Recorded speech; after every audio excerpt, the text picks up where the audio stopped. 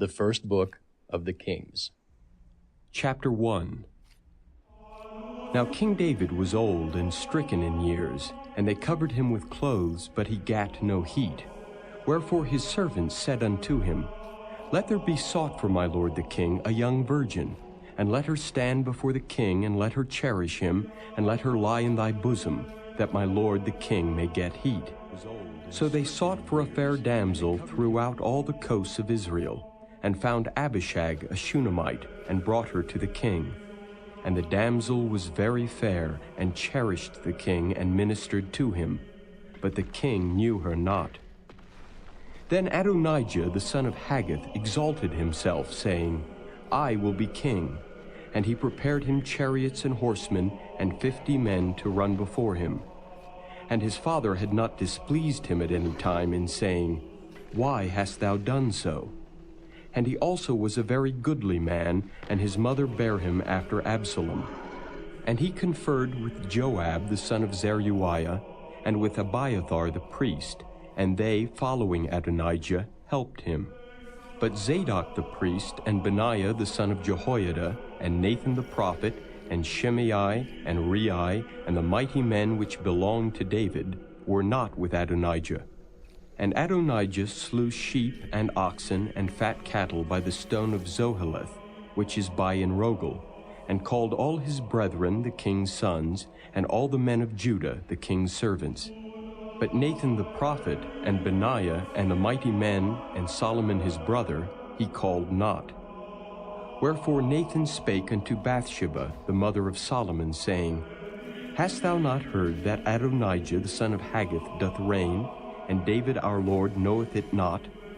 Now therefore come, let me, I pray thee, give thee counsel, that thou mayest save thine own life, and the life of thy son Solomon.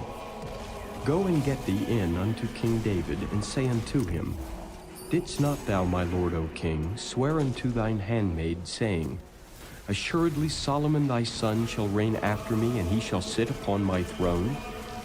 Why then doth Adonijah reign? Behold, while thou yet talkest there with the king, I also will come in after thee, and confirm thy words. And Bathsheba went in unto the king into the chamber, and the king was very old, and Abishag the Shunammite ministered unto the king. And Bathsheba bowed, and did obeisance unto the king. And the king said, What wouldest thou? And she said unto him, My lord, thou swearest by the Lord thy God unto thine handmaid, saying, Assuredly Solomon thy son shall reign after me, and he shall sit upon my throne. And now behold, Adonijah reigneth, and now my lord the king, thou knowest it not. And he hath slain oxen and fat cattle and sheep in abundance, and hath called all the sons of the king, and Abiathar the priest, and Joab the captain of the host. But Solomon thy servant hath he not called. And thou, my lord, O king, the eyes of all Israel are upon thee, that thou shouldest tell them who shall sit on the throne of my lord the king after him. Otherwise it shall come to pass, when my lord the king shall sleep with his fathers, that I and my son Solomon shall be counted offenders. And lo, while she yet talked with the king, Nathan the prophet also came in. And they told the king, saying, Behold, Nathan the prophet. And when he was come in before the king, he bowed himself before the king with his face to the ground. And Nathan said, My lord, O king, hast thou said, Adonijah shall reign after me, and he shall sit upon my throne? For he is gone down this day, and hath slain oxen and fat cattle and sheep in abundance, and hath called all the king's sons, and the captains of the host, and Abiathar the priest. And behold, they eat and drink before him, and say, God save King Adonijah. But me, even me thy servant, and Zadok the priest, and Benaiah the son of Jehoiada, and thy servant Solomon, hath he not called. Is this thing done by my lord the king, and thou hast not showed it unto thy servant, who should sit on the throne of my lord the king after him? Then King David answered and said, Call me Bathsheba. And she came into the king's presence, and stood before the king. And the king sware and said, As the Lord liveth, that hath redeemed my soul out of all distress, even as I swear unto thee by the Lord God of Israel, saying, Assuredly Solomon thy son shall reign after me, and he shall sit upon my throne in my stead. Even so will I certainly do this day. Then Bathsheba bowed with her face to the earth, and did reverence to the king, and said, Let my lord King David live forever. And King David said, Call me Zadok the priest, and Nathan the prophet, and Benaiah the son of Jehoiada. And they came before the king. The king also said unto them, Take with you the servants of your lord, and cause Solomon my son to ride upon mine own mule, and bring him down to Gihon. And let Zadok the priest and Nathan the prophet anoint him there king over Israel. And blow ye with the trumpet, and say, God save King Solomon. Then ye shall come up after him, that he may come and sit upon my throne, for he shall be king in my stead. And I have appointed him to be ruler over Israel and over Judah. And Benaiah the son of Jehoiada answered the king and said, Amen. The Lord God of my lord the king say so too. As the Lord hath been with my lord the king, even so be he with Solomon, and make his throne greater than the throne of my lord King David. So Zadok the priest and Nathan the prophet and Benaiah the son of Jehoiada and the Kerethites and the Pelethites went down and caused Solomon to ride upon King David's mule, and brought him to Gihon. And Zadok the priest took an horn of oil out of the tabernacle and anointed Solomon. And they blew the trumpet, and all the people said, God save King Solomon. And all the people came up after him, and the people piped with pipes, and rejoiced with great joy, so that the earth rent with the sound of them. And Adonijah and all the guests that were with him heard it as they had made an end of eating. And when Joab heard the sound of the trumpet, he said, Wherefore is this noise of the city being in an uproar? And while he yet spake, behold, Jonathan the son of Abiathar the priest came. And Adonijah said unto him, Come in, for thou art a valiant man, and bringest good tidings. And Jonathan answered and said to Adonijah, Verily our lord King David hath made Solomon king. And the king hath sent with him Zadok the priest, and Nathan the prophet, and Benaiah the son of Jehoiada, and the Kerethites and the Pelethites, and they have caused him to ride upon the king's mule. And Zadok the priest and Nathan the prophet have anointed him king in Gihon. And they are come up from thence rejoicing, so that the city rang again. This is the noise that ye have heard. And also Solomon sitteth on the throne of the kingdom. And moreover the king's servants came to bless our lord King David, saying, God make the name of Solomon better than thy name, and make his throne greater than thy throne. And the king bowed himself upon the bed. And also thus said the king, Blessed be the Lord God of Israel, which hath given one to sit on my throne this day, mine eyes even seeing it. And all the guests that were with Adonijah were afraid, and rose up, and went every man his way. And Adonijah feared because of Solomon, and arose and went and caught hold on the horns of the altar. And it was told Solomon, saying, Behold, Adonijah feareth King Solomon. For lo, he hath caught hold on the horns of the altar, saying, Let King Solomon swear unto me today that he will not slay his servant with the sword. And Solomon said, If he will show himself a worthy man, there shall not an hair of him fall to the earth. But if wickedness shall be found in him, he shall die. So King Solomon sent, and they brought him down from the altar. And he came and bowed himself to King Solomon. And Solomon said unto him, Go to thine house. Chapter 2. Now the days of David grew nigh that he should die, and he charged Solomon his son, saying, I go the way of all the earth. Be thou strong therefore, and show thyself a man.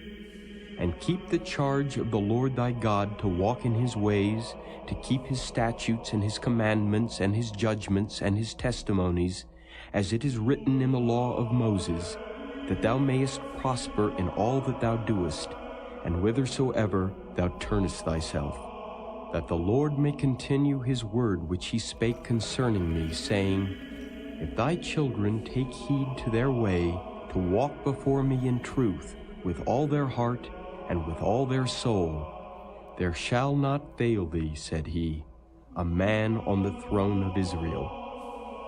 Moreover, thou knowest also what Joab the son of Zeruiah did to me, and what he did to the 2 captains of the hosts of Israel, unto Abner the son of Ner, and unto Amasa the son of Jether, whom he slew, and shed the blood of war in peace, and put the blood of war upon his girdle that was about his loins, and in his shoes that were on his feet. Do therefore according to thy wisdom, and let not his whorehead go down to the grave in peace.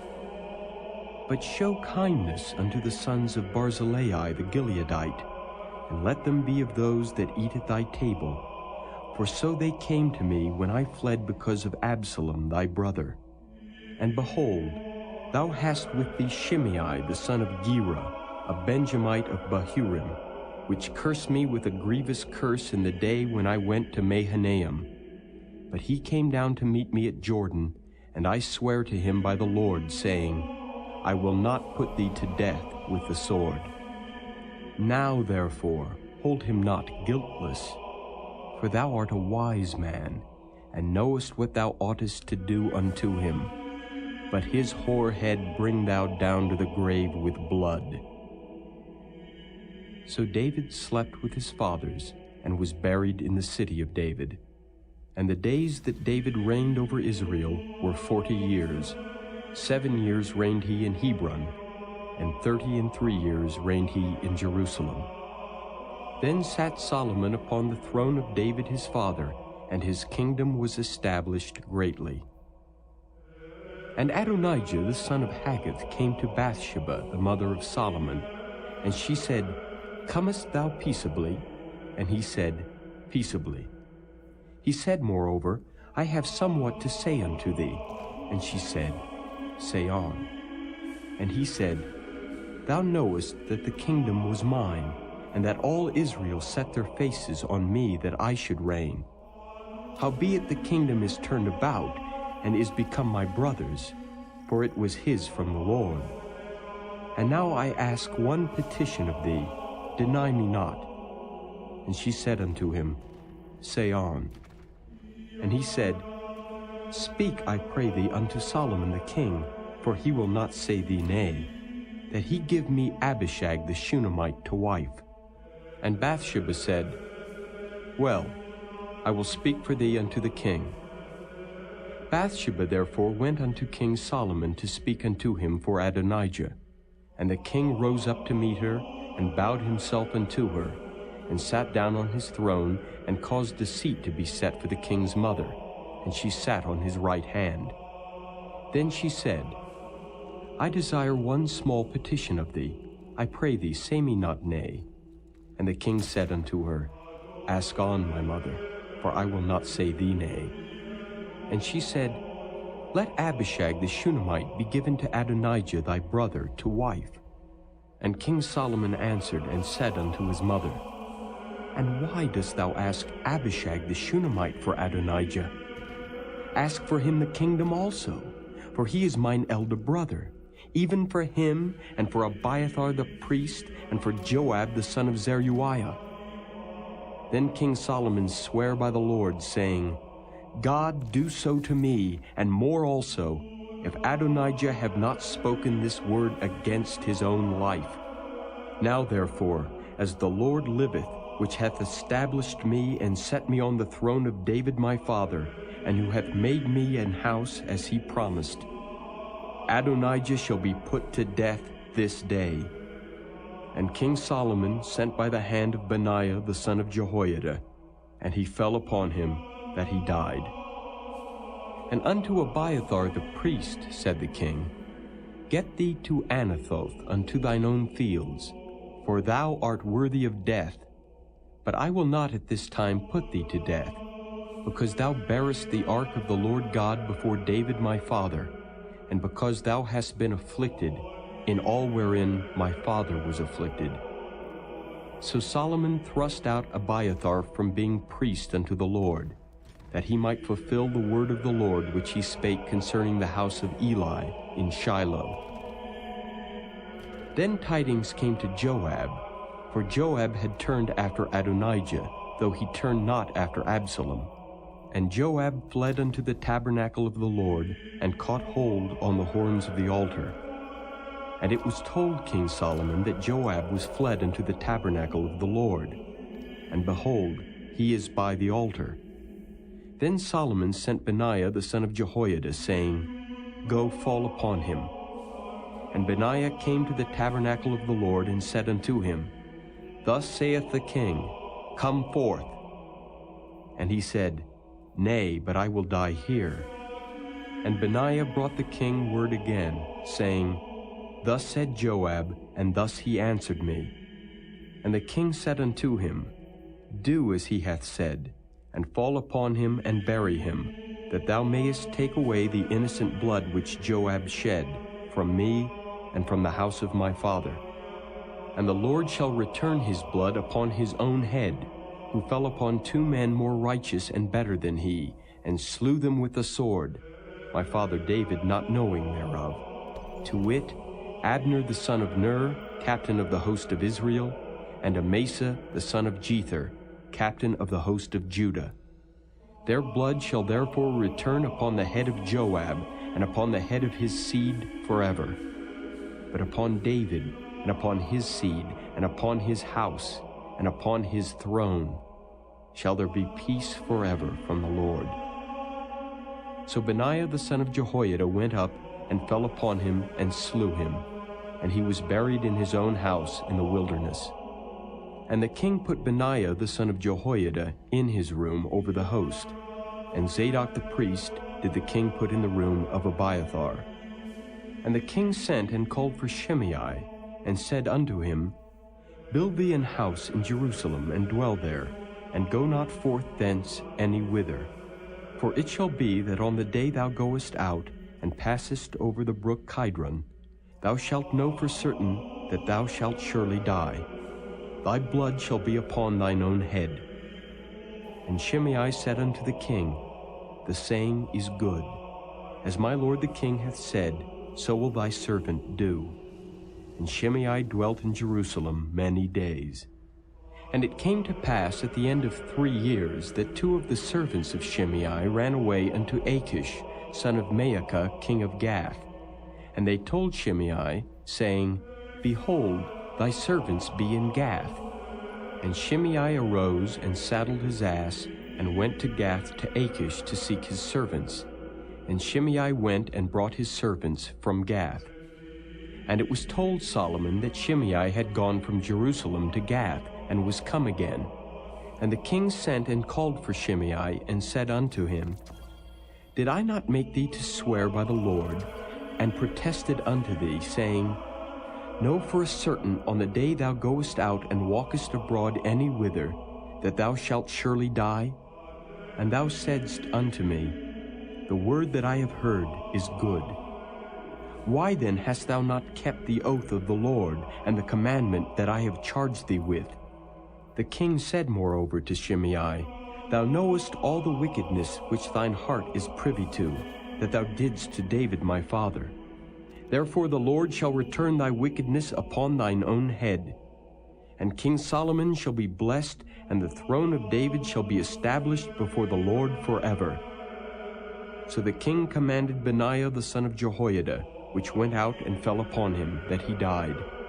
And the kingdom was established in the hand of Solomon. Chapter 3. And Solomon made affinity with Pharaoh king of Egypt, and took Pharaoh's daughter, and brought her into the city of David, until he had made an end of building his own house, and the house of the Lord, and the wall of Jerusalem round about. Only the people sacrificed in high places, because there was no house built unto the name of the Lord until those days. And Solomon loved the Lord, walking in the statutes of David his father. Only he sacrificed and burnt incense in high places. And the king went to Gibeon to sacrifice there, for that was the great high place. 1,000 burnt offerings did Solomon offer upon that altar. In Gibeon, the Lord appeared to Solomon in a dream by night. And God said, "Ask what I shall give thee." And Solomon said, "Thou hast showed unto thy servant David my father great mercy, according as he walked before thee in truth, and in righteousness, and in uprightness of heart with thee. And thou hast kept for him this great kindness, that thou hast given him a son to sit on his throne, as it is this day. And now, O Lord my God, thou hast made thy servant king instead of David my father. And I am but a little child. I know not how to go out or come in. And thy servant is in the midst of thy people which thou hast chosen, a great people that cannot be numbered nor counted for multitude. Give therefore thy servant an understanding heart to judge thy people, that I may discern between good and bad. For who is able to judge this thy so great a people?" And the speech pleased the Lord, that Solomon had asked this thing. And God said unto him, "Because thou hast asked this thing, and hast not asked for thyself long life, neither hast asked riches for thyself, nor hast asked the life of thine enemies, but hast asked for thyself understanding to discern judgment. Behold, I have done according to thy words. Lo, I have given thee a wise and an understanding heart, so that there was none like thee before thee, neither after thee shall any arise like unto thee. And I have also given thee that which thou hast not asked, both riches and honor, so that there shall not be any among the kings like unto thee all thy days. And if thou wilt walk in my ways to keep my statutes and my commandments, as thy father David did walk, then I will lengthen thy days." And Solomon awoke, and behold, it was a dream. And he came to Jerusalem and stood before the ark of the covenant of the Lord, and offered up burnt offerings, and offered peace offerings, and made a feast to all his servants. Then came there 2 women that were harlots unto the king, and stood before him. And the one woman said, "O my lord, I and this woman dwell in one house, and I was delivered of a child with her in the house. And it came to pass the 3rd day after that I was delivered, that this woman was delivered also. And we were together. There was no stranger with us in the house, save we 2 in the house. And this woman's child died in the night, because she overlaid it. And she arose at midnight, and took my son from beside me, while thine handmaid slept, and laid it in her bosom, and laid her dead child in my bosom. And when I rose in the morning to give my child suck, behold, it was dead. But when I had considered it in the morning, behold, it was not my son which I did bear. And the other woman said, Nay, but the living is my son, and the dead is thy son. And this said, No, but the dead is thy son, and the living is my son. Thus they spake before the king. Then said the king, The one saith, This is my son that liveth, and thy son is the dead. And the other saith, Nay, but thy son is the dead, and my son is the living. And the king said, Bring me a sword.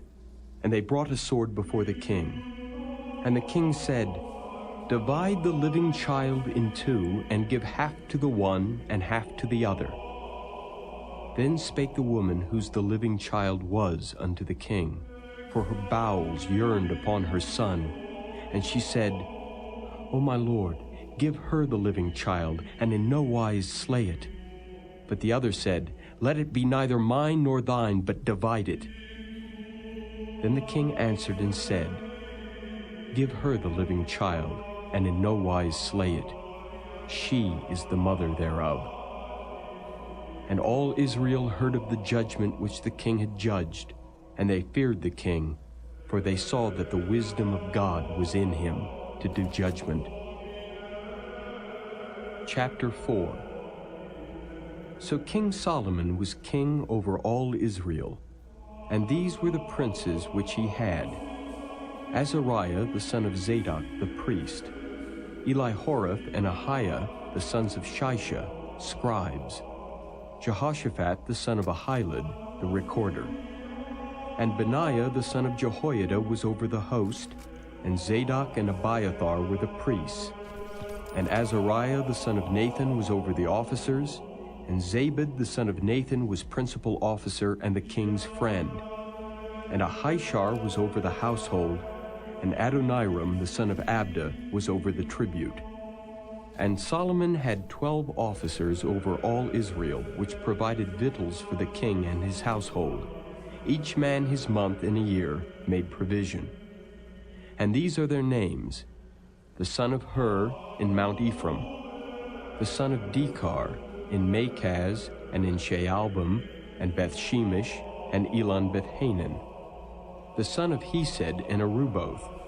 To him pertained Soko and all the land of Hepher, the son of Abinadab in all the region of Dor, which had Taphath the daughter of Solomon to wife. Baanah the son of Ahilud. To him pertained Taanach and Megiddo, and all Beth-shean, which is by Zartana, beneath Jezreel, from Beth-shean to Abel-Maholah, even unto the place that is beyond Jokneam. The son of Geber in Ramoth-Gilead. To him pertain the towns of Jair the son of Manasseh, which are in Gilead. To him also pertain the region of Argob, which is in Bashan, 80 great cities with walls and brazen bars. Ahinadab the son of Iddo had Mahanaim. Ahimaaz was in Naphtali. He also took Basmath, the daughter of Solomon, to wife. Baanah the son of Hushai was in Asher and in Aloth. Jehoshaphat the son of Paruah in Issachar. Shimei the son of Elah in Benjamin. Geber the son of Uri was in the country of Gilead, in the country of Sihon king of the Amorites, and of Og king of Bashan, and he was the only officer which was in the land. Judah and Israel were many, as the sand which is by the sea in multitude, eating and drinking and making merry. And Solomon reigned over all kingdoms from the river unto the land of the Philistines, and unto the border of Egypt. They brought presents and served Solomon all the days of his life. And Solomon's provision for one day was 30 measures of fine flour, and 80 measures of meal, 10 fat oxen, and 20 oxen out of the pastures, and 100 sheep, beside harts, and roebucks, and fallow deer, and fatted fowl. For he had dominion over all the region on this side of the river, from Tifsa even to Azzah, over all the kings on this side of the river, and he had peace on all sides round about him. And Judah and Israel dwelt safely, every man under his vine and under his fig tree, from Dan even to Beersheba, all the days of Solomon. And Solomon had 40,000 stalls of horses for his chariots, and 12,000 horsemen. And those officers provided victual for King Solomon, and for all that came unto King Solomon's table, every man in his month. They lacked nothing. Barley also and straw for the horses and dromedaries brought they unto the place where the officers were, every man according to his charge. And God gave Solomon wisdom and understanding exceeding much, and largeness of heart, even as the sand that is on the seashore. And Solomon's wisdom excelled the wisdom of all the children of the east country, and all the wisdom of Egypt. For he was wiser than all men, than Ethan the Ezrahite, and Heman, and Calcol, and Darda, the sons of Mahol. And his fame was in all nations round about. And he spake 3,000 proverbs, and his songs were 1,005. And he spake of trees, from the cedar tree that is in Lebanon, even unto the hyssop that springeth out of the wall. He spake also of beasts, and of fowl, and of creeping things, and of fishes. And there came of all people to hear the wisdom of Solomon from all kings of the earth, which had heard of his wisdom. Chapter 5. And Hiram king of Tyre sent his servants unto Solomon, for he had heard that they had anointed him king in the room of his father, for Hiram was ever a lover of David. And Solomon sent to Hiram, saying, Thou knowest how that David my father could not build an house unto the name of the Lord his God, for the wars which were about him on every side, until the Lord put them under the soles of his feet. But now the Lord my God hath given me rest on every side, so that there is neither adversary nor evil occurrent. And behold, I purpose to build an house unto the name of the Lord my God, as the Lord spake unto David my father, saying, Thy son, whom I will set upon thy throne in thy room, he shall build an house unto my name. Now therefore, command thou that they hew me cedar trees out of Lebanon, and my servants shall be with thy servants, and unto thee will I give hire for thy servants according to all that thou shalt appoint.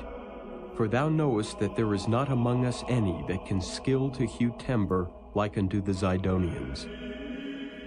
And it came to pass, when Hiram heard the words of Solomon, that he rejoiced greatly, and said, Blessed be the Lord this day, which hath given unto David a wise son over this great people. And Hiram sent to Solomon, saying, I have considered the things which thou sentest to me for, and I will do all thy desire concerning timber of cedar, and concerning timber of fir. My servants shall bring them down from Lebanon unto the sea, and I will convey them by sea in floats unto the place that thou shalt appoint me, and will cause them to be discharged there, and thou shalt receive them. And thou shalt accomplish my desire in giving food for my household. So Hiram gave Solomon cedar trees and fir trees according to all his desire. And Solomon gave Hiram 20,000 measures of wheat for food to his household, and 20 measures of pure oil. Thus gave Solomon to Hiram year by year. And the Lord gave Solomon wisdom as he promised him, and there was peace between Hiram and Solomon, and they two made a league together. And King Solomon raised a levy out of all Israel, and the levy was 30,000 men. And he sent them to Lebanon, 10,000 a month by courses. A month they were in Lebanon, and 2 months at home. And Adoniram was over the levy. And Solomon had 70,000 that bare burdens, and 80,000 hewers in the mountains, beside the chief of Solomon's officers which were over the work, 3,300, which ruled over the people that wrought in the work. And the king commanded, and they brought great stones, costly stones, and hewed stones to lay the foundation of the house. And Solomon's builders and Hiram's builders did hew them, and the stone squarers. So they prepared timber and stones to build the house. Chapter 6. And it came to pass in the 480th year after the children of Israel were come out of the land of Egypt, in the 4th year of Solomon's reign over Israel, in the month Ziph, which is the 2nd month, that he began to build the house of the Lord. And the house which King Solomon built for the Lord, the length thereof was 80 cubits, and the breadth thereof 20 cubits, and the height thereof 30 cubits. And the porch before the temple of the house, 20 cubits was the length thereof, according to the breadth of the house, and 10 cubits was the breadth thereof before the house. And for the house he made windows of narrow lights. And against the wall of the house he built chambers round about, against the walls of the house round about, both of the temple and of the oracle, and he made chambers round about. The nethermost chamber was 5 cubits broad, and the middle was 6 cubits broad, and the third was 7 cubits broad. For without in the wall of the house he made narrowed rests round about, that the beams should not be fastened in the walls of the house. And the house, when it was in building, was built of stone made ready before it was brought thither, so that there was neither hammer, nor axe, nor any tool of iron heard in the house while it was in building. The door for the middle chamber was in the right side of the house, and they went up with winding stairs into the middle chamber, and out of the middle into the third. So he built the house and finished it, and covered the house with beams and boards of cedar. And then he built chambers against all the house, 5 cubits high, and they rested on the house with timber of cedar. And the word of the Lord came to Solomon, saying, Concerning this house which thou art in building, if thou wilt walk in my statutes and execute my judgments and keep all my commandments to walk in them, then will I perform my word with thee, which I spake unto David thy father, and I will dwell among the children of Israel, and will not forsake my people Israel.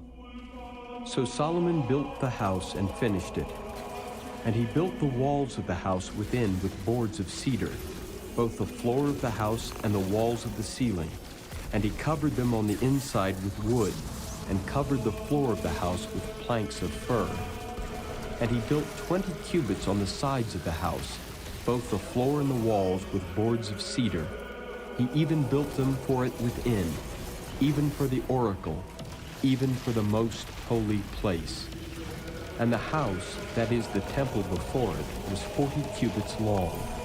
And the cedar of the house within was carved with knops and open flowers. All was cedar, there was no stone seen. And the oracle he prepared in the house within, to set there the ark of the covenant of the Lord. And the oracle in the forepart was 20 cubits in length, and 20 cubits in breadth, and 20 cubits in the height thereof. And he overlaid it with pure gold, and so covered the altar which was of cedar. So Solomon overlaid the house within with pure gold, and he made a partition by the chains of gold before the oracle, and he overlaid it with gold. And the whole house he overlaid with gold, until he had finished all the house. Also the whole altar that was by the oracle he overlaid with gold. And within the oracle he made 2 cherubims of olive tree, each 10 cubits high. And 5 cubits was the one wing of the cherub, and 5 cubits the other wing of the cherub. From the uttermost part of the one wing unto the uttermost part of the other were 10 cubits. And the other cherub was 10 cubits. Both the cherubims were of one measure and one size. The height of the one cherub was 10 cubits, and so was it of the other cherub.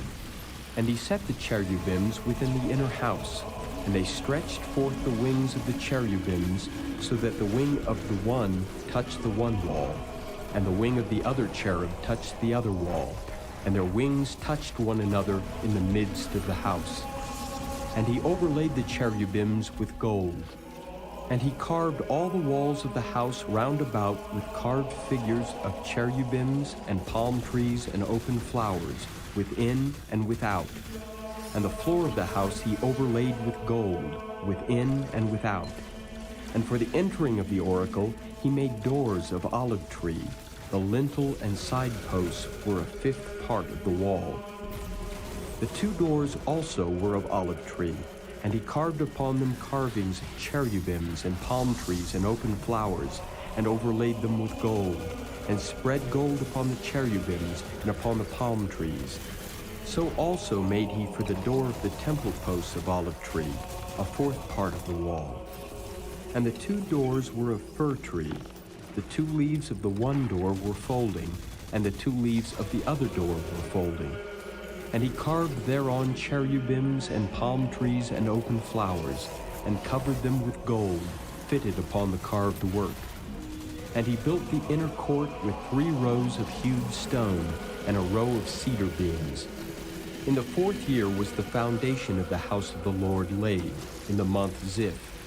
And in the 11th year, in the month Bul, which is the 8th month, was the house finished, throughout all the parts thereof, and according to all the fashion of it. So was he 7 years in building it. Chapter 7. But Solomon was building his own house 13 years, and he finished all his house. He built also the house of the forest of Lebanon. The length thereof was 100 cubits, and the breadth thereof 50 cubits, and the height thereof 30 cubits, upon 4 rows of cedar pillars, with cedar beams upon the pillars. And it was covered with cedar above, upon the beams that lay on 45 pillars, 15 in a row. And there were windows in 3 rows, and light was against light in 3 ranks. And all the doors and posts were square with the windows, and light was against light in 3 ranks. And he made a porch of pillars. The length thereof was 50 cubits, and the breadth thereof 30 cubits. And the porch was before them, and the other pillars and the thick beam were before them. Then he made a porch for the throne where he might judge, even the porch of judgment, and it was covered with cedar from one side of the floor to the other. And his house where he dwelt had another court within the porch, which was of the like work. Solomon made also an house for Pharaoh's daughter, whom he had taken to wife, like unto this porch. All these were of costly stones, according to the measures of hewed stones, sawed with saws, within and without, even from the foundation unto the coping, and so on the outside toward the great court. And the foundation was of costly stones, even great stones, stones of 10 cubits, and stones of 8 cubits. And above were costly stones, after the measures of hewed stones, and cedars. And the great court round about was with 3 rows of hewed stones, and a row of cedar beams, both for the inner court of the house of the Lord, and for the porch of the house. And King Solomon sent and fetched Hiram out of Tyre.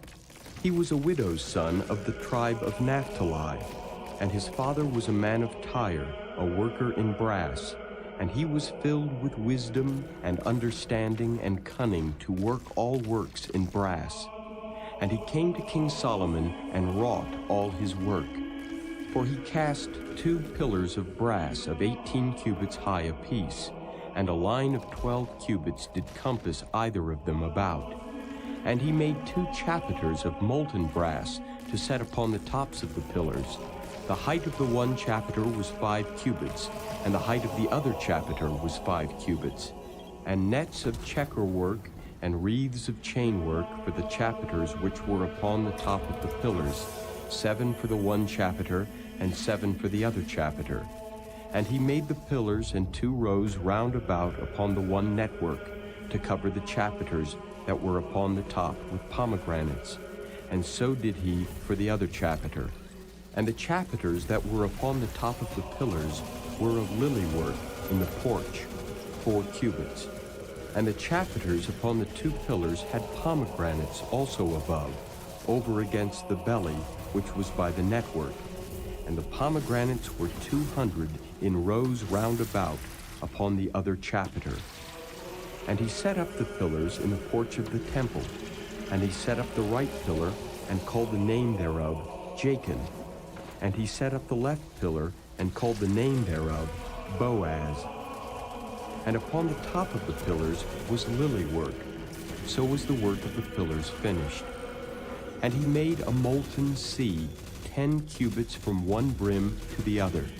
It was round all about, and his height was 5 cubits, and a line of 30 cubits did compass it round about. And under the brim of it round about there were knops compassing it, 10 in a cubit, compassing the sea round about.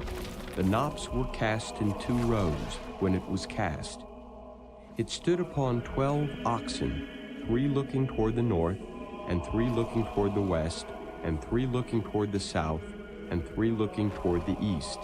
And the sea was set above upon them, and all their hinder parts were inward. And it was an handbreadth thick, and the brim thereof was wrought like the brim of a cup, with flowers of lilies. It contained 2,000 baths. And he made 10 bases of brass. 4 cubits was the length of one base, and 4 cubits the breadth thereof, and 3 cubits the height of it. And the work of the bases was on this manner. They had borders, and the borders were between the ledges. And on the borders that were between the ledges were lions, oxen, and cherubims, and upon the ledges there was a base above, and beneath the lions and oxen were certain additions made of thin work. And every base had 4 brazen wheels, and plates of brass, and the 4 corners thereof had undersetters. Under the laver were undersetters molten at the side of every addition. And the mouth of it within the chapiter and above was a cubit, but the mouth thereof was round after the work of the base, a cubit and an half. And also upon the mouth of it were gravings with their borders, foursquare, not round. And under the borders were 4 wheels, and the axletrees of the wheels were joined to the base, and the height of a wheel was a cubit and half a cubit. And the work of the wheels was like the work of a chariot wheel. Their axletrees and their naves and their felloes and their spokes were all molten. And there were 4 undersetters to the 4 corners of one base, and the undersetters were of the very base itself. And in the top of the base was there a round compass of half a cubit high. And on the top of the base the ledges thereof and the borders thereof were of the same. For on the plates of the ledges thereof and on the borders thereof he graved cherubims, lions, and palm trees, according to the proportion of every one, and additions round about. After this manner he made the 10 bases. All of them had 1 casting, 1 measure, and 1 size. Then made he 10 lavers of brass. 1 laver contained 40 baths, and every laver was 4 cubits, and upon every one of the 10 bases 1 laver. And he put 5 bases on the right side of the house, and 5 on the left side of the house. And he set the sea on the right side of the house, eastward over against the south. And Hiram made the lavers and the shovels and the basins. So Hiram made an end of doing all the work that he made King Solomon for the house of the Lord. The 2 pillars and the 2 bowls of the chapiters that were on the top of the 2 pillars, and the 2 networks to cover the 2 bowls of the chapiters which were upon the top of the pillars, and 400 pomegranates for the 2 networks, even 2 rows of pomegranates for 1 network to cover the 2 bowls of the chapiters that were upon the pillars, and the 10 bases, and the 10 lavers on the bases, and 1 sea, and 12 oxen under the sea, and the pots, and the shovels, and the basins. And all these vessels which Hiram made to King Solomon for the house of the Lord were of bright brass. In the plain of Jordan did the king cast them, in the clay ground between Succoth and Zarthan. And Solomon left all the vessels unweighed, because there were exceeding many. Neither was the weight of the brass found out. And Solomon made all the vessels that pertained unto the house of the Lord, the altar of gold, and the table of gold whereupon the showbread was, and the candlesticks of pure gold, 5 on the right side and 5 on the left, before the oracle, with the flowers and the lamps and the tongs of gold, and the bowls and the snuffers and the basins and the spoons and the censers of pure gold, and the hinges of gold, both for the doors of the inner house, the most holy place, and for the doors of the house, to wit, of the temple. So was ended all the work that King Solomon made for the house of the Lord. And Solomon brought in the things which David his father had dedicated, even the silver and the gold and the vessels that he put among the treasures of the house of the Lord. Chapter 8.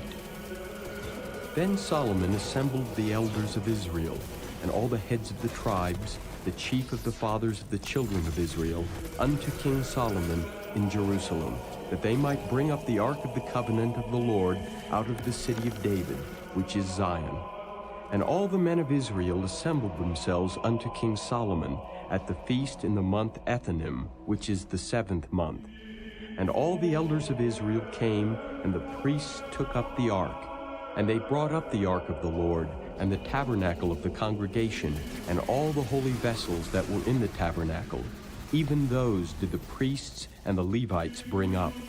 And King Solomon and all the congregation of Israel that were assembled unto him were with him before the ark, sacrificing sheep and oxen that could not be told nor numbered for multitude. And the priests brought in the ark of the covenant of the Lord unto his place, into the oracle of the house, to the most holy place, even under the wings of the cherubims. For the cherubims spread forth their two wings over the place of the ark, and the cherubims covered the ark, and the staves thereof above. And they drew out the staves, that the ends of the staves were seen out in the holy place before the oracle, and they were not seen without. And there they are unto this day. There was nothing in the ark save the two tables of stone, which Moses put there at Horeb, when the Lord made a covenant with the children of Israel, when they came out of the land of Egypt. And it came to pass, when the priests were come out of the holy place, that the cloud filled the house of the Lord, so that the priests could not stand to minister because of the cloud, for the glory of the Lord had filled the house of the Lord. Then spake Solomon, The Lord said that he would dwell in the thick darkness. I have surely built thee an house to dwell in, a settled place for thee to abide in forever. And the king turned his face about, and blessed all the congregation of Israel. And all the congregation of Israel stood.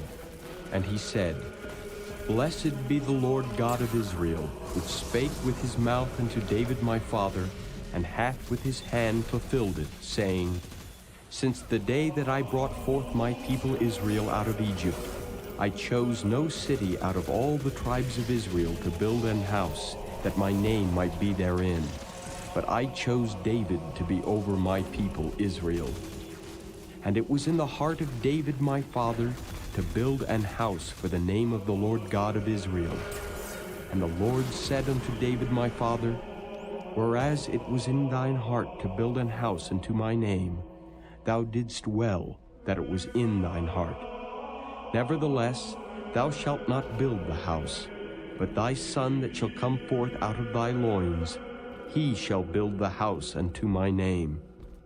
And the Lord hath performed his word that he spake, and I am risen up in the room of David my father, and sit on the throne of Israel, as the Lord promised, and have built an house for the name of the Lord God of Israel. And I have set there a place for the ark, wherein is the covenant of the Lord, which he made with our fathers when he brought them out of the land of Egypt. And Solomon stood before the altar of the Lord in the presence of all the congregation of Israel, and spread forth his hands toward heaven. And he said, Lord God of Israel, there is no God like thee, in heaven above or on earth beneath, who keepest covenant and mercy with thy servants that walk before thee with all their heart, who hast kept with thy servant David my father, that thou promised him. Thou spakest also with thy mouth, and hast fulfilled it with thine hand, as it is this day. Therefore now, Lord God of Israel, keep with thy servant David my father that thou promised him, saying, There shall not fail thee a man in my sight to sit on the throne of Israel, so that thy children take heed to their way, that they walk before me as thou hast walked before me. And now, O God of Israel, let thy word, I pray thee, be verified, which thou spakest unto thy servant David my father. But will God indeed dwell on the earth? Behold, the heaven and heaven of heavens cannot contain thee, how much less this house that I have builded. Yet have thou respect unto the prayer of thy servant, and to his supplication, O Lord my God, to hearken unto the cry and to the prayer which thy servant prayeth before thee today, that thine eyes may be opened toward this house night and day, even toward the place of which thou hast said, My name shall be there, that thou mayest hearken unto the prayer which thy servant shall make toward this place. And hearken thou to the supplication of thy servant and of thy people Israel, when they shall pray toward this place. And hear thou in heaven thy dwelling place, and when thou hearest, forgive. If any man trespass against his neighbor, and an oath be laid upon him to cause him to swear, and the oath come before thine altar in this house, then hear thou in heaven, and do, and judge thy servants, condemning the wicked to bring his way upon his head, and justifying the righteous to give him according to his righteousness.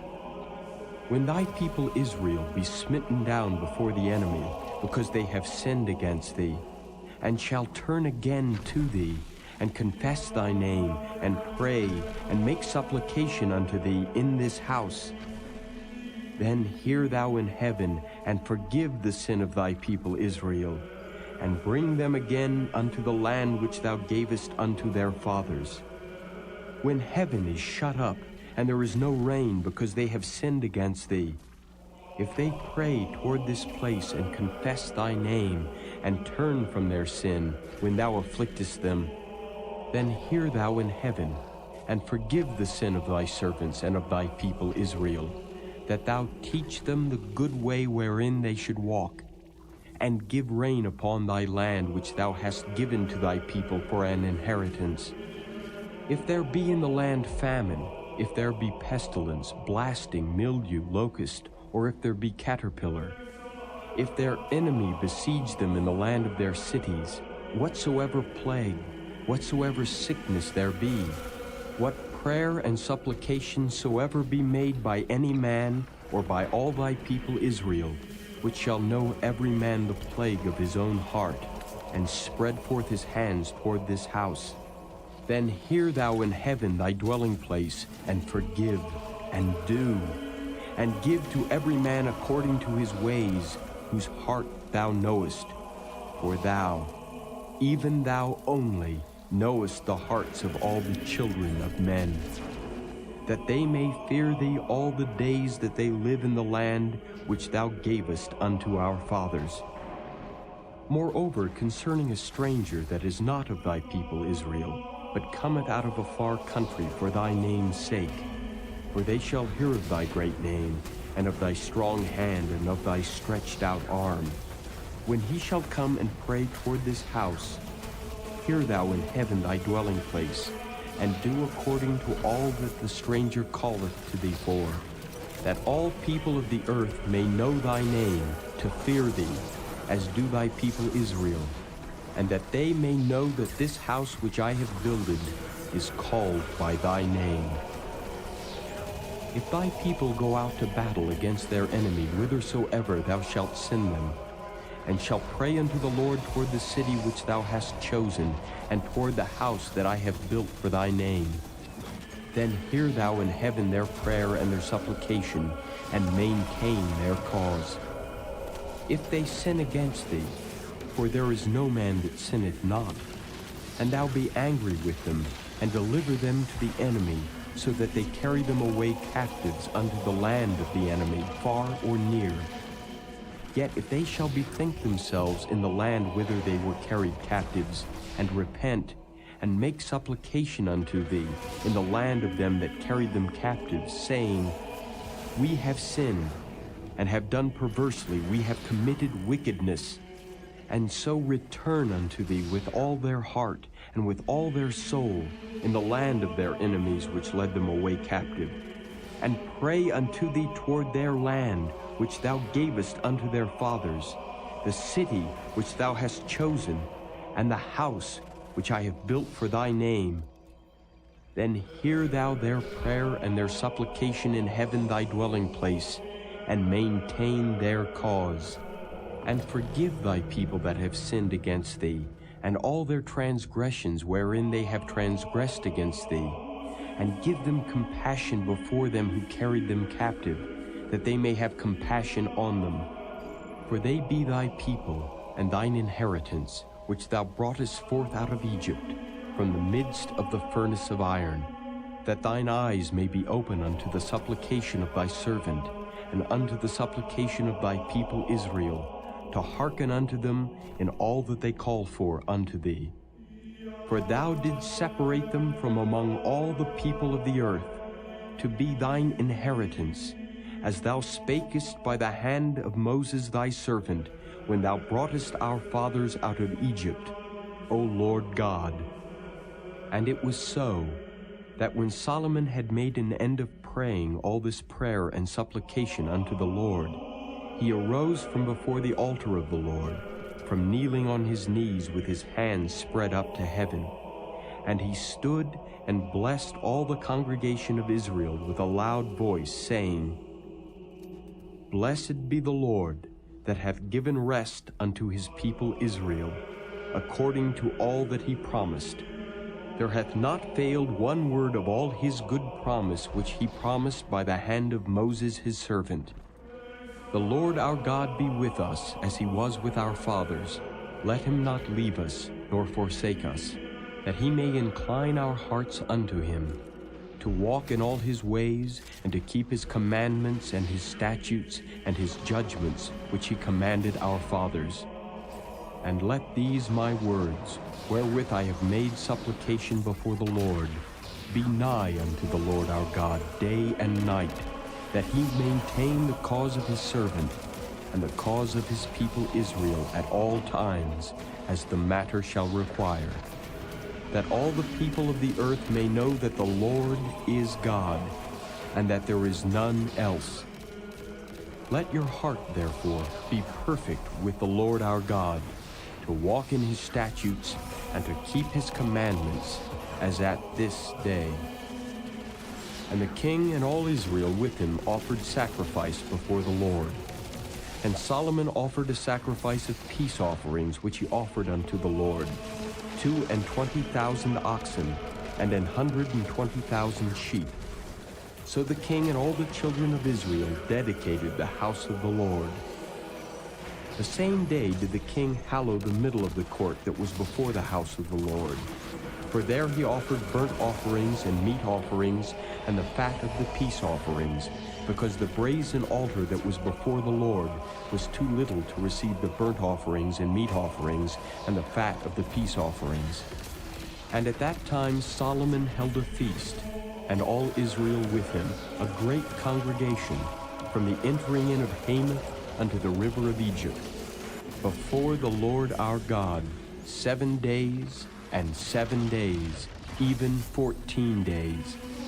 On the 8th day he sent the people away, and they blessed the king, and went unto their tents joyful and glad of heart, for all the goodness that the Lord had done for David his servant, and for Israel his people. Chapter 9. And it came to pass, when Solomon had finished the building of the house of the Lord, and the king's house, and all Solomon's desire which he was pleased to do, that the Lord appeared to Solomon the second time, as he had appeared unto him at Gibeon. And the Lord said unto him, I have heard thy prayer and thy supplication that thou hast made before me. I have hallowed this house which thou hast built, to put my name there forever, and mine eyes and mine heart shall be there perpetually. And if thou wilt walk before me as David thy father walked, in integrity of heart and in uprightness, to do according to all that I have commanded thee, and wilt keep my statutes and my judgments, then I will establish the throne of thy kingdom upon Israel forever, as I promised to David thy father, saying, There shall not fail thee a man upon the throne of Israel. But if ye shall at all turn from following me, ye or your children, and will not keep my commandments and my statutes which I have set before you, but go and serve other gods and worship them, then will I cut off Israel out of the land which I have given them. And this house which I have hallowed for my name will I cast out of my sight, and Israel shall be a proverb and a byword among all people. And at this house, which is high, every one that passeth by it shall be astonished, and shall hiss, and they shall say, Why hath the Lord done thus unto this land, and to this house? And they shall answer, Because they forsook the Lord their God, who brought forth their fathers out of the land of Egypt, and have taken hold upon other gods, and have worshipped them, and served them. Therefore hath the Lord brought upon them all this evil. And it came to pass at the end of 20 years, when Solomon had built the two houses, the house of the Lord and the king's house. Now Hiram the king of Tyre had furnished Solomon with cedar trees and fir trees and with gold according to all his desire. That then King Solomon gave Hiram 20 cities in the land of Galilee. And Hiram came out from Tyre to see the cities which Solomon had given him, and they pleased him not. And he said, What cities are these which thou hast given me, my brother? And he called them the land of Cabul unto this day. And Hiram sent the king 60 talents of gold. And this is the reason of the levy which King Solomon raised, for to build the house of the Lord, and his own house, and Millo, and the wall of Jerusalem, and Hazor, and Megiddo, and Gezer. For Pharaoh king of Egypt had gone up and taken Gezer, and burnt it with fire, and slain the Canaanites that dwelt in the city, and given it for a present unto his daughter, Solomon's wife. And Solomon built Gezer, and Beth-horon the nether, and Baalath, and Tadmor in the wilderness, in the land, and all the cities of store that Solomon had, and cities for his chariots, and cities for his horsemen, and that which Solomon desired to build in Jerusalem, and in Lebanon, and in all the land of his dominion. And all the people that were left of the Amorites, Hittites, Perizzites, Hivites, and Jebusites, which were not of the children of Israel, their children that were left after them in the land, whom the children of Israel also were not able utterly to destroy, upon those did Solomon levy a tribute of bondservice unto this day. But of the children of Israel did Solomon make no bondmen, but they were men of war, and his servants, and his princes, and his captains, and rulers of his chariots, and his horsemen. These were the chief of the officers that were over Solomon's work, 550, which bare rule over the people that wrought in the work. But Pharaoh's daughter came up out of the city of David unto her house which Solomon had built for her. Then did he build Millo. And 3 times in a year did Solomon offer burnt offerings and peace offerings upon the altar which he had built unto the Lord. And he burnt incense upon the altar that was before the Lord. So he finished the house. And King Solomon made a navy of ships in Ezion-Geber, which is beside Eloth, on the shore of the Red Sea in the land of Edom. And Hiram sent in the navy his servants, shipmen that had knowledge of the sea, with the servants of Solomon. And they came to Ophir, and fetched from thence gold, 420 talents, and brought it to King Solomon. Chapter 10. And when the queen of Sheba heard of the fame of Solomon concerning the name of the Lord, she came to prove him with hard questions. And she came to Jerusalem with a very great train, with camels that bear spices, and very much gold and precious stones. And when she was come to Solomon, she communed with him of all that was in her heart. And Solomon told her all her questions. There was not anything hid from the king which he told her not.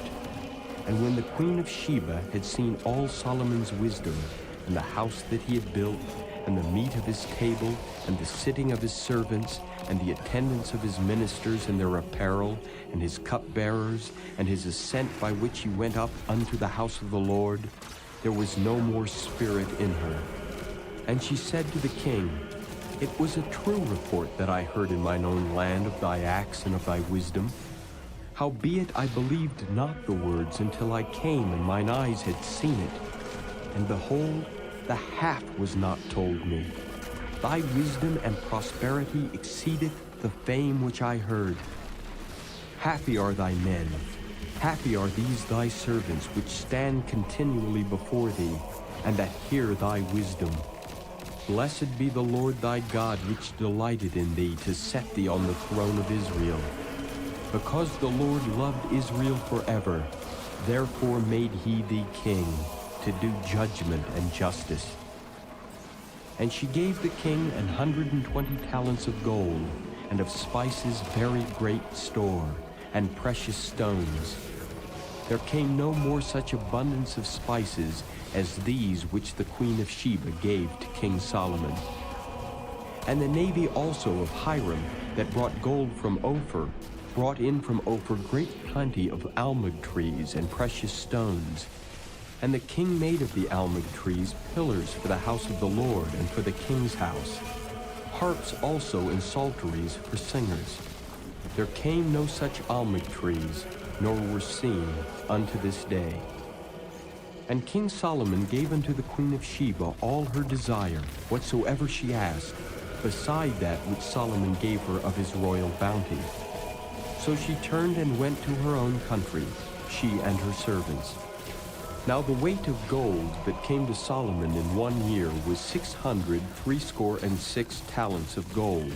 Beside that he had of the merchantmen, and of the traffic of the spice merchants, and of all the kings of Arabia, and of the governors of the country. And King Solomon made 200 targets of beaten gold. 600 shekels of gold went to one target. And he made 300 shields of beaten gold. 3 pounds of gold went to one shield, and the king put them in the house of the forest of Lebanon. Moreover, the king made a great throne of ivory, and overlaid it with the best gold. The throne had 6 steps, and the top of the throne was round behind, and there were stays on either side of the place of the seat, and 2 lions stood beside the stays, and 12 lions stood there on the one side and on the other, upon the 6 steps. There was not the like made in any kingdom. And all King Solomon's drinking vessels were of gold, and all the vessels of the house of the forest of Lebanon were of pure gold. None were of silver. It was nothing accounted of in the days of Solomon. For the king had at sea a navy of Tarshish, with the navy of Hiram. Once in 3 years came the navy of Tarshish, bringing gold and silver, ivory and apes and peacocks. So King Solomon exceeded all the kings of the earth for riches and for wisdom. And all the earth sought to Solomon to hear his wisdom which God had put in his heart. And they brought every man his present, vessels of silver and vessels of gold, and garments and armor, and spices, horses and mules, a rate year by year. And Solomon gathered together chariots and horsemen, and he had 1,400 chariots and 12,000 horsemen, whom he bestowed in the cities for chariots, and with the king at Jerusalem. And the king made silver to be in Jerusalem as stones, and cedars made he to be as the sycamore trees that are in the vale for abundance. And Solomon had horses brought out of Egypt, and linen yarn. The king's merchants received the linen yarn at a price. And a chariot came up and went out of Egypt for 600 shekels of silver, and an horse for 150. And so for all the kings of the Hittites and for the kings of Syria did they bring them out by their means. Chapter 11. But King Solomon loved many strange women, together with the daughter of Pharaoh, women of the Moabites, Ammonites, Edomites, Zidonians, and Hittites, of the nations concerning which the Lord said unto the children of Israel, Ye shall not go into them, neither shall they come in unto you, for surely they will turn away your heart after their gods. Solomon clave unto these in love. And he had 700 wives, princesses, and 300 concubines, and his wives turned away his heart. For it came to pass, when Solomon was old, that his wives turned away his heart after other gods, and his heart was not perfect with the Lord his God, as was the heart of David his father. For Solomon went after Ashtoreth, the goddess of the Zidonians, and after Milcom, the abomination of the Ammonites. And Solomon did evil in the sight of the Lord, and went not fully after the Lord, as did David his father. Then did Solomon build an high place for Chemosh, the abomination of Moab, in the hill that is before Jerusalem, and for Moloch, the abomination of the children of Ammon. and likewise did he for all his strange wives, which burnt incense and sacrificed unto their gods. And the Lord was angry with Solomon, because his heart was turned from the Lord God of Israel, which had appeared unto him twice, and had commanded him concerning this thing, that he should not go after other gods. But he kept not that which the Lord commanded. Wherefore the Lord said unto Solomon, Forasmuch as this is done of thee, and thou hast not kept my covenant and my statutes which I have commanded thee, I will surely rend the kingdom from thee, and will give it to thy servant. Notwithstanding in thy days I will not do it for David thy father's sake, but I will rend it out of the hand of thy son. Howbeit I will not rend away all the kingdom, but will give one tribe to thy son for David my servant's sake, and for Jerusalem's sake, which I have chosen. And the Lord stirred up an adversary unto Solomon, Hadad the Edomite. He was of the king's seed in Edom. For it came to pass, when David was in Edom, and Joab the captain of the host was gone up to bury the slain, after he had smitten every male in Edom. For 6 months did Joab remain there with all Israel, until he had cut off every male in Edom. That Hadad fled, he and certain Edomites of his father's servants with him, to go into Egypt, Hadad being yet a little child. And they arose out of Midian, and came to Paran. And they took men with them out of Paran, and they came to Egypt unto Pharaoh king of Egypt, which gave him an house, and appointed him victuals, and gave him land. And Hadad found great favor in the sight of Pharaoh, so that he gave him to wife the sister of his own wife, the sister of Tahpenes the queen.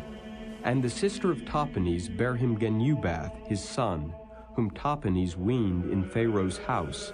And Genubath was in Pharaoh's household among the sons of Pharaoh. And when Hadad heard in Egypt that David slept with his fathers, and that Joab the captain of the host was dead, Hadad said to Pharaoh, Let me depart, that I may go to mine own country. Then Pharaoh said unto him, But what hast thou lacked with me, that behold thou seekest to go to thine own country? And he answered, Nothing. Howbeit, let me go in any wise.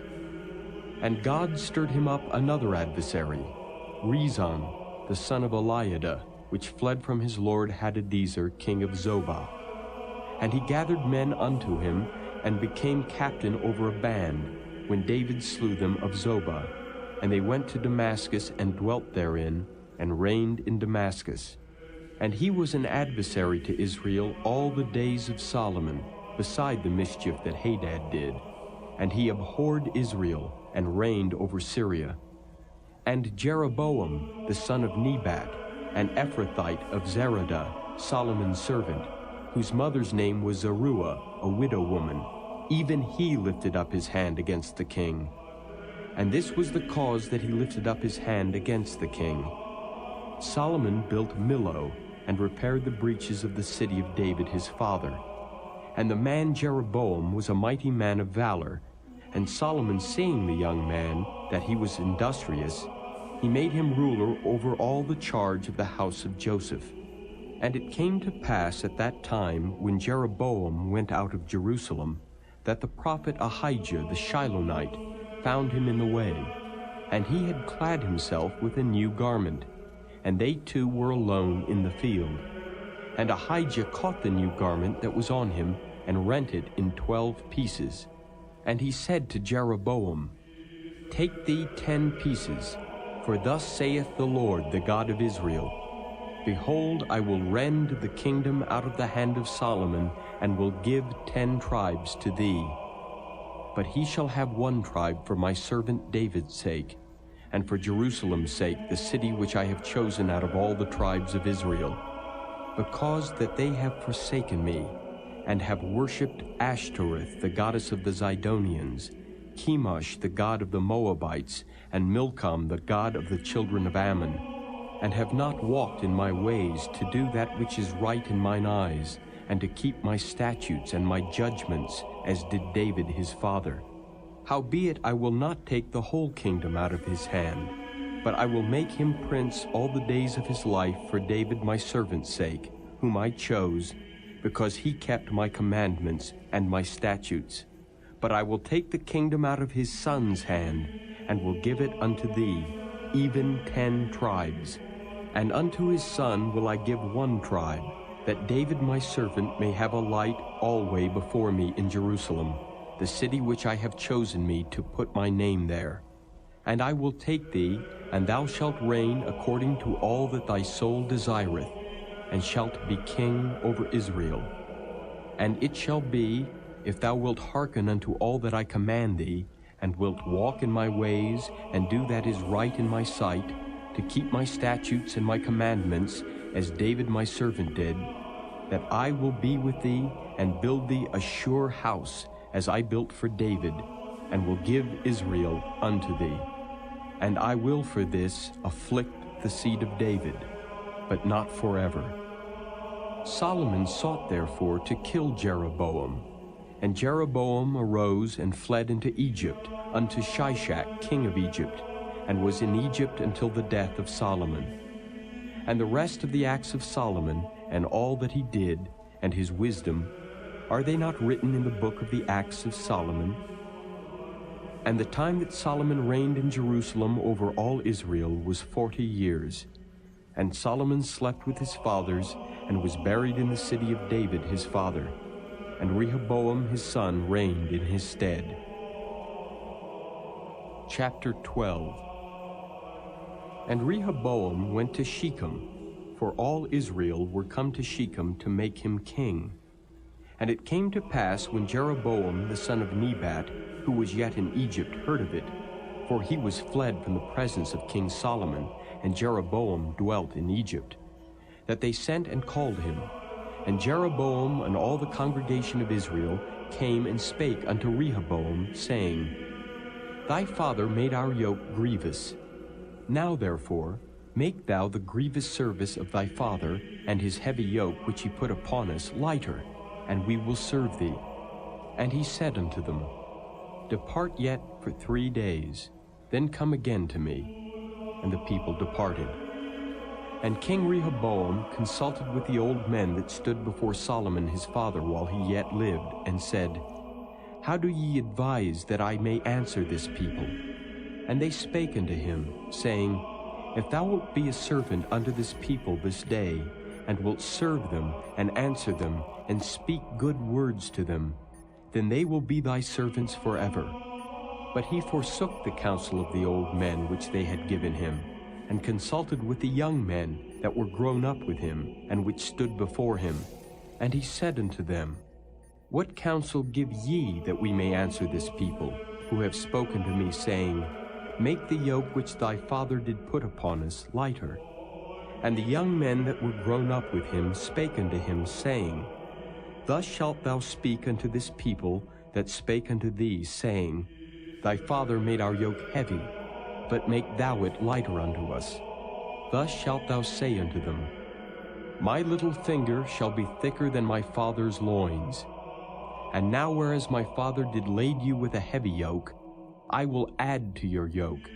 My father hath chastised you with whips, but I will chastise you with scorpions.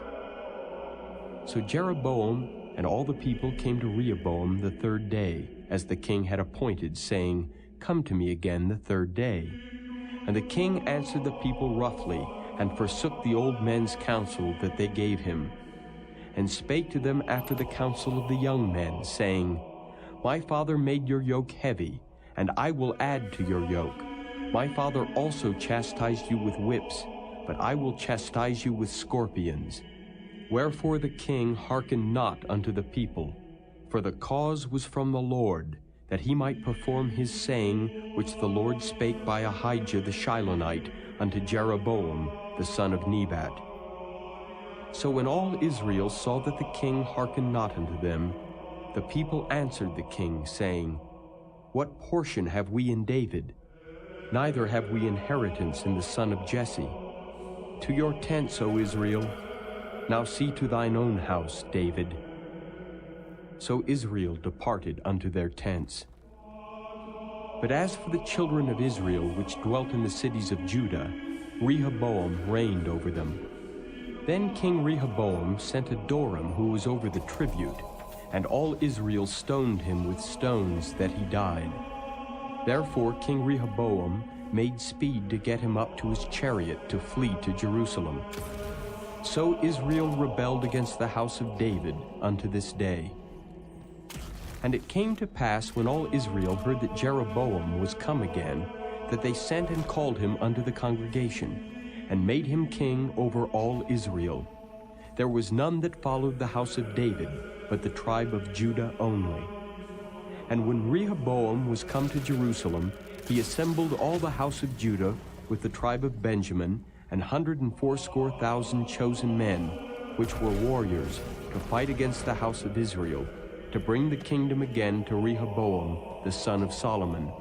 But the word of God came unto Shemaiah the man of God, saying, Speak unto Rehoboam the son of Solomon king of Judah, and unto all the house of Judah and Benjamin, and to the remnant of the people, saying, Thus saith the Lord, Ye shall not go up, nor fight against your brethren the children of Israel. Return every man to his house, for this thing is from me. They hearkened therefore to the word of the Lord, and returned to depart, according to the word of the Lord. Then Jeroboam built Shechem in Mount Ephraim, and dwelt therein, and went out from thence, and built Penuel. And Jeroboam said in his heart, Now shall the kingdom return to the house of David. If this people go up to do sacrifice in the house of the Lord at Jerusalem, then shall the heart of this people turn again unto their Lord, even unto Rehoboam king of Judah, and they shall kill me, and go again to Rehoboam king of Judah. Whereupon the king took counsel, and made 2 calves of gold, and said unto them, It is too much for you to go up to Jerusalem. Behold thy gods, O Israel, which brought thee up out of the land of Egypt.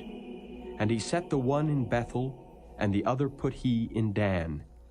And this thing became a sin, for the people went to worship before the one, even unto Dan. And he made an house of high places, and made priests of the lowest of the people, which were not of the sons of Levi.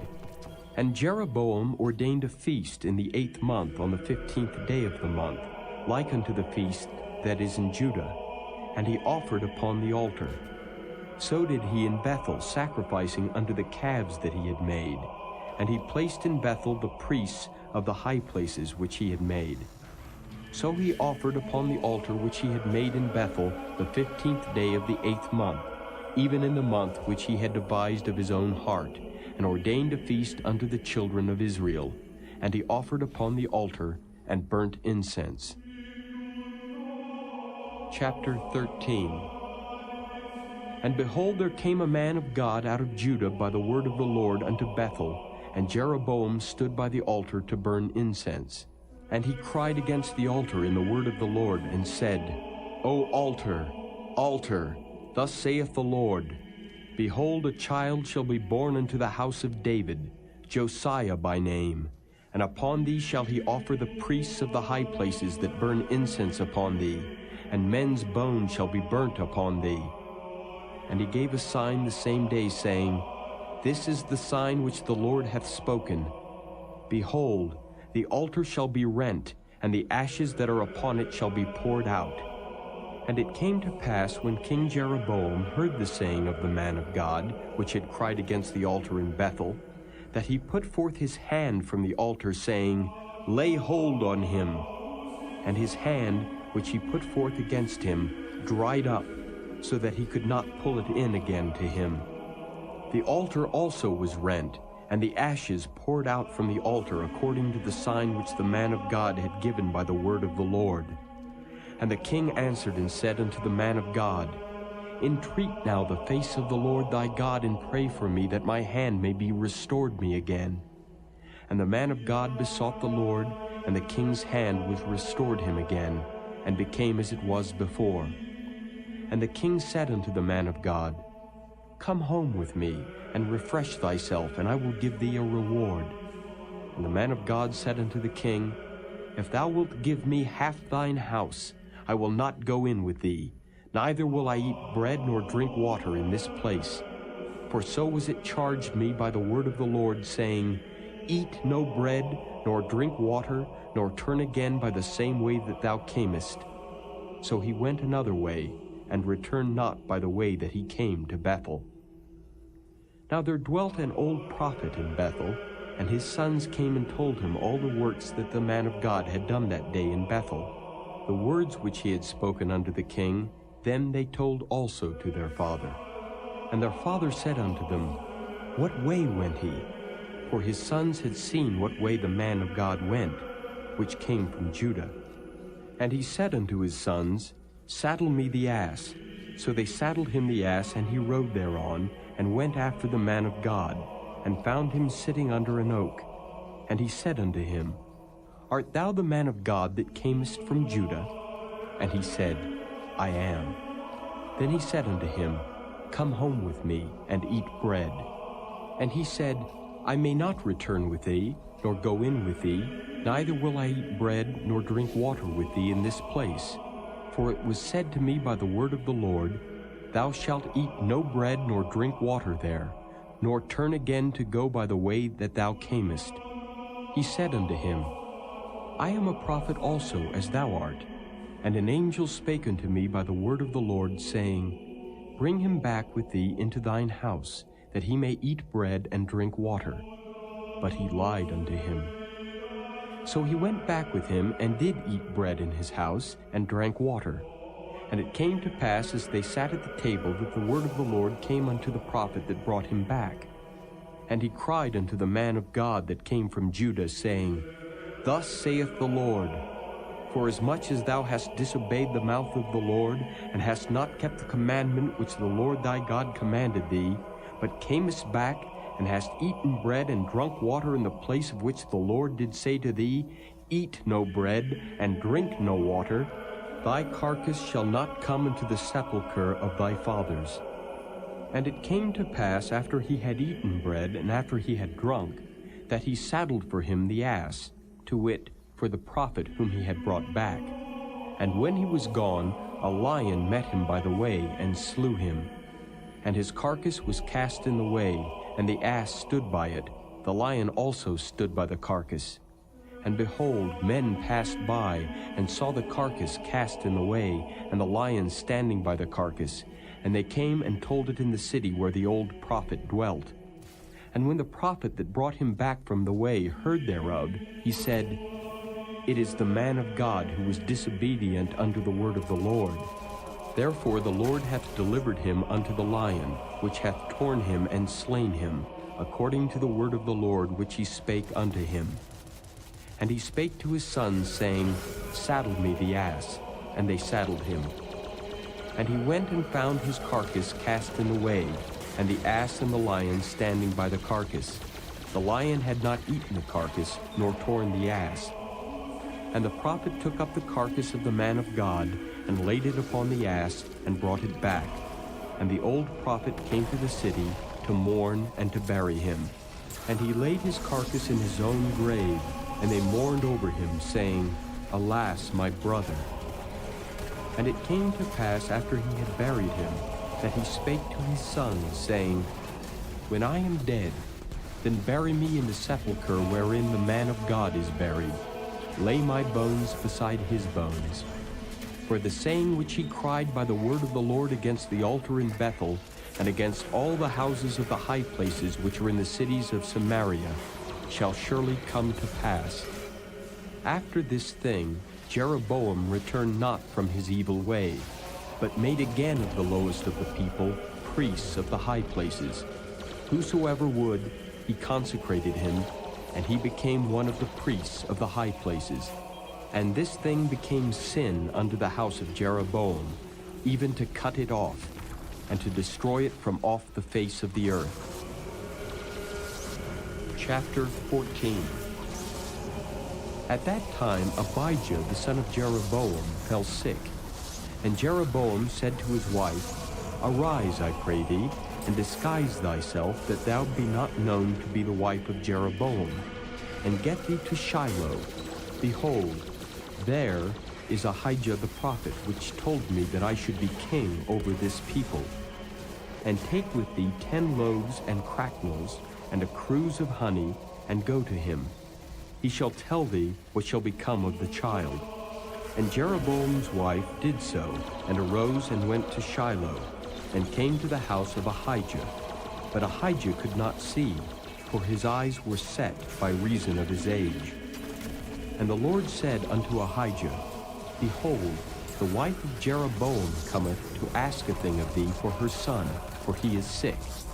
Thus and thus shalt thou say unto her, for it shall be when she cometh in, that she shall feign herself to be another woman. And it was so, when Ahijah heard the sound of her feet, as she came in at the door, that he said, Come in, thou wife of Jeroboam, why feignest thou thyself to be another? For I am sent to thee with heavy tidings.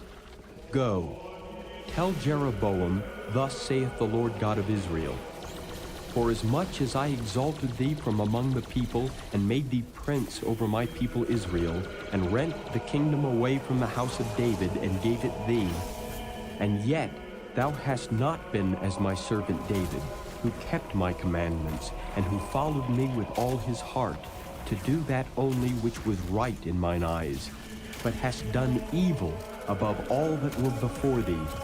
For thou hast gone and made thee other gods, and molten images, to provoke me to anger, and hast cast me behind thy back.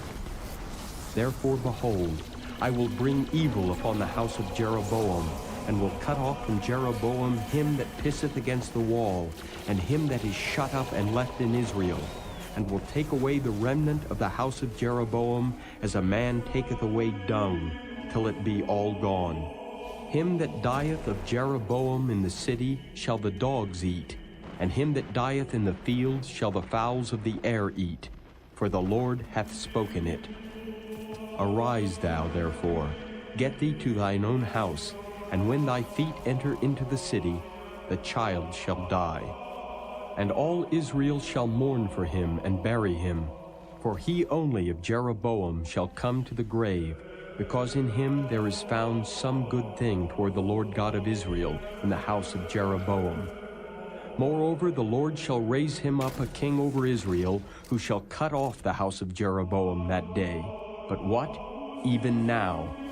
For the Lord shall smite Israel, as a reed is shaken in the water, and he shall root up Israel out of this good land which he gave to their fathers, and shall scatter them beyond the river, because they have made their groves, provoking the Lord to anger.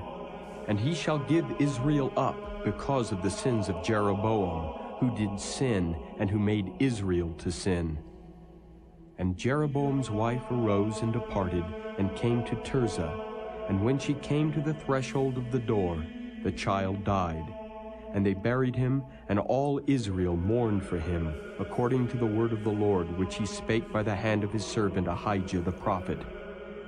And the rest of the acts of Jeroboam, how he warred, and how he reigned, behold, they are written in the book of the chronicles of the kings of Israel.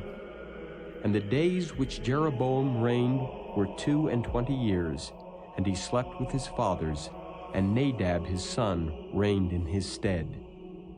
And Rehoboam the son of Solomon reigned in Judah. Rehoboam was 41 years old when he began to reign, and he reigned 17 years in Jerusalem, the city which the Lord did choose out of all the tribes of Israel to put his name there. And his mother's name was Naamah, an Ammonitess. And Judah did evil in the sight of the Lord, and they provoked him to jealousy with their sins which they had committed above all that their fathers had done. For they also built them high places, and images, and groves, on every high hill, and under every green tree. And there were also Sodomites in the land, and they did according to all the abominations of the nations which the Lord cast out before the children of Israel. And it came to pass in the 5th year of King Rehoboam, that Shishak king of Egypt came up against Jerusalem. And he took away the treasures of the house of the Lord, and the treasures of the king's house. He even took away all. And he took away all the shields of gold which Solomon had made. And King Rehoboam made in their stead brazen shields, and committed them unto the hands of the chief of the guard, which kept the door of the king's house. And it was so, when the king went into the house of the Lord, that the guard bare them, and brought them back into the guard chamber. Now the rest of the acts of Rehoboam, and all that he did, are they not written in the book of the Chronicles of the kings of Judah?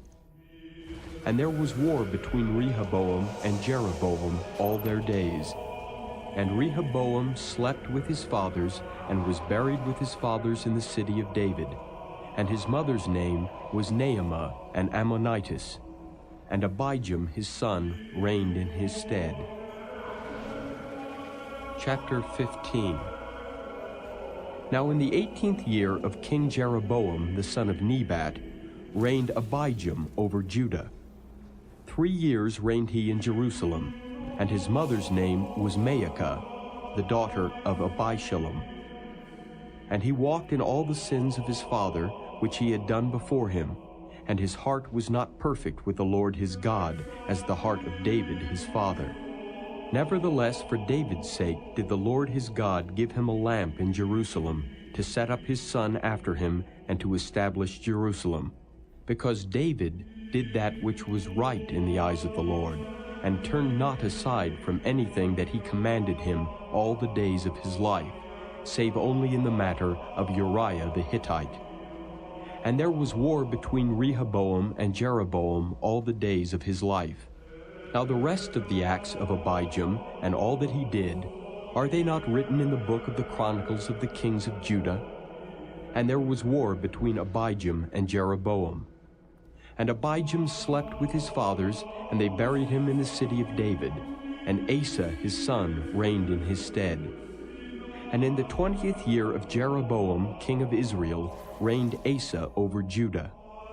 And 41 years reigned he in Jerusalem, and his mother's name was Maacah, the daughter of Abishalom. And Asa did that which was right in the eyes of the Lord, as did David his father. And he took away the Sodomites out of the land, and removed all the idols that his fathers had made. And also Maacah his mother, even her he removed from being queen, because she had made an idol in a grove. And Asa destroyed her idol, and burnt it by the brook Kidron. But the high places were not removed. Nevertheless, Asa's heart was perfect with the Lord all his days. And he brought in the things which his father had dedicated, and the things which himself had dedicated, into the house of the Lord, silver and gold and vessels. And there was war between Asa and Baasha, king of Israel, all their days. And Baasha, king of Israel, went up against Judah, and built Ramah, that he might not suffer any to go out or come in to Asa, king of Judah. Then Asa took all the silver and the gold that were left in the treasures of the house of the Lord, and the treasures of the king's house, and delivered them into the hand of his servants. And King Asa sent them to Ben-Hadad, the son of Tabrimon, the son of Hezion, king of Syria, that dwelt at Damascus, saying, There is a league between me and thee, and between my father and thy father. Behold, I have sent unto thee a present of silver and gold. Come and break thy league with Baasha, king of Israel, that he may depart from me. So Ben-Hadad hearkened unto King Asa, and sent the captains of the hosts which he had against the cities of Israel, and smote Ijon, and Dan, and Abel-Beth-Maacah, and all Kinneroth, with all the land of Naphtali. And it came to pass, when Baasha heard thereof, that he left off building of Ramah, and dwelt in Tirzah. Then King Asa made a proclamation throughout all Judah. None was exempted. And they took away the stones of Ramah and the timber thereof, wherewith Baasha had builded. And King Asa built with them Geba of Benjamin and Mizpah. The rest of all the acts of Asa, and all his might, and all that he did, and the cities which he built, are they not written in the book of the Chronicles of the kings of Judah? Nevertheless, in the time of his old age, he was diseased in his feet.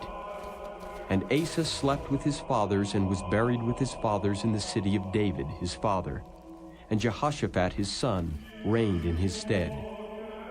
And Nadab the son of Jeroboam began to reign over Israel in the 2nd year of Asa king of Judah, and reigned over Israel 2 years. And he did evil in the sight of the Lord, and walked in the way of his father, and in his sin wherewith he made Israel to sin.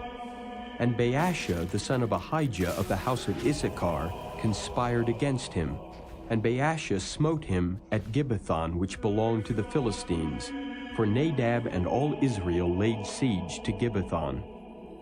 Even in the 3rd year of Asa king of Judah did Baasha slay him, and reigned in his stead. And it came to pass, when he reigned, that he smote all the house of Jeroboam. He left not to Jeroboam any that breathed, until he had destroyed him, according unto the saying of the Lord which he spake by his servant Ahijah the Shilonite, because of the sins of Jeroboam which he sinned, and which he made Israel sin, by his provocation wherewith he provoked the Lord God of Israel to anger. Now the rest of the acts of Nadab, and all that he did, are they not written in the book of the Chronicles of the kings of Israel? And there was war between Asa and Baasha king of Israel all their days. In the 3rd year Asa king of Judah began Baasha the son of Ahijah to reign over all Israel in Tirzah 24 years. And he did evil in the sight of the Lord, and walked in the way of Jeroboam, and in his sin wherewith he made Israel to sin. Chapter 16.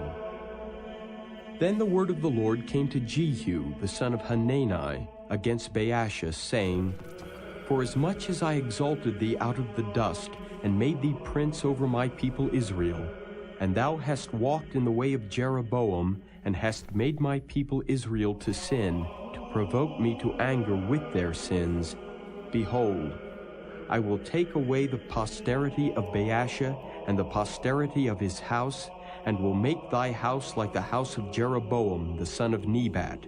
Him that dieth of Baasha in the city shall the dogs eat, and him that dieth of his in the fields shall the fowls of the air eat. Now the rest of the acts of Baasha, and what he did, and his might, are they not written in the book of the Chronicles of the kings of Israel? So Baasha slept with his fathers, and was buried in Tirzah, and Elah his son reigned in his stead. And also by the hand of the prophet Jehu, the son of Hanani, came the word of the Lord against Baasha, and against his house, even for all the evil that he did in the sight of the Lord, in provoking him to anger with the work of his hands, in being like the house of Jeroboam, and because he killed him. In the 26th year of Asa king of Judah began Elah the son of Baasha to reign over Israel in Tirzah 2 years. And his servant Zimri, captain of half his chariots, conspired against him, as he was in Tirzah drinking himself drunk in the house of Arza, steward of his house in Tirzah. And Zimri went in and smote him and killed him in the 27th year of Asa king of Judah, and reigned in his stead. And it came to pass, when he began to reign, as soon as he sat on his throne, that he slew all the house of Baasha. He left him not one that pisseth against a wall, neither of his kinsfolks, nor of his friends. Thus did Zimri destroy all the house of Baasha, according to the word of the Lord, which he spake against Baasha by Jehu the prophet, for all the sins of Baasha and the sins of Elah his son, by which they sinned, and by which they made Israel to sin, in provoking the Lord God of Israel to anger with their vanities.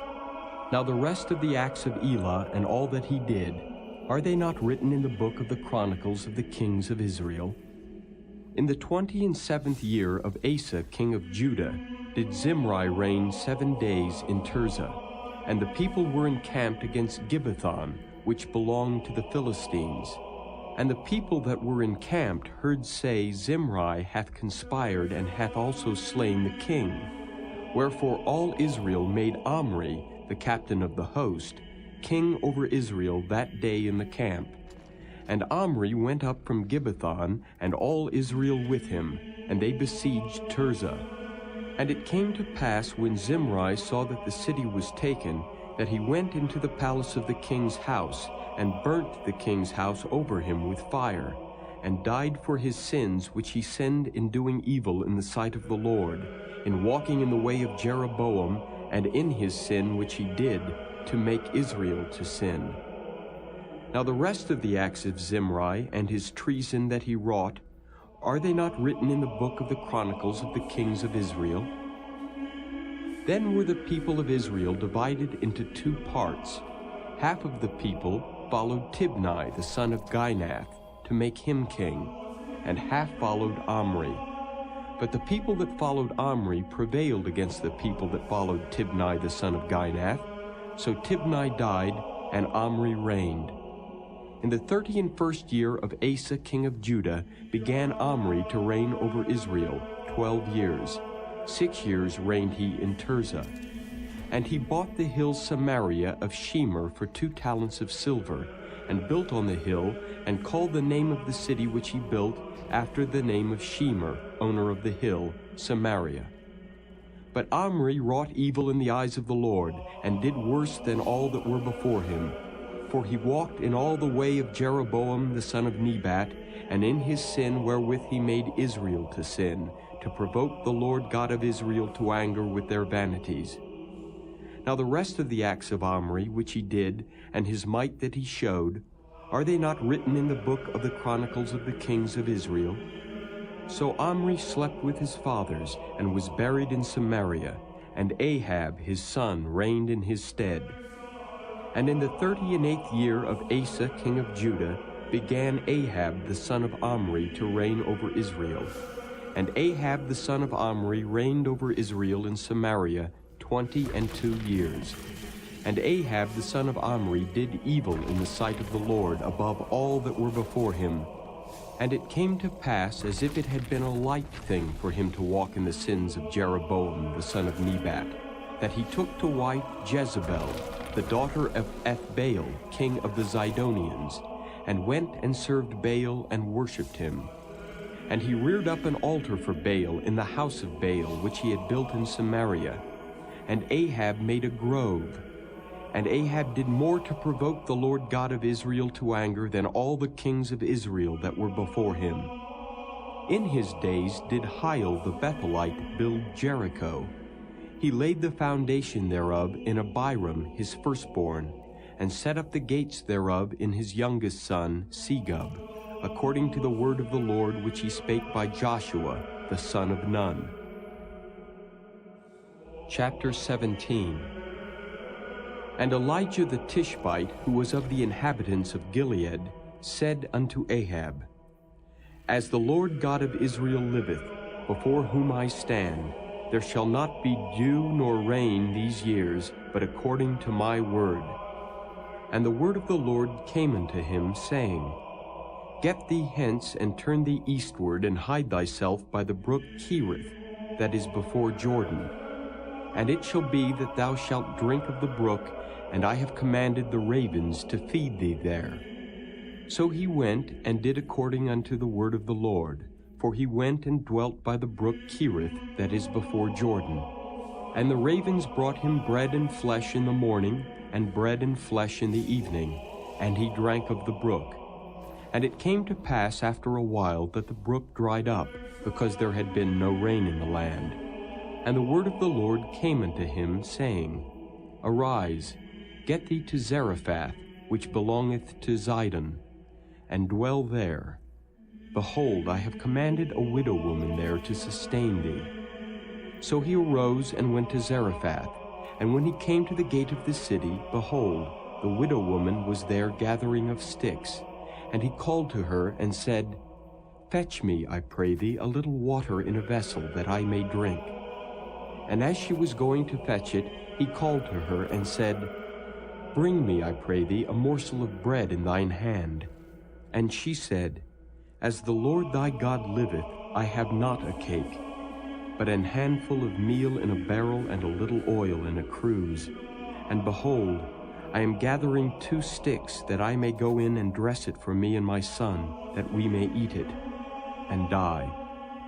And Elijah said unto her, Fear not. Go and do as thou hast said, but make me thereof a little cake first, and bring it unto me, and after make for thee and for thy son. For thus saith the Lord God of Israel, the barrel of meal shall not waste, neither shall the cruse of oil fail, until the day that the Lord sendeth rain upon the earth. And she went and did according to the saying of Elijah, and she and he and her house did eat many days. And the barrel of meal wasted not, neither did the cruse of oil fail, according to the word of the Lord which he spake by Elijah.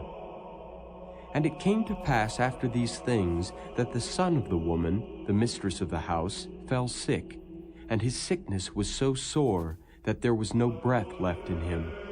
And she said unto Elijah, What have I to do with thee, O thou man of God? Art thou come unto me to call my sin to remembrance and to slay my son? And he said unto her, Give me thy son.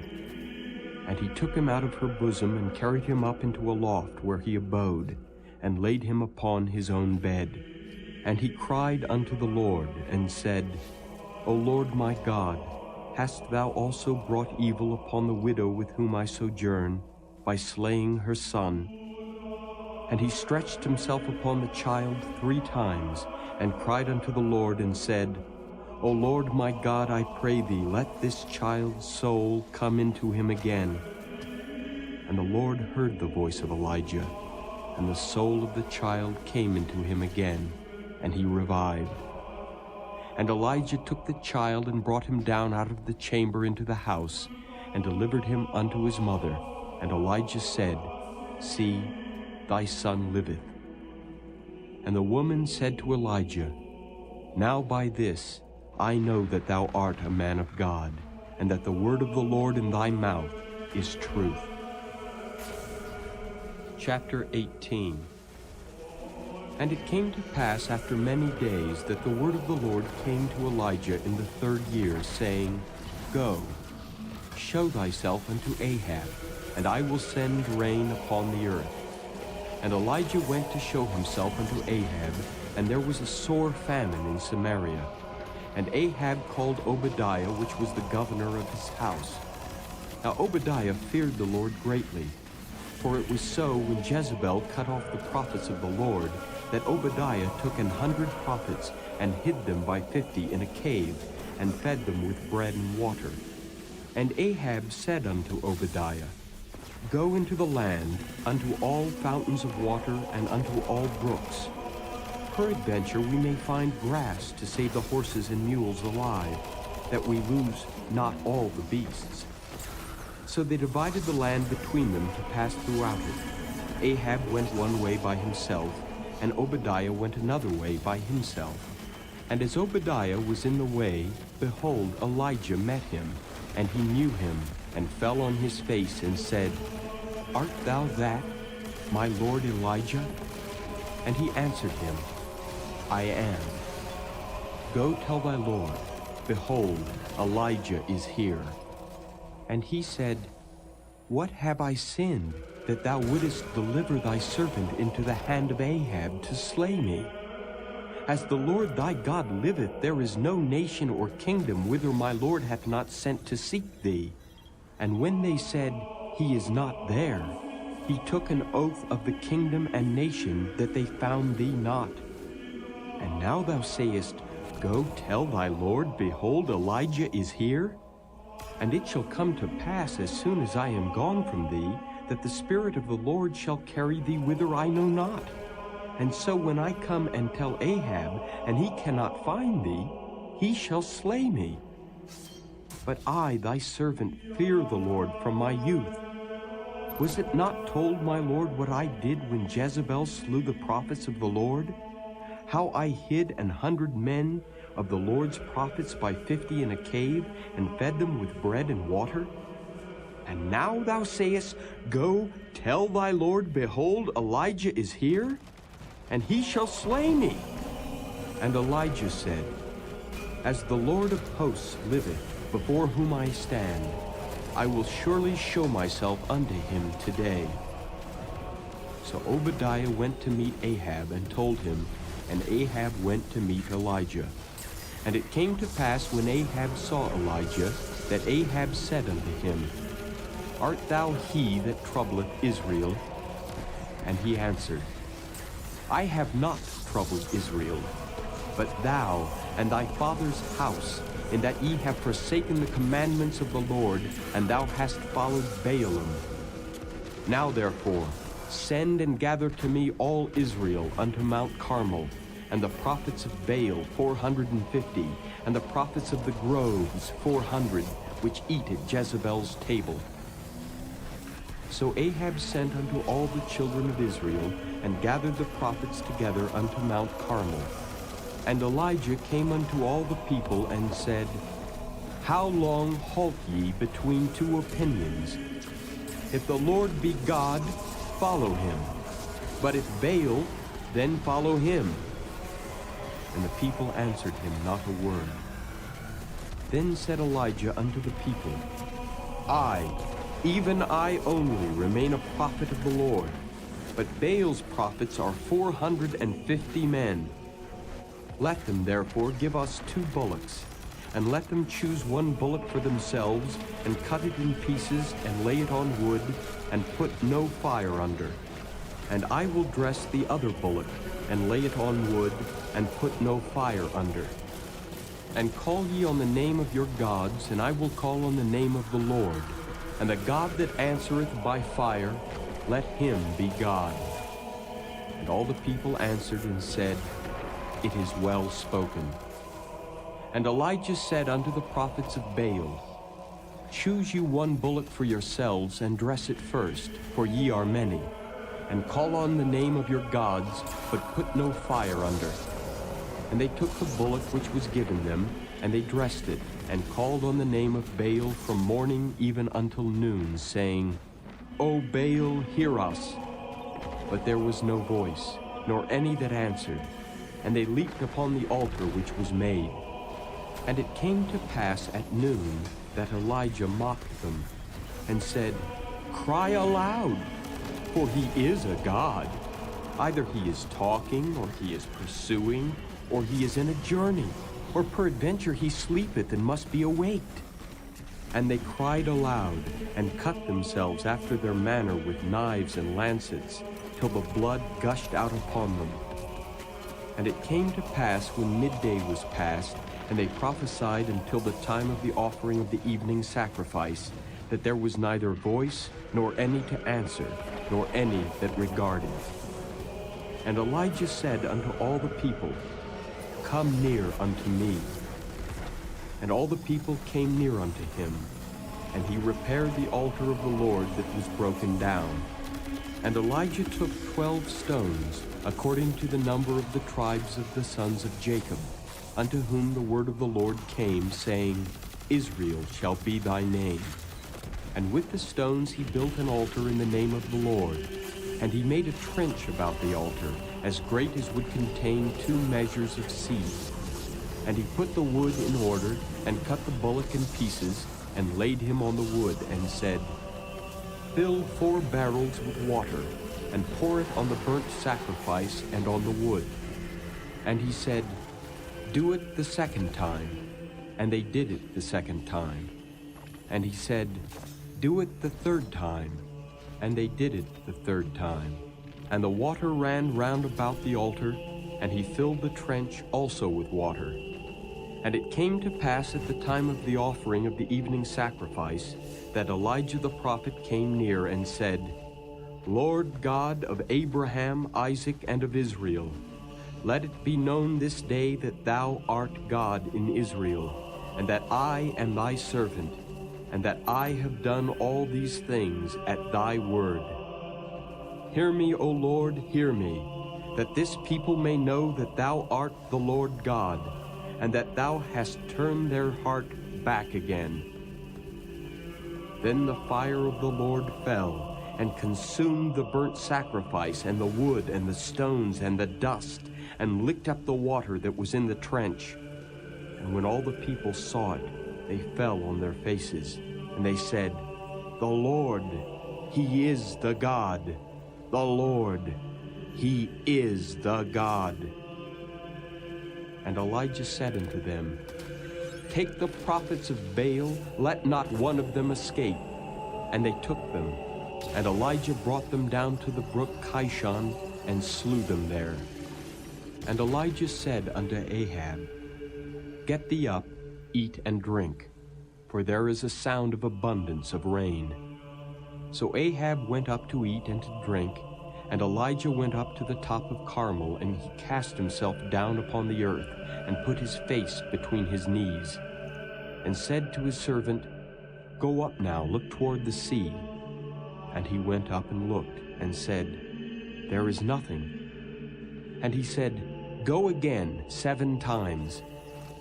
And it came to pass at the 7th time that he said, Behold, there ariseth a little cloud out of the sea like a man's hand.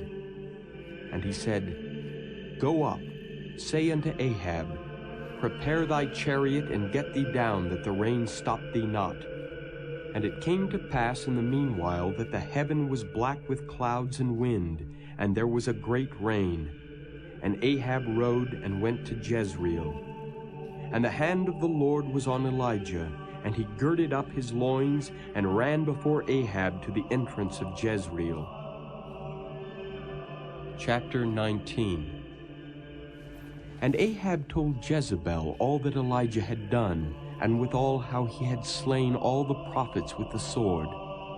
Then Jezebel sent a messenger unto Elijah, saying, So let the gods do to me, and more also, if I make not thy life as the life of one of them by tomorrow about this time.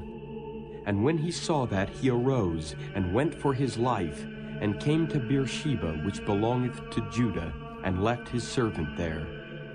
But he himself went a day's journey into the wilderness, and came and sat down under a juniper tree.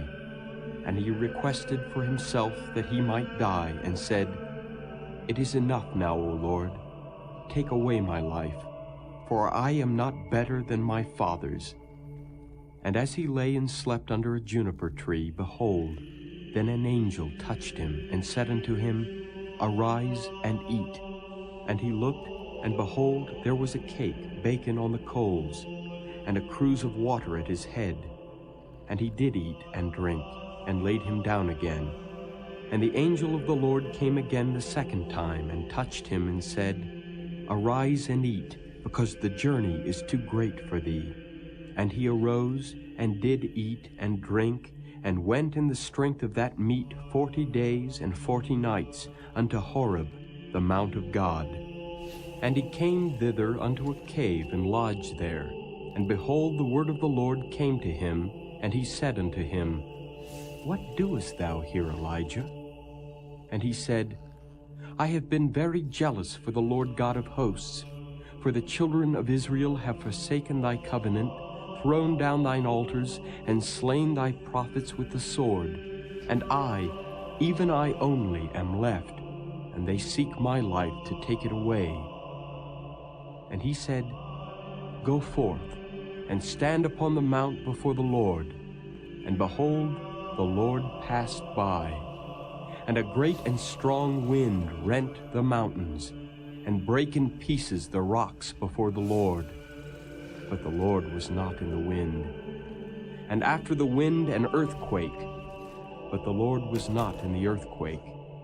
And after the earthquake a fire, but the Lord was not in the fire.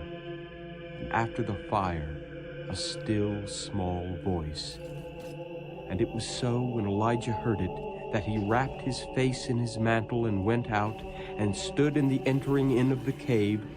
And behold, there came a voice unto him, and said, What doest thou here, Elijah? And he said, I have been very jealous for the Lord God of hosts, because the children of Israel have forsaken thy covenant, thrown down thine altars, and slain thy prophets with the sword. And I, even I only, am left, and they seek my life to take it away. And the Lord said unto him, Go, return on thy way to the wilderness of Damascus, and when thou comest, anoint Hazael to be king over Syria.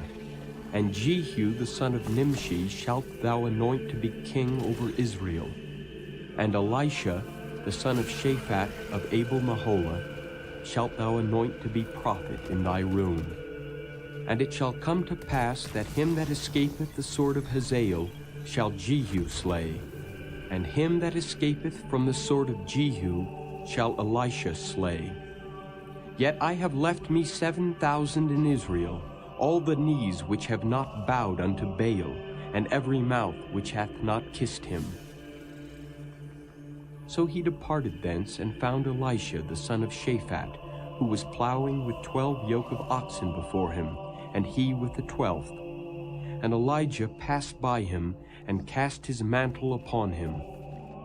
And he left the oxen, and ran after Elijah, and said, Let me, I pray thee, kiss my father and my mother, and then I will follow thee.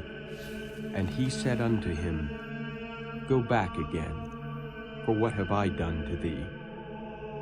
And he returned back from him, and took a yoke of oxen, and slew them, and boiled their flesh with the instruments of the oxen, and gave unto the people, and they did eat. Then he arose, and went after Elijah, and ministered unto him. Chapter 20. And Ben-Hadad the king of Syria gathered all his host together, and there were 32 kings with him, and horses and chariots, and he went up and besieged Samaria, and warred against it. And he sent messengers to Ahab king of Israel into the city, and said unto him, Thus saith Ben-Hadad, Thy silver and thy gold is mine, thy wives also and thy children, even the goodliest are mine. And the king of Israel answered and said, My lord, O king, according to thy saying, I am thine, and all that I have. And the messengers came again, and said, Thus speaketh Ben-Hadad, saying, Although I have sent unto thee, saying, Thou shalt deliver me thy silver and thy gold, and thy wives and thy children, yet I will send my servants unto thee tomorrow about this time, and they shall search thine house, and the houses of thy servants. And it shall be that whatsoever is pleasant in thine eyes, they shall put it in their hand, and take it away. Then the king of Israel called all the elders of the land, and said, Mark, I pray you, and see how this man seeketh mischief. For he sent unto me for my wives and for my children, and for my silver and for my gold, and I denied him not. And all the elders and all the people said unto him, Hearken not unto him, nor consent.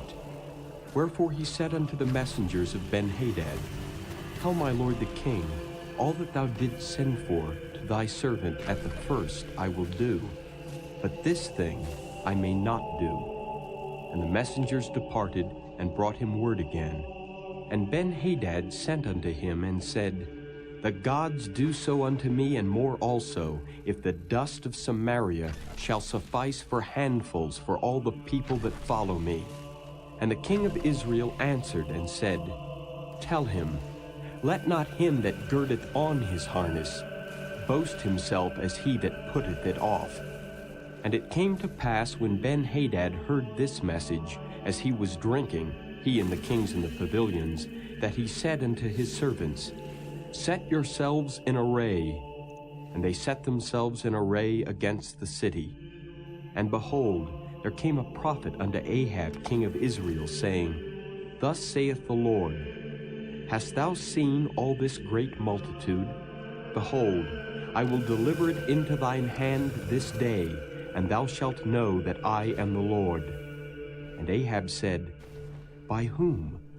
And he said, Thus saith the Lord, even by the young men of the princes of the provinces. Then he said, Who shall order the battle? And he answered, Thou. Then he numbered the young men of the princes of the provinces, and they were 232. And after them he numbered all the people, even all the children of Israel, being 7,000. And they went out at noon.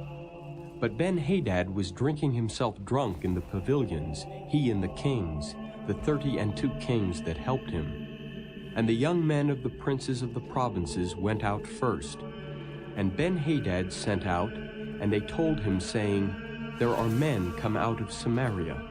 And he said, Whether they be come out for peace, take them alive, or whether they be come out for war, take them alive.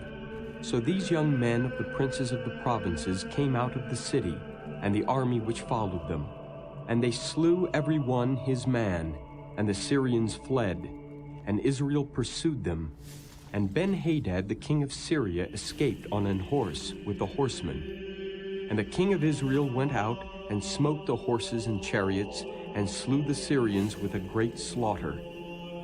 And the prophet came to the king of Israel, and said unto him, Go, strengthen thyself, and mark and see what thou doest, for at the return of the year the king of Syria will come up against thee.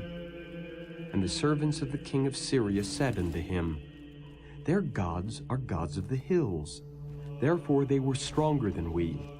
But let us fight against them in the plain, and surely we shall be stronger than they. And do this thing, take the kings away, every man out of his place, and put captains in their rooms. And number thee an army, like the army that thou hast lost, horse for horse, and chariot for chariot. And we will fight against them in the plain, and surely we shall be stronger than they. And he hearkened unto their voice, and did so. And it came to pass at the return of the year that Ben-Hadad numbered the Syrians, and went up to AFK to fight against Israel. And the children of Israel were numbered, and were all present, and went out against them. And the children of Israel pitched before them like two little flocks of kids. But the Syrians filled the country. And there came a man of God, and spake unto the king of Israel, and said, Thus saith the Lord, Because the Syrians have said, The Lord is God of the hills, but he is not God of the valleys, therefore will I deliver all this great multitude into thine hand, and ye shall know that I am the Lord. And they pitched one over against the other 7 days. And so it was, that in the 7th day the battle was joined. And the children of Israel slew of the Syrians 100,000 footmen in 1 day. But the rest fled to AFK, into the city. And there a wall fell upon 27,000 of the men that were left. And Ben-Hadad fled, and came into the city, into an inner chamber. And his servants said unto him, Behold now, we have heard that the kings of the house of Israel are merciful kings. Let us, I pray thee, put sackcloth on our loins, and ropes upon our heads, and go out to the king of Israel. Peradventure he will save thy life. So they girded sackcloth on their loins, and put ropes on their heads, and came to the king of Israel, and said, Thy servant Ben-Hadad saith, I pray thee, let me live. And he said, Is he yet alive? He is my brother. Now the men did diligently observe whether anything would come from him, and did hastily catch it, and they said, Thy brother Ben-Hadad. Then he said, Go ye, bring him. Then Ben-Hadad came forth to him, and he caused him to come up into the chariot. And Ben-Hadad said unto him, The cities which my father took from thy father I will restore, and thou shalt make streets for thee in Damascus, as my father made in Samaria. Then said Ahab, I will send thee away with this covenant. So he made a covenant with him, and sent him away. And a certain man of the sons of the prophets said unto his neighbor in the word of the Lord, Smite me, I pray thee. And the man refused to smite him. Then said he unto him, Because thou hast not obeyed the voice of the Lord, behold, as soon as thou art departed from me, a lion shall slay thee. And as soon as he was departed from him, a lion found him, and slew him. Then he found another man, and said, Smite me, I pray thee. And the man smote him, so that in smiting he wounded him. So the prophet departed, and waited for the king by the way, and disguised himself with ashes upon his face. And as the king passed by, he cried unto the king, and he said, Thy servant went out into the midst of the battle. And behold, a man turned aside, and brought a man unto me, and said, Keep this man. If by any means he be missing, then shall thy life be for his life. or else thou shalt pay a talent of silver. And as thy servant was busy here and there, he was gone. And the king of Israel said unto him, So shall thy judgment be, thyself hast decided it. And he hasted and took the ashes away from his face, and the king of Israel discerned him that he was of the prophets. And he said unto him, Thus saith the Lord, Because thou hast let go out of thy hand a man whom I appointed to utter destruction, therefore thy life shall go for his life, and thy people for his people. And the king of Israel went to his house heavy and displeased, and came to Samaria. Chapter 21. And it came to pass after these things that Naboth the Jezreelite had a vineyard, which was in Jezreel, hard by the palace of Ahab king of Samaria. And Ahab spake unto Naboth, saying, Give me thy vineyard, that I may have it for a garden of herbs, because it is near unto my house, and I will give thee for it a better vineyard than it, or, if it seem good to thee, I will give thee the worth of it in money. And Naboth said to Ahab, The Lord forbid it me, that I should give the inheritance of my fathers unto thee. And Ahab came into his house heavy and displeased, because of the word which Naboth the Jezreelite had spoken to him. For he had said, I will not give thee the inheritance of my fathers. And he laid him down upon his bed, and turned away his face, and would eat no bread. But Jezebel his wife came to him, and said unto him, Why is thy spirit so sad that thou eatest no bread? And he said unto her, Because I spake unto Naboth the Jezreelite, and said unto him, Give me thy vineyard for money, or else, if it please thee, I will give thee another vineyard for it. And he answered, I will not give thee my vineyard. And Jezebel his wife said unto him, Dost thou now govern the kingdom of Israel? Arise and eat bread, and let thine heart be merry. I will give thee the vineyard of Naboth the Jezreelite. So she wrote letters in Ahab's name, and sealed them with his seal, and sent the letters unto the elders and to the nobles that were in his city, dwelling with Naboth. And she wrote in the letters, saying, Proclaim a fast, and set Naboth on high among the people, and set 2 men, sons of Belial, before him, to bear witness against him, saying, Thou didst blaspheme God and the king. And then carry him out, and stone him, that he may die. And the men of his city, even the elders and the nobles who were the inhabitants in his city, did as Jezebel had sent unto them, and as it was written in the letters which she had sent unto them. They proclaimed a fast, and set Naboth on high among the people. And there came in 2 men, children of Belial, and sat before him. And the men of Belial witnessed against him, even against Naboth, in the presence of the people, saying, Naboth did blaspheme God and the king. Then they carried him forth out of the city, and stoned him with stones, that he died.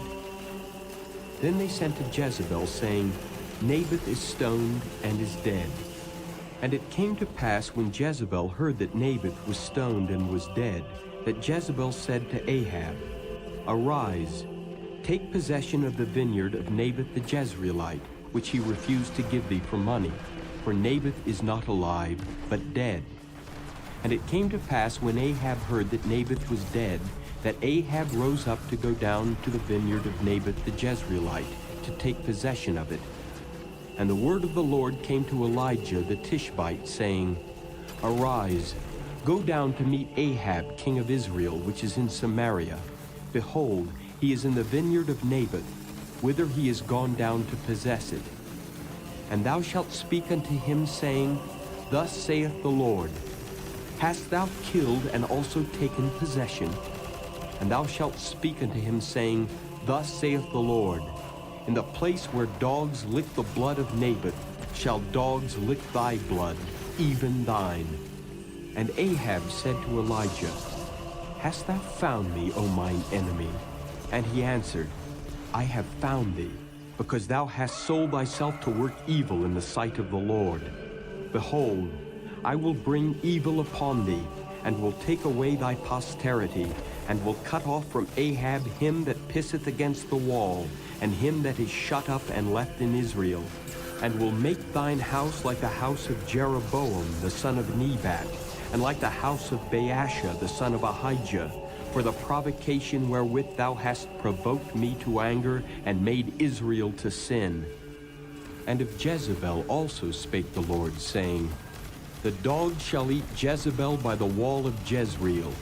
Him that dieth of Ahab in the city the dog shall eat, and him that dieth in the field shall the fowls of the air eat. But there was none like unto Ahab, which did sell himself to work wickedness in the sight of the Lord, whom Jezebel his wife stirred up. And he did very abominably in following idols, according to all things as did the Amorites, whom the Lord cast out before the children of Israel. And it came to pass, when Ahab heard those words, that he rent his clothes, and put sackcloth upon his flesh, and fasted, and lay in sackcloth, and went softly. And the word of the Lord came to Elijah the Tishbite, saying, Seest thou how Ahab humbleth himself before me? Because he humbleth himself before me, I will not bring the evil in his days, but in his son's days will I bring the evil upon his house. Chapter 22. And they continued 3 years without war between Syria and Israel. And it came to pass in the 3rd year that Jehoshaphat the king of Judah came down to the king of Israel. And the king of Israel said unto his servants, Know ye that Ramoth in Gilead is ours, and we be still, and take it not out of the hand of the king of Syria? And he said unto Jehoshaphat, Wilt thou go with me to battle to Ramoth Gilead? And Jehoshaphat said to the king of Israel, I am as thou art, my people as thy people, my horses as thy horses. And Jehoshaphat said unto the king of Israel, Inquire, I pray thee, at the word of the Lord today. Then the king of Israel gathered the prophets together, about 400 men, and said unto them, Shall I go against Ramoth Gilead to battle, or shall I forbear? And they said, Go up, for the Lord shall deliver it into the hand of the king. And Jehoshaphat said, Is there not here a prophet of the Lord besides, that we might inquire of him? And the king of Israel said unto Jehoshaphat, There is yet one man, Micaiah the son of Imlah, by whom we may inquire of the Lord. But I hate him, for he doth not prophesy good concerning me, but evil. And Jehoshaphat said, Let not the king say so. Then the king of Israel called an officer and said, Hasten hither Micaiah the son of Imlah. And the king of Israel and Jehoshaphat the king of Judah sat each on his throne, having put on their robes, in a void place in the entrance of the gate of Samaria, and all the prophets prophesied before them. And Zedekiah the son of Chenaanah made him horns of iron, and he said, Thus saith the Lord, With these shalt thou push the Syrians until thou have consumed them. And all the prophets prophesied so, saying, Go up to Ramoth Gilead and prosper, for the Lord shall deliver it into the king's hand. And the messenger that was gone to call Micaiah spake unto him, saying, Behold now, the words of the prophets declare good unto the king with one mouth. Let thy word, I pray thee, be like the word of one of them, and speak that which is good. And Micaiah said, As the Lord liveth, what the Lord saith unto me, that will I speak. So he came to the king, and the king said unto him, Micaiah, shall we go against Ramoth Gilead to battle, or shall we forbear? And he answered him, Go and prosper, for the Lord shall deliver it into the hand of the king. And the king said unto him, How many times shall I adjure thee, that thou tell me nothing but that which is true in the name of the Lord? And he said, I saw all Israel scattered upon the hills as sheep that have not a shepherd. And the Lord said, These have no master. Let them return every man to his house in peace. And the king of Israel said unto Jehoshaphat, Did I not tell thee that he would prophesy no good concerning me, but evil? And he said, Hear thou therefore the word of the Lord. I saw the Lord sitting on his throne, and all the host of heaven standing by him on his right hand and on his left. And the Lord said, Who shall persuade Ahab that he may go up and fall at Ramoth-Gilead? And one said on this manner, and another said on that manner. And there came forth a spirit, and stood before the Lord, and said, I will persuade him. And the Lord said unto him, Wherewith? And he said, I will go forth, and I will be a lying spirit in the mouth of all his prophets. And he said, Thou shalt persuade him, and prevail also. Go forth and do so. Now therefore, behold, the Lord hath put a lying spirit in the mouth of all these thy prophets, and the Lord hath spoken evil concerning thee. But Zedekiah the son of Chenaanah went near and smote Micaiah on the cheek, and said, Which way went the Spirit of the Lord from me, to speak unto thee? And Micaiah said, Behold, thou shalt see in that day when thou shalt go into an inner chamber to hide thyself. And the king of Israel said, Take Micaiah, and carry him back unto Amon the governor of the city, and to Joash the king's son, and say, Thus saith the king, Put this fellow in the prison, and feed him with bread of affliction and with water of affliction, until I come in peace. And Micaiah said, If thou return at all in peace, the Lord hath not spoken by me. And he said, Hearken, O people, every one of you. So the king of Israel and Jehoshaphat the king of Judah went up to Ramoth-Gilead. And the king of Israel said unto Jehoshaphat, I will disguise myself and enter into the battle, but put thou on thy robes. And the king of Israel disguised himself and went into the battle. But the king of Syria commanded his 32 captains that had rule over his chariots, saying, Fight neither with small nor great, save only with the king of Israel. And it came to pass, when the captains of the chariots saw Jehoshaphat, that they said, Surely it is the king of Israel. And they turned aside to fight against him, and Jehoshaphat cried out. And it came to pass, when the captains of the chariots perceived that it was not the king of Israel, that they turned back from pursuing him. And a certain man drew a bow at a venture, and smote the king of Israel between the joints of the harness. Wherefore he said unto the driver of his chariot, Turn thine hand, and carry me out of the host, for I am wounded. And the battle increased that day, and the king was stayed up in his chariot against the Syrians, and died at even. And the blood ran out of the wound into the midst of the chariot.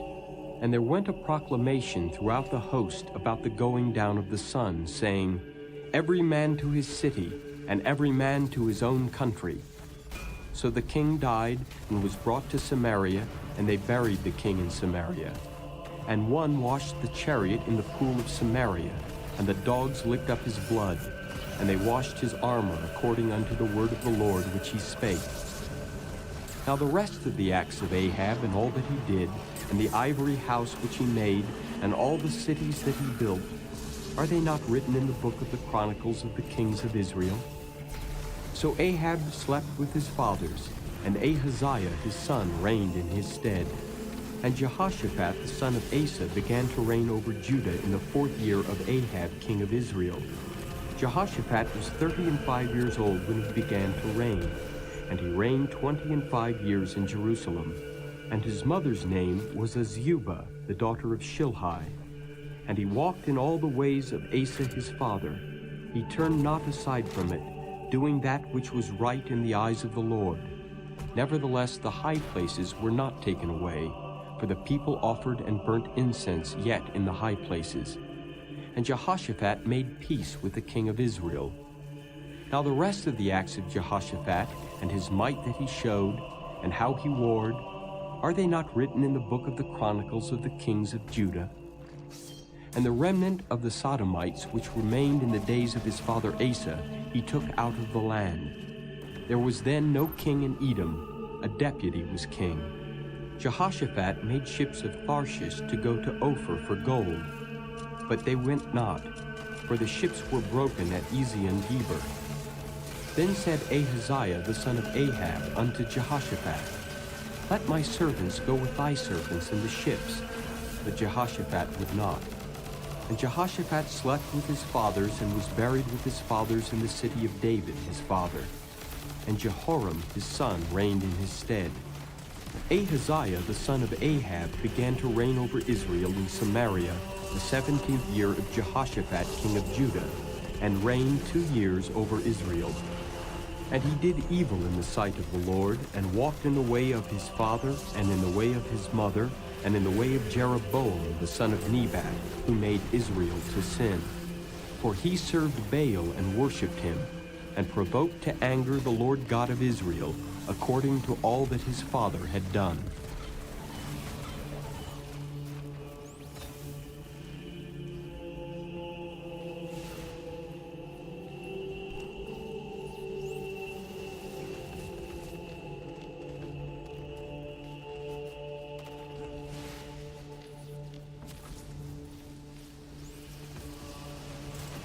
The second book of the Kings. Chapter 1. Then Moab rebelled against Israel after the death of Ahab. And Ahaziah fell down through a lattice in his upper chamber that was in Samaria, and was sick. And he sent messengers and said unto them, Go, inquire of Baal-zebub, the god of Ekron, whether I shall recover of this disease. But the angel of the Lord said to Elijah the Tishbite, Arise, go up to meet the messengers of the king of Samaria, and say unto them, Is it not because there is not a God in Israel, that ye go to inquire of Baal-zebub, the god of Ekron? Now therefore, thus saith the Lord, Thou shalt not come down from that bed on which thou art gone up, but shalt surely die. And Elijah departed. And when the messengers turned back unto him, he said unto them, Why are ye now turned back? And they said unto him, There came a man up to meet us, and said unto us, Go, turn again unto the king that sent you, and say unto him, Thus saith the Lord, Is it not because there is not a God in Israel, that thou sendest to inquire of Baal-zebub, the god of Ekron? Therefore thou shalt not come down from that bed on which thou art gone up, but shalt surely die. And he said unto them, What manner of man was he which came up to meet you, and told you these words? And they answered him, He was an hairy man, and girt with a girdle of leather about his loins. And he said, It is Elijah the Tishbite.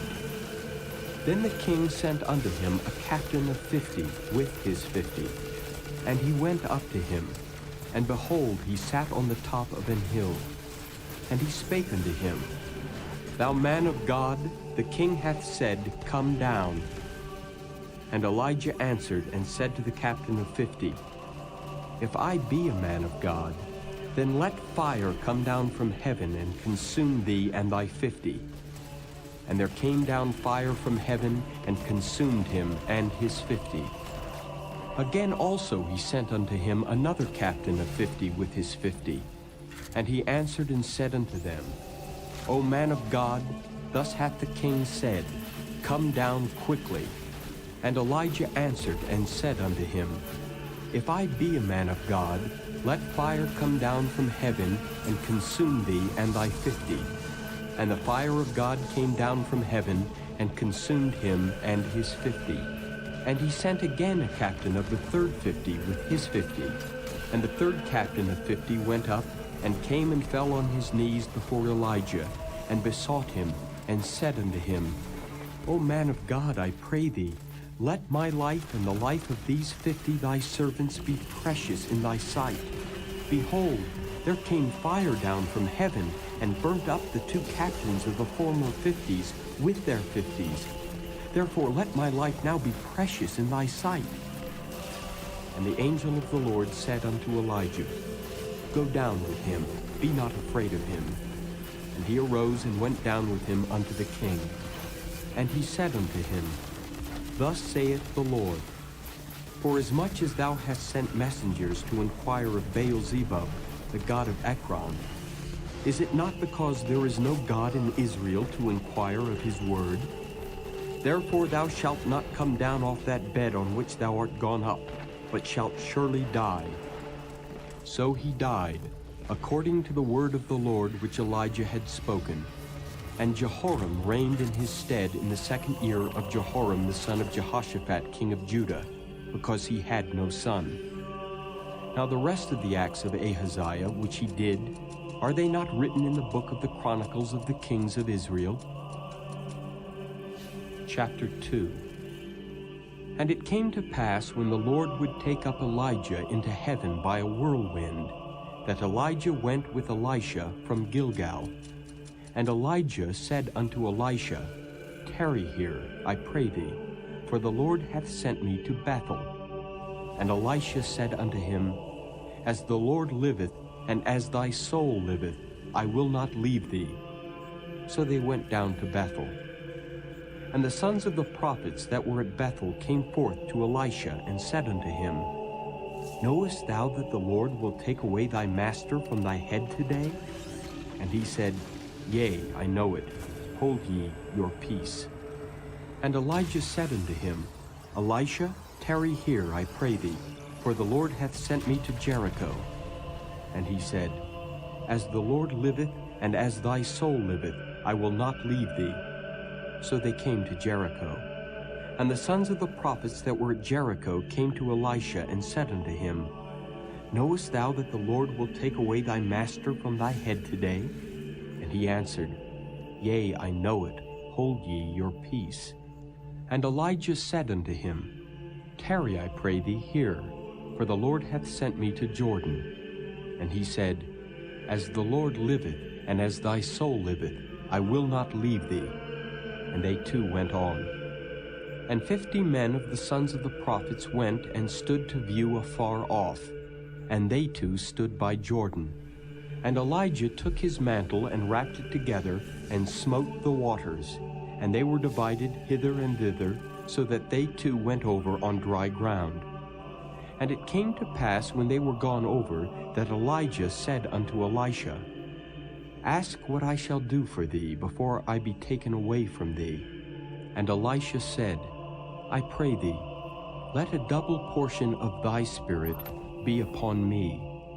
And he said, Thou hast asked a hard thing. Nevertheless, if thou see me when I am taken from thee, it shall be so unto thee. But if not, it shall not be so. And it came to pass, as they still went on and talked, that behold, there appeared a chariot of fire and horses of fire, and parted them both asunder. And Elijah went up by a whirlwind into heaven. And Elisha saw it, and he cried, My father, the chariot of Israel and the horsemen thereof. And he saw him no more. And he took hold of his own clothes, and rent them in 2 pieces. He took up also the mantle of Elijah that fell from him, and went back and stood by the bank of Jordan. And he took the mantle of Elijah that fell from him, and smote the waters, and said, Where is the Lord God of Elijah? And when he also had smitten the waters, they parted hither and thither, and Elisha went over. And when the sons of the prophets which were to view at Jericho saw him, they said, The spirit of Elijah doth rest on Elisha. And they came to meet him, and bowed themselves to the ground before him. And they said unto him, Behold now, there be with thy servants 50 strong men. Let them go, we pray thee, and seek thy master. Lest peradventure the Spirit of the Lord hath taken him up, and cast him upon some mountain, or into some valley. And he said, Ye shall not send. And when they urged him till he was ashamed, he said, Send. They sent therefore 50 men, and they sought 3 days, but found him not. And when they came again to him, for he tarried at Jericho, he said unto them, Did I not say unto you, Go not? And the men of the city said unto Elisha, Behold, I pray thee, the situation of this city is pleasant, as my Lord seeth, but the water is naught, and the ground barren. And he said, Bring me a new cruse, and put salt therein. And they brought it to him. And he went forth unto the spring of the waters, and cast the salt in there, and said, Thus saith the Lord, I have healed these waters. There shall not be from thence any more death or barren land. So the waters were healed unto this day, according to the saying of Elisha which he spake. And he went up from thence unto Bethel, and as he was going up by the way, there came forth little children out of the city, and mocked him, and said unto him, Go up, thou bald head, go up, thou bald head. And he turned back and looked on them, and cursed them in the name of the Lord. And there came forth 2 she-bears out of the wood, and tare 42 children of them. And he went from thence to Mount Carmel, and from thence he returned to Samaria. Chapter 3.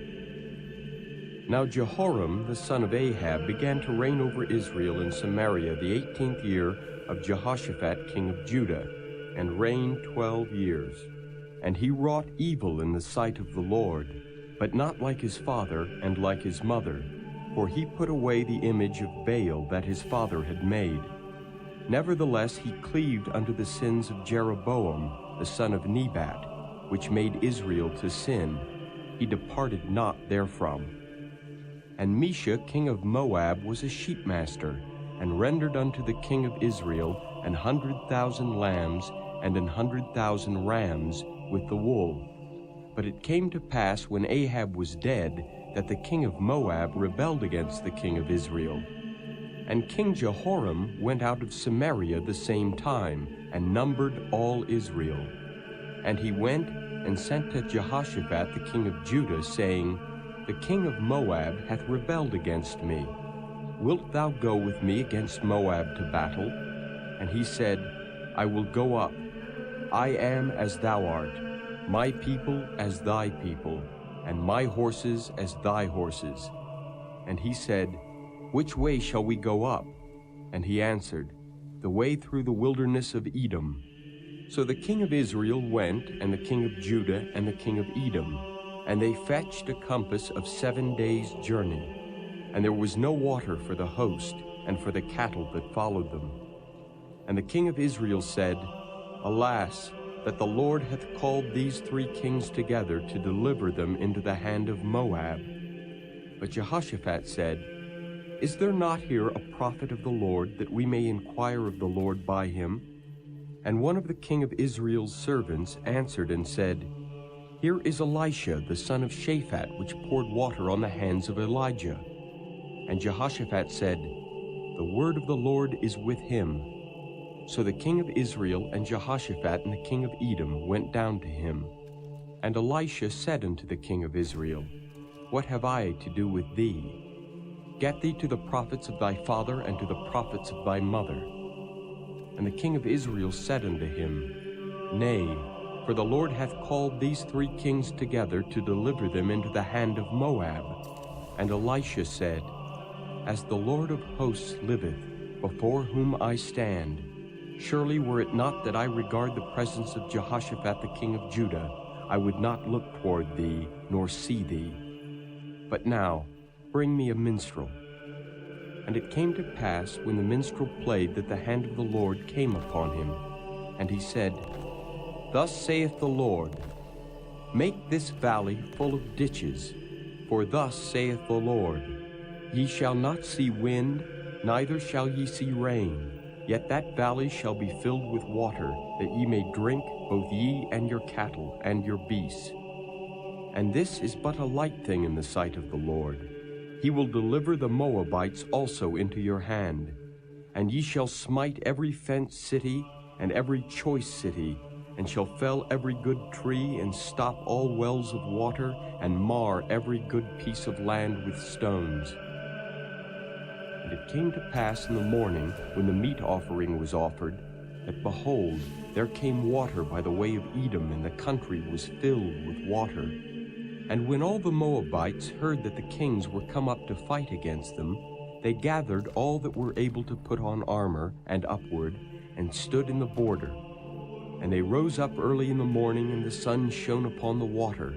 And the Moabites saw the water on the other side as red as blood. And they said, "This is blood. The kings are surely slain, and they have smitten one another. Now therefore, Moab to the spoil." And when they came to the camp of Israel, the Israelites rose up and smote the Moabites, so that they fled before them. But they went forward, smiting the Moabites even in their country. And they beat down the cities, and on every good piece of land cast every man his stone, and filled it. And they stopped all the wells of water, and felled all the good trees. Only in Kirhareseth left they the stones thereof. Howbeit the slingers went about it, and smote it. And when the king of Moab saw that the battle was too sore for him, he took with him 700 men that drew swords, to break through even unto the king of Edom, but they could not. Then he took his eldest son, that should have reigned in his stead, and offered him for a burnt offering upon the wall. And there was great indignation against Israel, and they departed from him, and returned to their own land. Chapter 4. Now there cried a certain woman of the wives of the sons of the prophets unto Elisha, saying, "Thy servant, my husband, is dead, and thou knowest that thy servant did fear the Lord. And the creditor is come to take unto him my 2 sons to be bondmen." And Elisha said unto her, "What shall I do for thee? Tell me, what hast thou in the house?" And she said, "Thine handmaid hath not anything in the house save a pot of oil." Then he said, "Go, borrow thee vessels abroad of all thy neighbors, even empty vessels, borrow not a few. And when thou art come in, thou shalt shut the door upon thee and upon thy sons, and shalt pour out into all those vessels, and thou shalt set aside that which is full."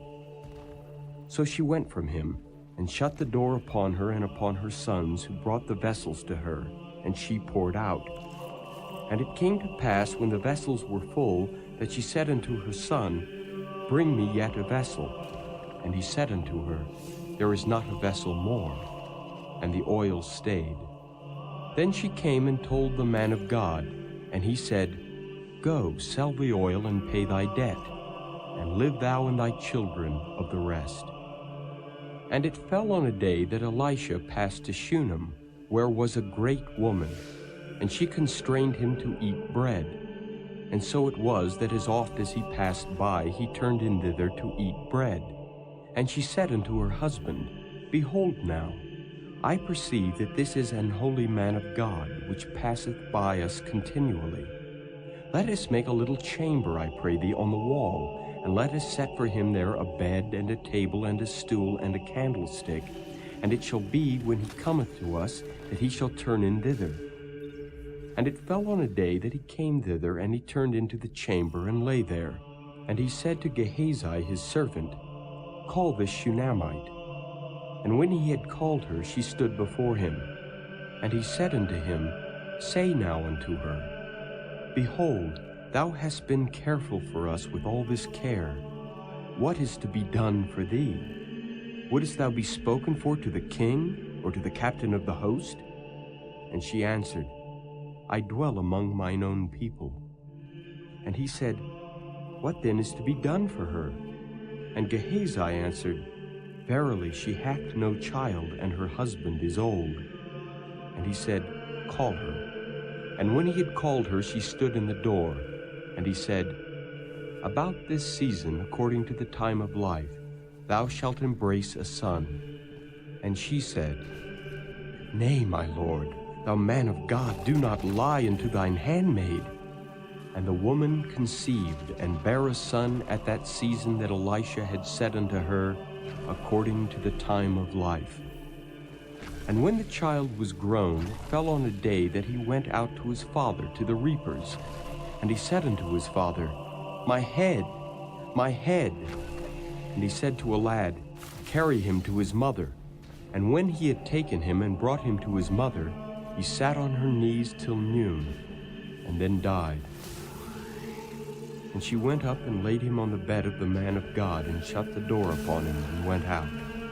And she called unto her husband, and said, Send me, I pray thee, one of the young men, and one of the asses, that I may run to the man of God, and come again. And he said, Wherefore wilt thou go to him today? It is neither new moon nor Sabbath. And she said, It shall be well. Then she saddled an ass, and said to her servant, Drive, and go forward. Slack not thy riding for me, except I bid thee. So she went and came unto the man of God to Mount Carmel.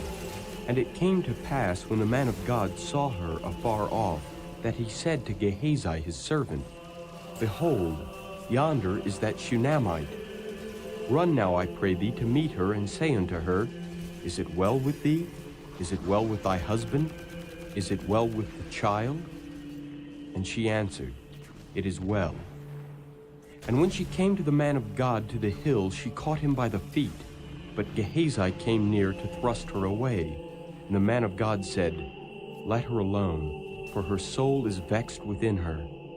And the Lord hath hid it from me, and hath not told me. Then she said, Did I desire a son of my Lord? Did I not say, Do not deceive me? Then he said to Gehazi, Gird up thy loins, and take my staff in thine hand, and go thy way. If thou meet any man, salute him not, and if any salute thee, answer him not again, and lay my staff upon the face of the child. And the mother of the child said, As the Lord liveth, and as thy soul liveth, I will not leave thee. And he arose and followed her. And Gehazi passed on before them, and laid the staff upon the face of the child, but there was neither voice nor hearing. Wherefore he went again to meet him, and told him, saying, The child is not awake. And when Elisha was come into the house, behold, the child was dead, and laid upon his bed. He went in therefore, and shut the door upon them twain, and prayed unto the Lord. And he went up, and lay upon the child, and put his mouth upon his mouth, and his eyes upon his eyes, and his hands upon his hands. And he stretched himself upon the child, and the flesh of the child waxed warm. Then he returned and walked in the house to and fro, and went up and stretched himself upon him, and the child sneezed 7 times, and the child opened his eyes. And he called Gehazi and said, Call this Shunammite. So he called her. And when she was come in unto him, he said, Take up thy son. Then she went in, and fell at his feet, and bowed herself to the ground, and took up her son, and went out. And Elisha came again to Gilgal, and there was a dearth in the land, and the sons of the prophets were sitting before him, and he said unto his servant, Set on the great pot, and seethe pottage for the sons of the prophets. And one went out into the field to gather herbs, and found a wild vine, and gathered thereof wild gourds his lapful, and came and shred them into the pot of pottage, for they knew them not. So they poured out for the men to eat. And it came to pass, as they were eating of the pottage, that they cried out and said, O thou man of God, there is death in the pot. And they could not eat thereof. But he said, Then bring meal. And he cast it into the pot, and he said, Pour out for the people that they may eat. And there was no harm in the pot. And there came a man from Baal-Shalishah, and brought the man of God bread of the firstfruits, 20 loaves of barley, and full ears of corn in the husk thereof. And he said, Give unto the people, that they may eat. And his servitor said, What? Should I set this before 100 men? He said again, Give the people, that they may eat. For thus saith the Lord, They shall eat, and shall leave thereof. So he set it before them, and they did eat, and left thereof, according to the word of the Lord. Chapter 5. Now Naaman, captain of the host of the king of Syria, was a great man with his master, and honorable, because by him the Lord had given deliverance unto Syria. He was also a mighty man in valor, but he was a leper. And the Syrians had gone out by companies and had brought away captive out of the land of Israel a little maid, and she waited on Naaman's wife. And she said unto her mistress, Would God my Lord were with the prophet that is in Samaria, for he would recover him of his leprosy. And one went in and told his Lord, saying, Thus and thus said the maid that is of the land of Israel. And the king of Syria said, Go to. Go, and I will send a letter unto the king of Israel. And he departed and took with him 10 talents of silver, and 6,000 pieces of gold, and 10 changes of raiment. And he brought the letter to the king of Israel, saying, Now when this letter is come unto thee, behold, I have therewith sent Naaman my servant to thee, that thou mayest recover him of his leprosy. And it came to pass, when the king of Israel had read the letter, that he rent his clothes, and said, Am I God, to kill and to make alive, that this man doth send unto me to recover a man of his leprosy? Wherefore consider, I pray you, and see how he seeketh a quarrel against me. And it was so, when Elisha the man of God had heard that the king of Israel had rent his clothes, that he sent to the king, saying, Wherefore hast thou rent thy clothes? Let him come now to me, and he shall know that there is a prophet in Israel.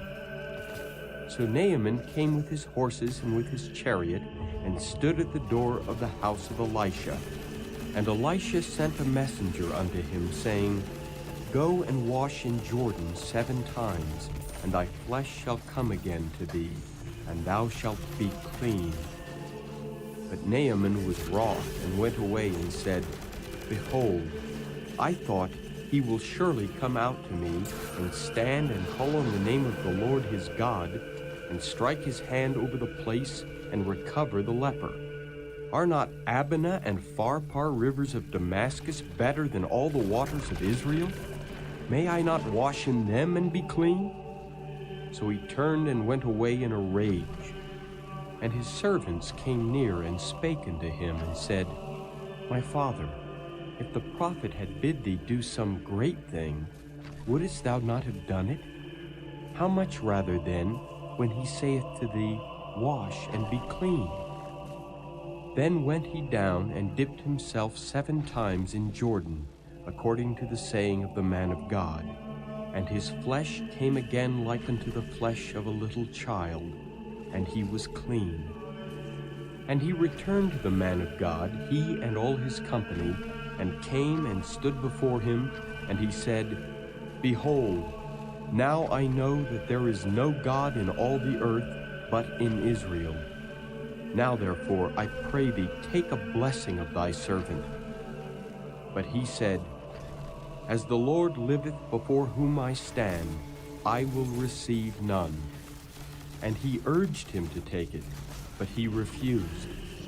And Naaman said, Shall there not then, I pray thee, be given to thy servant 2 mules' burden of earth? For thy servant will henceforth offer neither burnt offering nor sacrifice unto other gods, but unto the Lord. In this thing the Lord pardon thy servant, that when my master goeth into the house of Rimmon to worship there, and he leaneth on my hand, and I bow myself in the house of Rimmon, when I bow down myself in the house of Rimmon, the Lord pardon thy servant in this thing. And he said unto him, Go in peace. So he departed from him a little way. But Gehazi, the servant of Elisha the man of God, said, Behold, my master hath spared Naaman this Syrian, in not receiving at his hands that which he brought. But as the Lord liveth, I will run after him and take somewhat of him. So Gehazi followed after Naaman, and when Naaman saw him running after him, he lighted down from the chariot to meet him, and said, Is all well? And he said, All is well. My master hath sent me, saying, Behold, even now there be come to me from Mount Ephraim 2 young men of the sons of the prophets. Give them, I pray thee, a talent of silver and 2 changes of garments. And Naaman said, Be content, take 2 talents. And he urged him, and bound 2 talents of silver in 2 bags, with 2 changes of garments, and laid them upon 2 of his servants, and they bare them before him. And when he came to the tower, he took them from their hand, and bestowed them in the house. And he let the men go, and they departed. But he went in and stood before his master. And Elisha said unto him, Whence comest thou, Gehazi? And he said, Thy servant went no whither. And he said unto him, Went not mine heart with thee, when the man turned again from his chariot to meet thee? Is it a time to receive money, and to receive garments, and olive yards, and vineyards, and sheep, and oxen, and men servants, and maidservants? The leprosy therefore of Naaman shall cleave unto thee, and unto thy seed forever. And he went out from his presence a leper as white as snow. Chapter 6. And the sons of the prophets said unto Elisha, Behold now, the place where we dwell with thee is too strait for us. Let us go, we pray thee, unto Jordan, and take thence every man a beam, and let us make a place there where we may dwell. And he answered, Go ye. And one said, Be content, I pray thee, and go with thy servants. And he answered, I will go. So he went with them, and when they came to Jordan, they cut down wood. But as one was felling a beam, the axe head fell into the water, and he cried and said, Alas, master, for it was borrowed. And the man of God said, Where fell it? And he showed him the place. And he cut down a stick and cast it in thither, and the iron did swim. Therefore said he, Take it up to thee. And he put out his hand and took it. Then the king of Syria warred against Israel, and took counsel with his servants, saying, In such and such a place shall be my camp. And the man of God sent unto the king of Israel, saying, Beware that thou pass not such a place, for thither the Syrians are come down. And the king of Israel sent to the place which the man of God told him, and warned him of, and saved himself there not once nor twice. Therefore the heart of the king of Syria was sore troubled for this thing.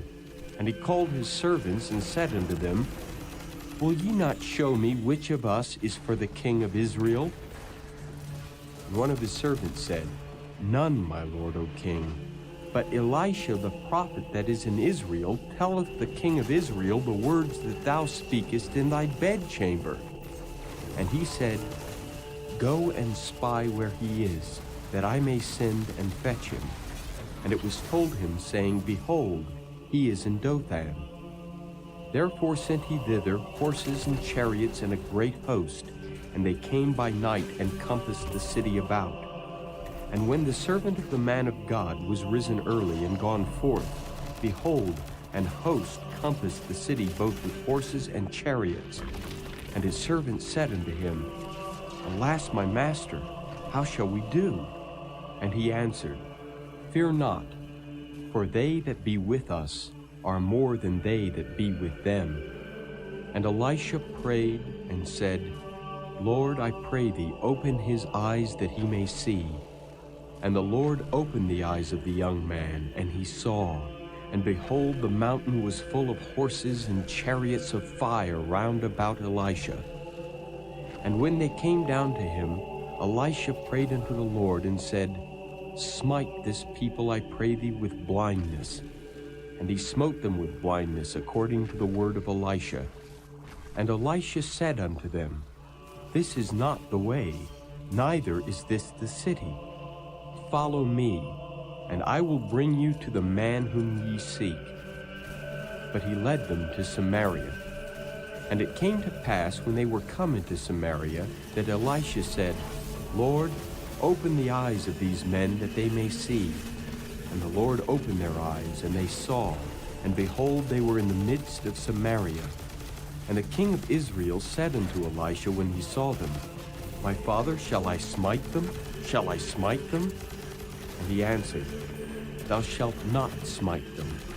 Wouldest thou smite those whom thou hast taken captive with thy sword and with thy bow? Set bread and water before them, that they may eat and drink and go to their master. And he prepared great provision for them. And when they had eaten and drunk, he sent them away, and they went to their master. So the bands of Syria came no more into the land of Israel. And it came to pass after this that Ben-Hadad, king of Syria, gathered all his host and went up and besieged Samaria. And there was a great famine in Samaria, and behold, they besieged it until an ass's head was sold for 80 pieces of silver, and the 4th part of a cab of dove's dung for 5 pieces of silver.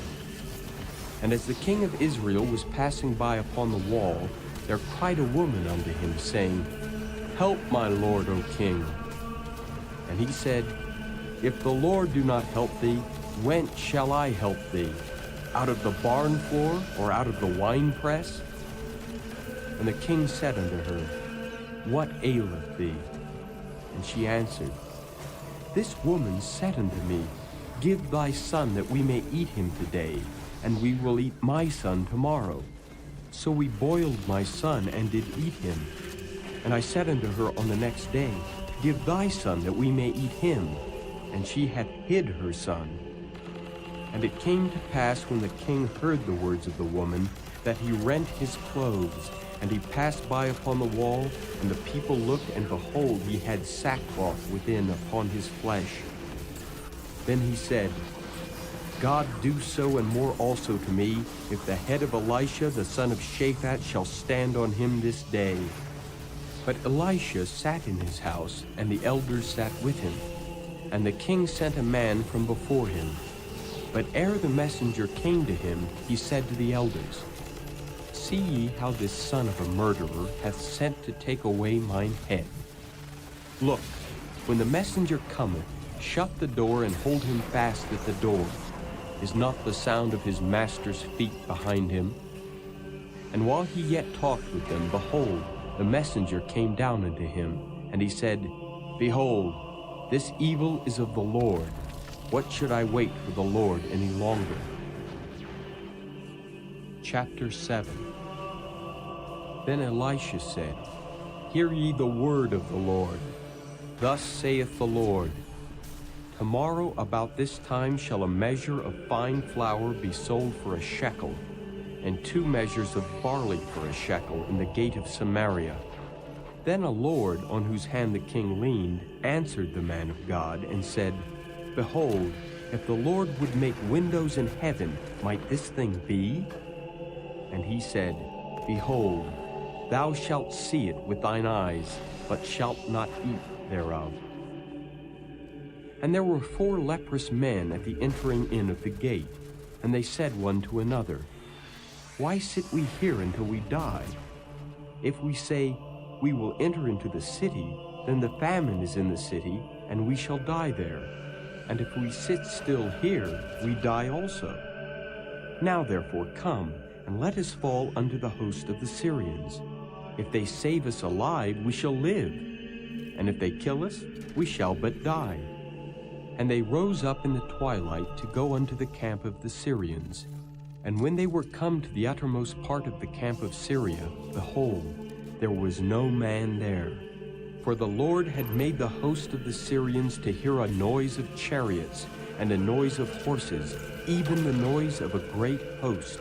And they said one to another, Lo, the king of Israel hath hired against us the kings of the Hittites and the kings of the Egyptians to come upon us. Wherefore they arose and fled in the twilight, and left their tents, and their horses and their asses, even the camp as it was, and fled for their life. And when these lepers came to the uttermost part of the camp, they went into one tent, and did eat and drink, and carried thence silver and gold and raiment, and went and hid it, and came again, and entered into another tent, and carried thence also, and went and hid it. Then they said one to another, we do not well. This day is a day of good tidings, and we hold our peace. If we tarry till the morning light, some mischief will come upon us. Now therefore come, that we may go and tell the king's household. So they came and called unto the porter of the city, and they told them, saying, We came to the camp of the Syrians, and behold, there was no man there, neither voice of man, but horses tied and asses tied, and the tents as they were. And he called the porters, and they told it to the king's house within. And the king arose in the night, and said unto his servants, I will now show you what the Syrians have done to us. They know that we be hungry. Therefore are they gone out of the camp to hide themselves in the field, saying, When they come out of the city, we shall catch them alive and get into the city. And one of his servants answered and said, Let some take, I pray thee, 5 of the horses that remain which are left in the city. Behold, they are as all the multitude of Israel that are left in it. Behold, I say, they are even as all the multitude of the Israelites that are consumed. And let us send and see. They took therefore 2 chariot horses, and the king sent after the host of the Syrians, saying, Go and see. And they went after them unto Jordan, and lo, all the way was full of garments and vessels, which the Syrians had cast away in their haste. And the messengers returned and told the king. And the people went out and spoiled the tents of the Syrians. So a measure of fine flour was sold for a shekel, and 2 measures of barley for a shekel, according to the word of the Lord. And the king appointed the Lord, on whose hand he leaned, to have the charge of the gate. And the people trode upon him in the gate, and he died, as the man of God had said, who spake when the king came down to him. And it came to pass, as the man of God had spoken to the king, saying, 2 measures of barley for a shekel, and a measure of fine flour for a shekel, shall be tomorrow about this time in the gate of Samaria. And that Lord answered the man of God, and said, Now behold, if the Lord should make windows in heaven, might such a thing be? And he said, Behold, thou shalt see it with thine eyes, but shalt not eat thereof. And so it fell out unto him, for the people trode upon him in the gate, and he died. Chapter 8. Then spake Elisha unto the woman whose son he had restored to life, saying, Arise, and go thou and thine household, and sojourn wheresoever thou canst sojourn. For the Lord hath called for a famine, and it shall also come upon the land 7 years. And the woman arose, and did after the saying of the man of God. And she went with her household, and sojourned in the land of the Philistines 7 years. And it came to pass at the 7 years' end, that the woman returned out of the land of the Philistines. And she went forth to cry unto the king for her house and for her land. And the king talked with Gehazi, the servant of the man of God, saying, Tell me, I pray thee, all the great things that Elisha hath done. And it came to pass, as he was telling the king how he had restored a dead body to life, that behold, the woman whose son he had restored to life cried to the king for her house and for her land. And Gehazi said, My lord, O king, this is the woman, and this is her son, whom Elisha restored to life. And when the king asked the woman, she told him. So the king appointed unto her a certain officer, saying, Restore all that was hers, and all the fruits of the field since the day that she left the land, even until now. And Elisha came to Damascus, and Ben-Hadad the king of Syria was sick, and it was told him, saying, The man of God is come hither. And the king said unto Hazael, Take a present in thine hand, and go meet the man of God, and inquire of the Lord by him, saying, Shall I recover of this disease? So Hazael went to meet him, and took a present with him, even of every good thing of Damascus, 40 camels burden, and came and stood before him, and said, Thy son Ben-Hadad king of Syria hath sent me to thee, saying, shall I recover of this disease? And Elisha said unto him, Go, say unto him, Thou mayest certainly recover. Howbeit the Lord hath showed me that he shall surely die. And he settled his countenance steadfastly, until he was ashamed. And the man of God wept. And Hazael said, Why weepeth my Lord? And he answered, Because I know the evil that thou wilt do unto the children of Israel. Their strongholds wilt thou set on fire, and their young men wilt thou slay with the sword, and wilt dash their children, and rip up their women with child. And Hazael said, But what is thy servant a dog that he should do this great thing? And Elisha answered, The Lord hath showed me that thou shalt be king over Syria. So he departed from Elisha and came to his master, who said to him, What said Elisha to thee? And he answered, He told me that thou shouldest surely recover. And it came to pass on the morrow that he took a thick cloth and dipped it in water, and spread it on his face so that he died. And Hazael reigned in his stead. And in the 5th year of Joram the son of Ahab king of Israel, Jehoshaphat being then king of Judah, Jehoram the son of Jehoshaphat king of Judah began to reign. 32 years old was he when he began to reign, and he reigned 8 years in Jerusalem. And he walked in the way of the kings of Israel, as did the house of Ahab, for the daughter of Ahab was his wife, and he did evil in the sight of the Lord.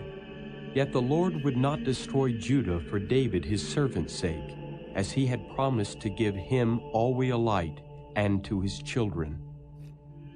In his days Edom revolted from under the hand of Judah, and made a king over themselves. So Joram went over to Zair, and all the chariots with him. And he rose by night and smote the Edomites which compassed him about, and the captains of the chariots. And the people fled into their tents. Yet Edom revolted from under the hand of Judah unto this day. Then Libnah revolted at the same time. And the rest of the acts of Joram and all that he did, are they not written in the book of the Chronicles of the kings of Judah? And Joram slept with his fathers and was buried with his fathers in the city of David. And Ahaziah his son reigned in his stead. In the 12th year of Joram the son of Ahab king of Israel, did Ahaziah the son of Jehoram king of Judah begin to reign. 22 years old was Ahaziah when he began to reign, and he reigned 1 year in Jerusalem.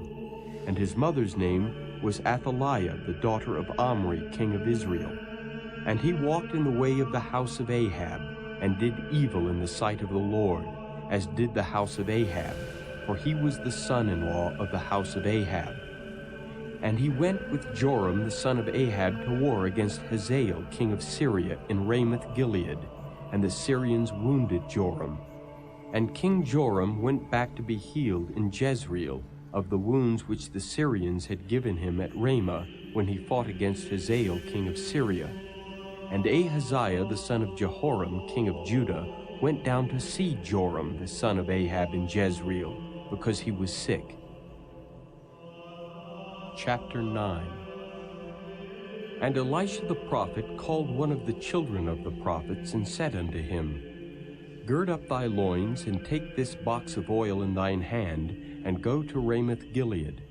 And when thou comest thither, look out there Jehu the son of Jehoshaphat the son of Nimshi, and go in and make him arise up from among his brethren, and carry him to an inner chamber. Then take the box of oil and pour it on his head, and say, Thus saith the Lord, I have anointed thee king over Israel. Then open the door and flee, and tarry not. So the young man, even the young man the prophet, went to Ramoth-Gilead. And when he came, behold, the captains of the host were sitting. And he said, I have an errand to thee, O captain. And Jehu said, Unto which of all us? And he said, To thee, O captain. And he arose and went into the house, and he poured the oil on his head, and said unto him, Thus saith the Lord God of Israel, I have anointed thee king over the people of the Lord. even over Israel. And thou shalt smite the house of Ahab thy master, that I may avenge the blood of my servants the prophets, and the blood of all the servants of the Lord at the hand of Jezebel. For the whole house of Ahab shall perish, and I will cut off from Ahab him that pisseth against the wall, and him that is shut up and left in Israel. And I will make the house of Ahab like the house of Jeroboam the son of Nebat, and like the house of Baasha the son of Ahijah. And the dog shall eat Jezebel in the portion of Jezreel, and there shall be none to bury her. And he opened the door and fled. Then Jehu came forth to the servants of his Lord, and one said unto him, Is all well? Wherefore came this mad fellow to thee? And he said unto them, Ye know the man and his communication. And they said, It is false. Tell us now. And he said, Thus and thus spake he to me, saying, Thus saith the Lord, I have anointed thee king over Israel.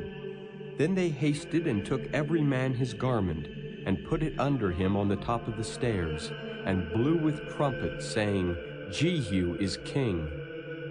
So Jehu the son of Jehoshaphat the son of Nimshi conspired against Joram. Now Joram had kept Ramoth-Gilead, he and all Israel, because of Hazael king of Syria. But King Joram was returned to be healed in Jezreel of the wounds which the Syrians had given him when he fought with Hazael king of Syria. And Jehu said, If it be your minds, then let none go forth nor escape out of the city to go to tell it in Jezreel. So Jehu rode in a chariot and went to Jezreel, for Joram lay there. And Ahaziah king of Judah was come down to see Joram. And there stood a watchman on the tower of Jezreel, and he spied the company of Jehu as he came, and said, I see a company. And Joram said, Take an horseman and send to meet them, and let him say, Is it peace? So there went one on horseback to meet him, and said, Thus saith the king, Is it peace? And Jehu said, What hast thou to do with peace? Turn thee behind me. And the watchman told, saying, The messenger came to them, but he cometh not again. Then he sent out a second on horseback, which came to them, and said, Thus saith the king, Is it peace? And Jehu answered, What hast thou to do with peace? Turn thee behind me. And the watchman told, saying, He came even unto them, and cometh not again. And the driving is like the driving of Jehu the son of Nimshi, for he driveth furiously. And Joram said, Make ready. And his chariot was made ready. And Joram king of Israel and Ahaziah king of Judah went out, each in his chariot, and they went out against Jehu, and met him in the portion of Naboth the Jezreelite. And it came to pass, when Joram saw Jehu, that he said, Is it peace, Jehu? And he answered, What peace, so long as the whoredoms of thy mother Jezebel and her witchcrafts are so many? And Joram turned his hands and fled, and said to Ahaziah, There is treachery, O Ahaziah. And Jehu drew a bow with his full strength, and smote Jehoram between his arms, and the arrow went out at his heart, and he sunk down in his chariot. Then said Jehu to Bidkar his captain, Take up and cast him in the portion of the field of Naboth the Jezreelite. For remember how that, when I and thou rode together after Ahab his father, the Lord laid this burden upon him. Surely I have seen yesterday the blood of Naboth and the blood of his sons, saith the Lord. And I will requite thee in this plot, saith the Lord. Now therefore, take and cast him into the plot of ground according to the word of the Lord. But when Ahaziah the king of Judah saw this, he fled by the way of the garden house. And Jehu followed after him, and said, Smite him also in the chariot. And they did so at the going up to Gur, which is by Ibleam. And he fled to Megiddo, and died there. And his servants carried him in a chariot to Jerusalem, and buried him in his sepulchre with his fathers in the city of David. And in the 11th year of Joram the son of Ahab began Ahaziah to reign over Judah. And when Jehu was come to Jezreel, Jezebel heard of it, and she painted her face and tired her head, and looked out at a window. And as Jehu entered in at the gate, she said, "Had Zimri peace who slew his master?" And he lifted up his face to the window and said, "Who is on my side? Who?" And there looked out to him 2 or 3 eunuchs. And he said, "Throw her down." So they threw her down, and some of her blood was sprinkled on the wall and on the horses, and he trode her underfoot. And when he was come in, he did eat and drink, and said, "Go, see now this cursed woman, and bury her, for she is a king's daughter." And they went to bury her, but they found no more of her than the skull and the feet and the palms of her hands. Wherefore they came again and told him. And he said, "This is the word of the Lord, which he spake by his servant Elijah the Tishbite, saying, In the portion of Jezreel shall dogs eat the flesh of Jezebel, and the carcass of Jezebel shall be as dung upon the face of the field in the portion of Jezreel, so that they shall not say, This is Jezebel." Chapter 10. And Ahab had 70 sons in Samaria, and Jehu wrote letters and sent to Samaria unto the rulers of Jezreel, to the elders, and to them that brought up Ahab's children, saying, Now as soon as this letter cometh to you, seeing your master's sons are with you, and there are with you chariots and horses, a fenced city also, and armor, look even out the best and meetest of your master's sons, and set him on his father's throne, and fight for your master's house.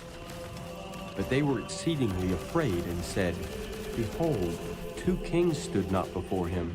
How then shall we stand? And he that was over the house, and he that was over the city, the elders also, and the bringers up of the children, sent to Jehu, saying, We are thy servants, and will do all that thou shalt bid us. We will not make any king. Do thou that which is good in thine eyes. Then he wrote a letter the second time to them, saying, If ye be mine, and if ye will hearken unto my voice, take ye the heads of the men of your master's sons, and come to me to Jezreel by tomorrow this time. Now the king's sons, being 70 persons, were with the great men of the city which brought them up. And it came to pass, when the letter came to them, that they took the king's sons, and slew 70 persons, and put their heads in baskets, and sent him them to Jezreel. And there came a messenger, and told him, saying, They have brought the heads of the king's sons. And he said, Lay ye them in 2 heaps at the entering in of the gate until the morning. And it came to pass in the morning that he went out and stood, and said to all the people, Ye be righteous. Behold, I conspired against my master and slew him. But who slew all these? Know now that there shall fall unto the earth nothing of the word of the Lord, which the Lord spake concerning the house of Ahab. For the Lord hath done that which he spake by his servant Elijah. So Jehu slew all that remained of the house of Ahab in Jezreel, and all his great men, and his kinsfolks, and his priests, until he left him none remaining. And he arose and departed, and came to Samaria. And as he was at the shearing house in the way, Jehu met with the brethren of Ahaziah, king of Judah, and said, Who are ye? And they answered, We are the brethren of Ahaziah, and we go down to salute the children of the king and the children of the queen. And he said, Take them alive. And they took them alive, and slew them at the pit of the shearing house, even 42 men, neither left he any of them. And when he was departed thence, he lighted on Jehonadab the son of Rechab, coming to meet him. And he saluted him, and said to him, Is thine heart right as my heart is with thy heart? And Jehonadab answered, It is. If it be, give me thine hand. And he gave him his hand, and he took him up to him into the chariot. And he said, Come with me, and see my zeal for the Lord. So they made him ride in his chariot. And when he came to Samaria, he slew all that remained unto Ahab in Samaria, till he had destroyed him, according to the saying of the Lord which he spake to Elijah.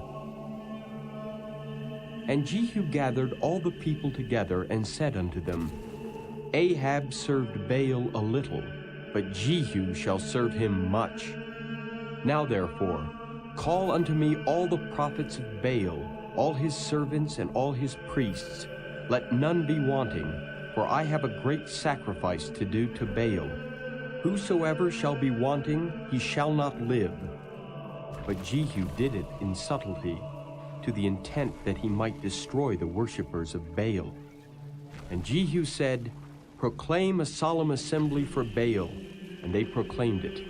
And Jehu sent through all Israel, and all the worshippers of Baal came, so that there was not a man left that came not. And they came into the house of Baal, and the house of Baal was full from one end to another. And he said unto him that was over the vestry, Bring forth vestments for all the worshippers of Baal. And he brought them forth vestments. And Jehu went, and Jehonadab the son of Rechab, into the house of Baal, and said unto the worshippers of Baal, Search, and look that there be here with you none of the servants of the Lord, but the worshippers of Baal only. And when they went in to offer sacrifices and burnt offerings, Jehu appointed 80 men without, and said, If any of the men whom I have brought into your hands escape, he that letteth him go, his life shall be for the life of him.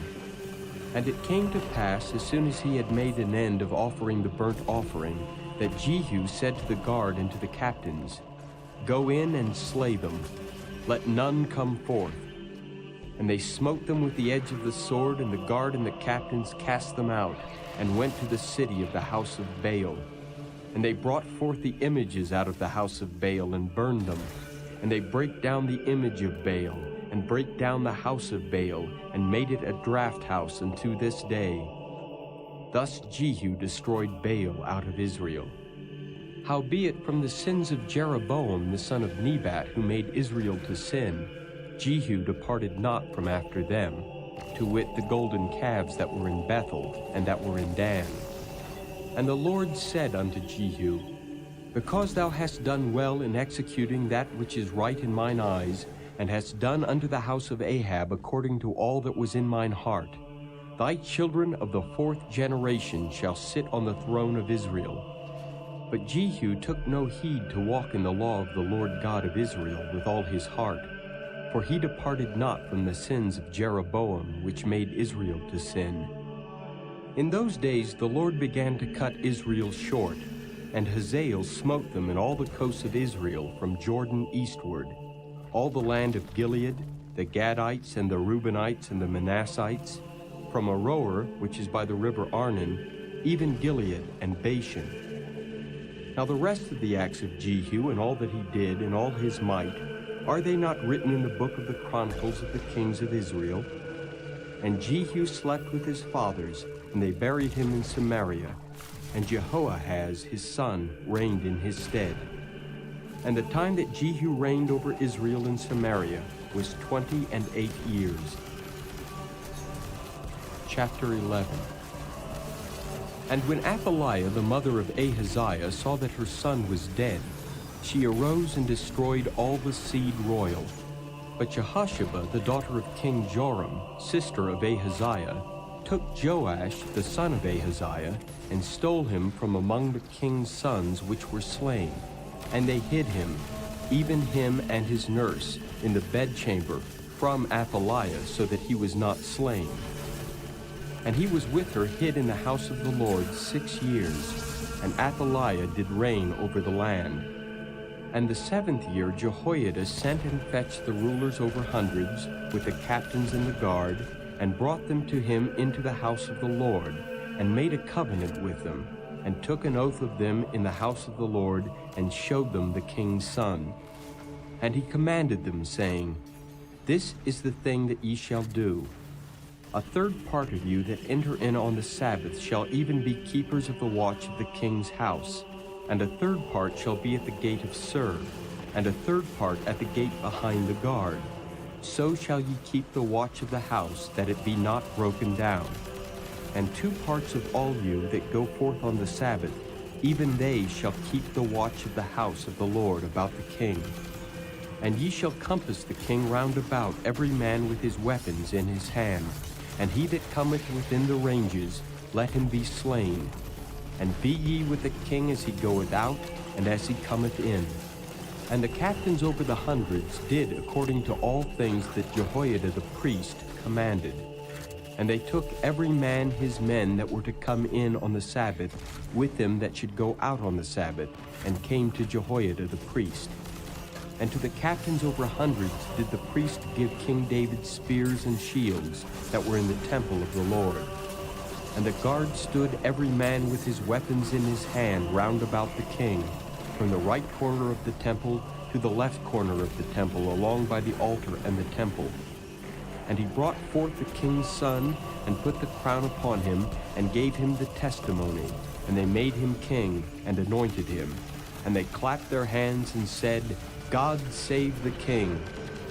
And when Athaliah heard the noise of the guard and of the people, she came to the people into the temple of the Lord.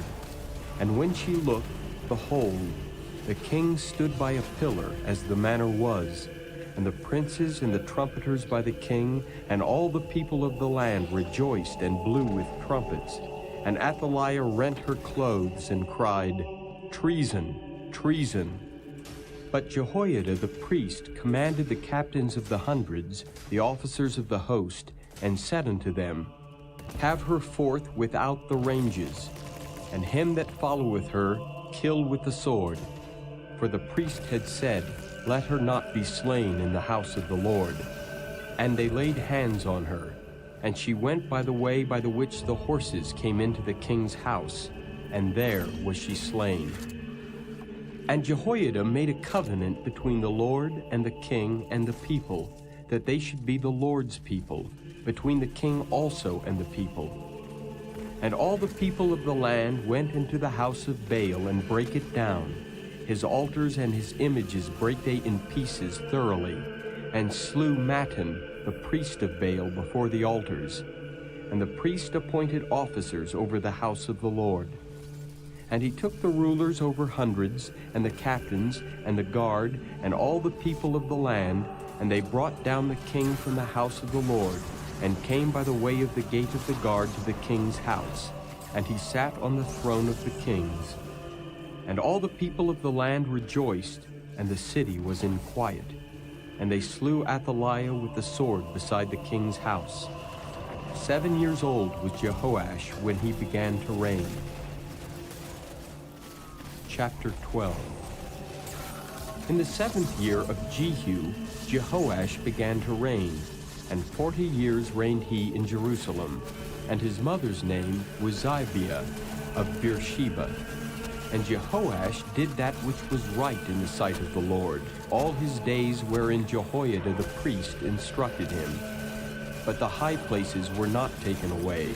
The people still sacrificed and burnt incense in the high places. And Jehoash said to the priests, All the money of the dedicated things that is brought into the house of the Lord, even the money of every one that passeth the account, the money that every man is set at, and all the money that cometh into any man's heart to bring into the house of the Lord, let the priest take it to them, every man of his acquaintance, and let them repair the breaches of the house, wheresoever any breach shall be found. But it was so that in the 23 year of King Jehoash, the priests had not repaired the breaches of the house. Then King Jehoash called for Jehoiada the priest, and the other priests, and said unto them, Why repair ye not the breaches of the house? Now therefore receive no more money of your acquaintance, but deliver it for the breaches of the house. And the priests consented to receive no more money of the people, neither to repair the breaches of the house. But Jehoiada the priest took a chest, and bored a hole in the lid of it, and set it beside the altar on the right side as one cometh into the house of the Lord. And the priests that kept the door put therein all the money that was brought into the house of the Lord. And it was so, when they saw that there was much money in the chest, that the king's scribe and the high priest came up, and they put up in bags and told the money that was found in the house of the Lord. And they gave the money being told into the hands of them that did the work, that had the oversight of the house of the Lord. And they laid it out to the carpenters and builders that wrought upon the house of the Lord, and to masons and hewers of stone, and to buy timber and hewed stone to repair the breaches of the house of the Lord, and for all that was laid out for the house to repair it. Howbeit there were not made for the house of the Lord bowls of silver, snuffers, basins, trumpets, any vessels of gold or vessels of silver of the money that was brought into the house of the Lord, but they gave that to the workmen, and repaired therewith the house of the Lord. Moreover, they reckoned not with the men into whose hand they delivered the money to be bestowed on workmen, for they dealt faithfully. The trespass money and sin money was not brought into the house of the Lord, it was the priests. Then Hazael king of Syria went up and fought against Gath, and took it. And Hazael set his face to go up to Jerusalem. And Jehoash king of Judah took all the hallowed things that Jehoshaphat and Jehoram and Ahaziah his fathers kings of Judah had dedicated, and his own hallowed things, and all the gold that was found in the treasures of the house of the Lord and in the king's house, and sent it to Hazael king of Syria. And he went away from Jerusalem. And the rest of the acts of Joash and all that he did, are they not written in the book of the chronicles of the kings of Judah? And his servants arose and made a conspiracy, and slew Joash in the house of Millo, which goeth down to Silla. For Josachar the son of Shimeath, and Jehozabad the son of Shomer, his servants, smote him, and he died. And they buried him with his fathers in the city of David. And Amaziah his son reigned in his stead. Chapter 13. In the 23 year of Joash the son of Ahaziah, king of Judah, Jehoahaz the son of Jehu began to reign over Israel in Samaria, and reigned 17 years. And he did that which was evil in the sight of the Lord, and followed the sins of Jeroboam the son of Nebat, which made Israel to sin. He departed not therefrom. And the anger of the Lord was kindled against Israel, and he delivered them into the hand of Hazael king of Syria, and into the hand of Ben-Hadad the son of Hazael all their days. And Jehoahaz besought the Lord, and the Lord hearkened unto him, for he saw the oppression of Israel, because the king of Syria oppressed them. And the Lord gave Israel a Savior, so that they went out from under the hand of the Syrians, and the children of Israel dwelt in their tents as beforetime.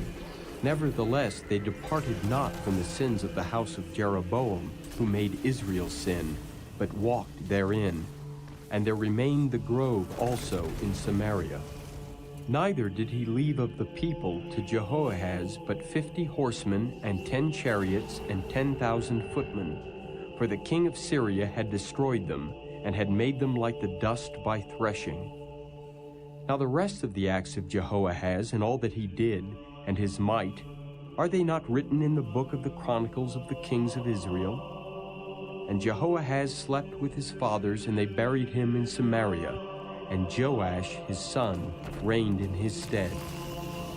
In the 37th year of Joash king of Judah began Jehoash the son of Jehoahaz to reign over Israel in Samaria, and reigned 16 years.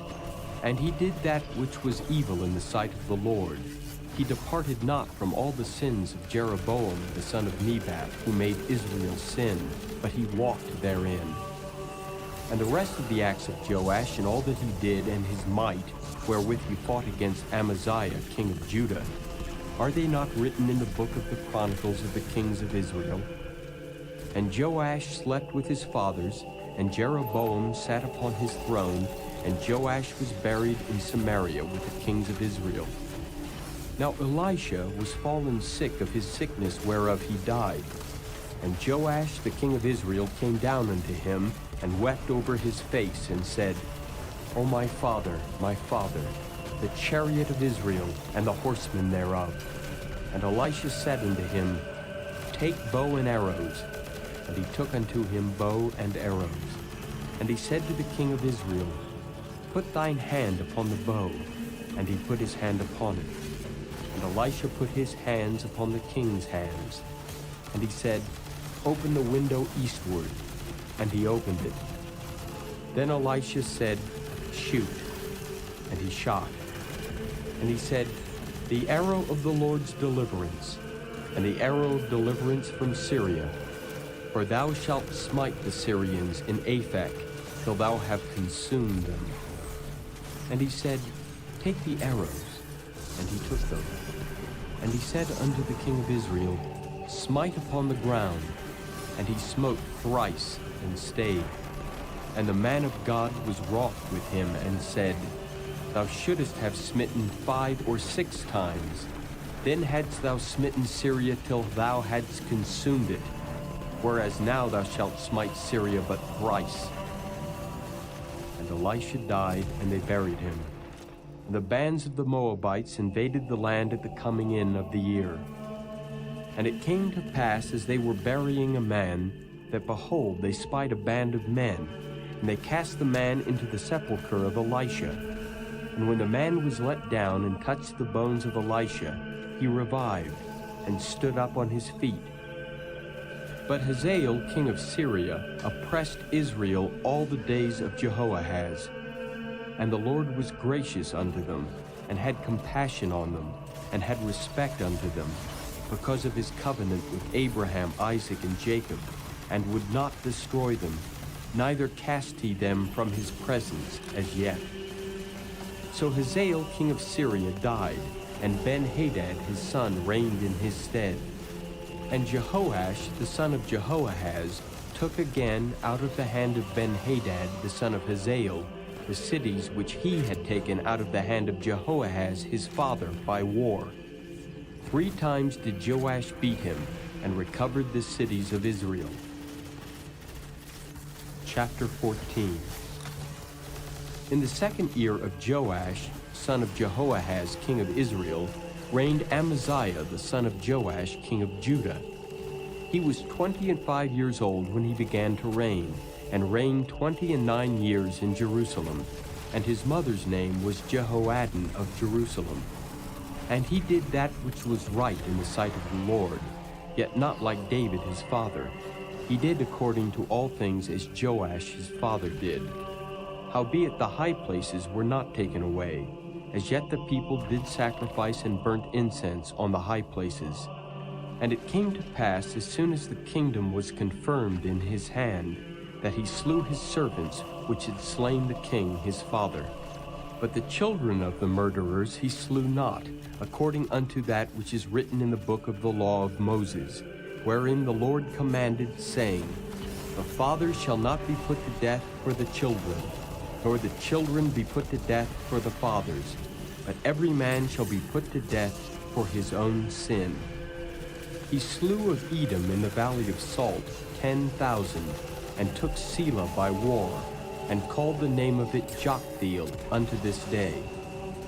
Then Amaziah sent messengers to Jehoash the son of Jehoahaz, son of Jehu, king of Israel, saying, Come, let us look one another in the face. And Jehoash the king of Israel sent to Amaziah king of Judah, saying, The thistle that was in Lebanon sent to the cedar that was in Lebanon, saying, Give thy daughter to my son to wife. And there passed by a wild beast that was in Lebanon, and trode down the thistle. Thou hast indeed smitten Edom, and thine heart hath lifted thee up. Glory of this, and tarry at home.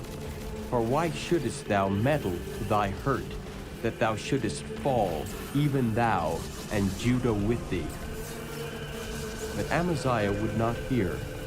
Therefore Jehoash king of Israel went up, and he and Amaziah king of Judah looked one another in the face at Beth-shemesh, which belongeth to Judah. And Judah was put to the worse before Israel, and they fled every man to their tents. And Jehoash king of Israel took Amaziah king of Judah, the son of Jehoash, the son of Ahaziah, at Beth-shemesh, and came to Jerusalem, and brake down the wall of Jerusalem from the gate of Ephraim unto the corner gate, 400 cubits. And he took all the gold and silver, and all the vessels that were found in the house of the Lord, and in the treasures of the king's house, and hostages, and returned to Samaria. Now the rest of the acts of Jehoash, which he did, and his might, and how he fought with Amaziah king of Judah, are they not written in the book of the Chronicles of the kings of Israel? And Jehoash slept with his fathers, and was buried in Samaria with the kings of Israel. And Jeroboam his son reigned in his stead. And Amaziah the son of Joash king of Judah lived after the death of Jehoash son of Jehoahaz king of Israel 15 years. And the rest of the acts of Amaziah, are they not written in the book of the Chronicles of the kings of Judah? Now they made a conspiracy against him in Jerusalem, and he fled to Lachish. But they sent after him to Lachish and slew him there. And they brought him on horses, and he was buried at Jerusalem with his fathers in the city of David. And all the people of Judah took Azariah, which was 16 years old, and made him king instead of his father Amaziah. He built Elath and restored it to Judah. After that the king slept with his fathers. In the 15th year of Amaziah the son of Joash king of Judah, Jeroboam the son of Joash king of Israel began to reign in Samaria, and reigned 41 years. And he did that which was evil in the sight of the Lord. He departed not from all the sins of Jeroboam the son of Nebat, who made Israel to sin. He restored the coast of Israel from the entering of Hamath unto the sea of the plain, according to the word of the Lord God of Israel, which he spake by the hand of his servant Jonah, the son of Amittai the prophet, which was of Gath-hepher. For the Lord saw the affliction of Israel, that it was very bitter, for there was not any shut up, nor any left, nor any helper for Israel. And the Lord said not that he would blot out the name of Israel from under heaven, but he saved them by the hand of Jeroboam the son of Joash. Now the rest of the acts of Jeroboam, and all that he did, and his might, how he warred, and how he recovered Damascus and Hamath, which belonged to Judah, for Israel, are they not written in the book of the Chronicles of the kings of Israel? And Jeroboam slept with his fathers, even with the kings of Israel, and Zechariah his son reigned in his stead. Chapter 15. In the 27th year of Jeroboam king of Israel began Azariah son of Amaziah king of Judah to reign. 16 years old was he when he began to reign, and he reigned 52 years in Jerusalem. And his mother's name was Jecholiah of Jerusalem. And he did that which was right in the sight of the Lord, according to all that his father Amaziah had done, save that the high places were not removed. The people sacrificed and burnt incense still on the high places. And the Lord smote the king so that he was a leper unto the day of his death, and dwelt in a several house. And Jotham the king's son was over the house, judging the people of the land. And the rest of the acts of Azariah, and all that he did, are they not written in the book of the Chronicles of the kings of Judah? So Azariah slept with his fathers, and they buried him with his fathers in the city of David. And Jotham his son reigned in his stead. In the 38th year of Azariah king of Judah did Zechariah the son of Jeroboam reign over Israel in Samaria 6 months. And he did that which was evil in the sight of the Lord, as his fathers had done. He departed not from the sins of Jeroboam the son of Nebat, who made Israel to sin. And Shallum the son of Jabesh conspired against him, and smote him before the people, and slew him, and reigned in his stead. And the rest of the acts of Zechariah, behold, they are written in the book of the Chronicles of the kings of Israel. This was the word of the Lord which he spake unto Jehu, saying, Thy sons shall sit on the throne of Israel unto the 4th generation. And so it came to pass. Shallum the son of Jabesh began to reign in the 39th year of Uzziah king of Judah, and he reigned a full month in Samaria. For Menahem the son of Gadai went up from Tirzah and came to Samaria, and smote Shallum the son of Jabesh in Samaria, and slew him, and reigned in his stead. And the rest of the acts of Shallum and his conspiracy which he made, behold, they are written in the book of the chronicles of the kings of Israel. Then Menahem smote Tiphsah, and all that were therein, and the coast thereof from Tirzah, because they opened not to him. Therefore he smote it, and all the women therein that were with child he ripped up. In the 39th year of Azariah king of Judah began Menahem the son of Gadai to reign over Israel, and reigned 10 years in Samaria. And he did that which was evil in the sight of the Lord. He departed not all his days from the sins of Jeroboam the son of Nebat, who made Israel to sin. And Pul the king of Assyria came against the land. And Menahem gave Pul 1,000 talents of silver, that his hand might be with him to confirm the kingdom in his hand. And Menahem exacted the money of Israel, even of all the mighty men of wealth, of each man 50 shekels of silver, to give to the king of Assyria. So the king of Assyria turned back, and stayed not there in the land. And the rest of the acts of Menahem and all that he did, are they not written in the book of the chronicles of the kings of Israel? And Menahem slept with his fathers, and Pekahiah his son reigned in his stead. In the 50th year of Azariah king of Judah, Pekahiah the son of Menahem began to reign over Israel in Samaria, and reigned 2 years. And he did that which was evil in the sight of the Lord. He departed not from the sins of Jeroboam the son of Nebat, who made Israel to sin. But Pekah the son of Remaliah, a captain of his, conspired against him, and smote him in Samaria, in the palace of the king's house, with Argob and Arai, and with him 50 men of the Gileadites, and he killed him, and reigned in his room. And the rest of the acts of Pekahiah, and all that he did, behold, they are written in the book of the chronicles of the kings of Israel. In the 52nd year of Azariah king of Judah, Pekah the son of Remaliah began to reign over Israel in Samaria, and reigned 20 years. And he did that which was evil in the sight of the Lord. He departed not from the sins of Jeroboam the son of Nebat, who made Israel to sin. In the days of Pekah king of Israel came Tiglath-Pileser king of Assyria, and took Ijon, and Abel-Beth-Maacah, and Genoa, and Kedesh, and Hazor, and Gilead, and Galilee, all the land of Naphtali, and carried them captive to Assyria. And Hoshea the son of Elah made a conspiracy against Pekah the son of Remaliah, and smote him and slew him, and reigned in his stead in the 20th year of Jotham the son of Uzziah. And the rest of the acts of Pekah and all that he did, behold, they are written in the book of the chronicles of the kings of Israel. In the 2nd year of Pekah the son of Remaliah, king of Israel, began Jotham the son of Uzziah, king of Judah, to reign. 25 years old was he when he began to reign, and he reigned 16 years in Jerusalem.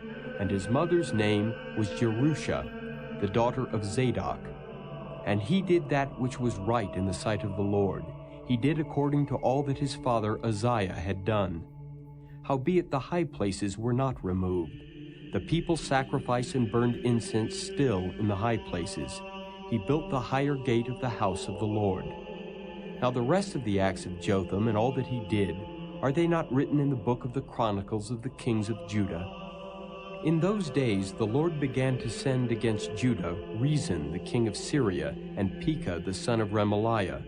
And Jotham slept with his fathers, and was buried with his fathers in the city of David his father. And Ahaz his son reigned in his stead. Chapter 16. In the 17th year of Pekah the son of Remaliah, Ahaz the son of Jotham king of Judah began to reign. 20 years old was Ahaz when he began to reign, and reigned 16 years in Jerusalem, and did not that which was right in the sight of the Lord his God, like David his father. But he walked in the way of the kings of Israel, yea, and made his son to pass through the fire according to the abominations of the heathen, whom the Lord cast out from before the children of Israel.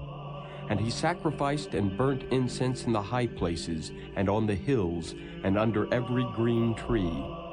Then Rezin king of Syria, and Pekah son of Remaliah king of Israel, came up to Jerusalem to war, and they besieged Ahaz, but could not overcome him. At that time Rezin king of Syria recovered Elath to Syria, and drave the Jews from Elath, and the Syrians came to Elath and dwelt there unto this day. So Ahaz sent messengers to Tiglath-Pileser king of Assyria, saying, I am thy servant and thy son. Come up and save me out of the hand of the king of Syria, and out of the hand of the king of Israel, which rise up against me. And Ahaz took the silver and gold that was found in the house of the Lord, and in the treasures of the king's house, and sent it for a present to the king of Assyria. And the king of Assyria hearkened unto him, for the king of Assyria went up against Damascus, and took it, and carried the people of it captive to Kir, and slew Rezin. And King Ahaz went to Damascus to meet Tiglath-Pileser king of Assyria, and saw an altar that was at Damascus. And King Ahaz sent to Urijah the priest the fashion of the altar, and the pattern of it, according to all the workmanship thereof. And Urijah the priest built an altar according to all that King Ahaz had sent from Damascus. So Urijah the priest made it, against King Ahaz came from Damascus. And when the king was come from Damascus, the king saw the altar, and the king approached to the altar and offered thereon. And he burnt his burnt offering and his meat offering, and poured his drink offering, and sprinkled the blood of his peace offerings upon the altar. And he brought also the brazen altar which was before the Lord, from the forefront of the house, from between the altar and the house of the Lord, and put it on the north side of the altar. And King Ahaz commanded Urijah the priest, saying, Upon the great altar burn the morning burnt offering, and the evening meat offering, and the king's burnt sacrifice and his meat offering, with the burnt offering of all the people of the land, and their meat offering and their drink offerings. And sprinkle upon it all the blood of the burnt offering, and all the blood of the sacrifice. And the brazen altar shall be for me to inquire by. Thus did Urijah the priest, according to all that King Ahaz commanded. And King Ahaz cut off the borders of the bases, and removed the laver from off them, and took down the sea from off the brazen oxen that were under it, and put it upon a pavement of stones. And the covert for the Sabbath that they had built in the house, and the king's entry without, turned he from the house of the Lord for the king of Assyria. Now the rest of the acts of Ahaz which he did, are they not written in the book of the Chronicles of the kings of Judah? And Ahaz slept with his fathers, and was buried with his fathers in the city of David. And Hezekiah his son reigned in his stead. Chapter 17. In the 12th year of Ahaz king of Judah began Hoshea the son of Elah to reign in Samaria over Israel 9 years. And he did that which was evil in the sight of the Lord, but not as the kings of Israel that were before him. Against him came up Shalmaneser king of Assyria, and Hoshea became his servant and gave him presents.